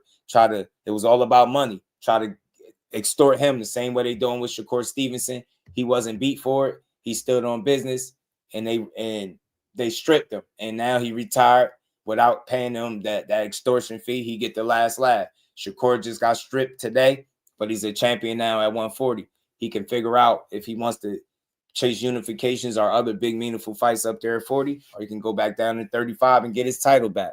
Whatever he does, he has options. I think, sky's the limit for Youngin, man. As long as he stay locked in and focused, training, motivated like he is, it's going to be really hard to beat him. Nobody's invincible. Nobody's unbeatable. anybody can lose on any given night. It's boxing. But one thing I think Shakur Stevenson has shown me from 126 all the way even up to 140 now is that wherever he lay his hat, wherever division he's campaigning in, he's going to be one of the top guys, one of the best fighters there. And you get him the fights, he's going to be a champion there. He could be a champion at whatever weight class I think he campaign or fight in. And he's shown that thus far, 26, 30, 35, 40. Now we're going to see what he do next. Shout out to Big Dog Willie, man. Just Do Boxing. Did you know you're ducking Devin? Yeah, we duck. I'm ducking him. Core ducking him. Keyshawn ducking him. Big Dog. Yo, we all ducking him, bro. It's crazy how we all ducking Devin like that. You know what I'm saying? That's why Dev can't be great, because we all ducking. And we ain't never got to box again. Well. I already been getting these bets, but now it's time for you to get your just do. Big shout out to Big Dog Willie. And shout out to my baby girl being a member for 38 long months. Appreciate you. Much love to my baby girl. And we ain't never got to box again. Well. I already been getting these bets, but now it's time for you to get your just do. I'll say this while we wrap up, bro. Y'all Devin Haney fans need to rethink calling everybody a duck. Devin Haney need opponents, victims, whatever y'all want to call them. He need people to fight. It's going to be hard for them fights to be put together if y'all going to push the same duck narrative, right? It's going to look crazy. It's going to be messy. It's going to be the same shit it was at 35. So you want guys like Keyshawn calling them out after his fights. It gives y'all validity that Devin Haney's a big name. You want guys like Shakur Stevenson to explore possibilities of fighting them up at 47, whether it's a clause or not. You want names like that to be speaking his name, because he's going to need to solidify himself. He's only, 27. He still got the world in front of him, too. He got his career in front of him. He's very accomplished, young, successful guy, man. He need big names, too. It ain't over for him after he beat Brian Norman. He going to have to do that again. You know how boxing is. They want to see how long you can keep doing it. So, yeah, ain't no running through 47 with ease. It's going to be politics, some more shit, and some tricky fights, especially if the wrong guys from 140 go up to 147. You're going to see something. You're going to see something. It's going to get interesting up there, man. It's going to get interesting. And yeah, I be trying not to complain. I give Inoue his respect, but I ain't putting him over Core, because if you put Monster Inoue and Shakur Stevenson in the same weight class, he'd cook Monster Inoue respectfully, in my opinion. I just think it's levels. I think Shakur is just a different breed, different caliber of fighter. Monster Inoue, for the small guys, though, he holding it down. He arguably a generational talent. You know what I'm saying? He holding it down. He's tough to deal with as well.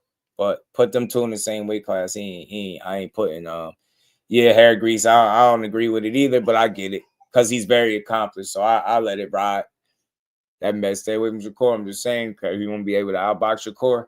Hey, Marcus, I've said this before, and I'm going to say it again. I don't think we're going to talk about that too, Shawwood, tomorrow. Devin gunning for 54 pounders, but they crying because they wanted a dude that was just that lightweight to jump up to 47. And remember, Shawwood, his dad said they could fight at 54 right now. Remember, they said it. You know what I'm saying? They said it. Trying to tell us something, man. Trying to tell us something. Okay, Debo. We know why they call you Debo, though. We're going to talk about all that tomorrow, man. We got some more TO. We're going to cover the Roy Jones joint, too, y'all. So, again, appreciate all the love. Appreciate all the support, everybody that rocked out to the end of the show. You'll be on the road, man. You hope to catch you. Safe travels on that road, too, man. Safe travels. Big head, man. You know, Rome, what it do, man? Number one. Putting him over Usyk. Number 3 is Inspired Love anyway, but most of the champs he beat were former and past prime, and just the smaller guys and skill for skill. I got Shakur over him, Rome, respectfully, but much love to anyway. But Core moving up at 3 is what's up. You know what I mean? He making his way, bro, and they can't stop him. Lance, my dog. So we still got 60 people in here. If you did not, hit the like button. Make sure you do. If you're on the vertical side, double tap the screen. Hit that like, sub to the channel. Make sure everybody that's in here, turn your notifications on. We'll be back tomorrow at 4 p.m. to build on this boxing like we always do, y'all. So with that, we're going to get up out of here, y'all. Peace to the fan. BJ, say we'll wait till you get to 47. You know, I told you Pop said they're going to stay 2 weight classes away, and they got brave again. You get me? They got brave, but we're going to talk about more of that tomorrow, bro. Don't worry. I got y'all, man. But again, enjoy the rest of this Wednesday, and I'll see y'all tomorrow, man. Peace. Representing Brick City, Shakur! Finding those levels, too. Look at that four-punch combination. It's a masterclass right now from Shakur Stevenson. That's what you're seeing. A masterclass. And Shakur meeting him with a straight left hand. Oh, and there's a knockdown score with the left hand.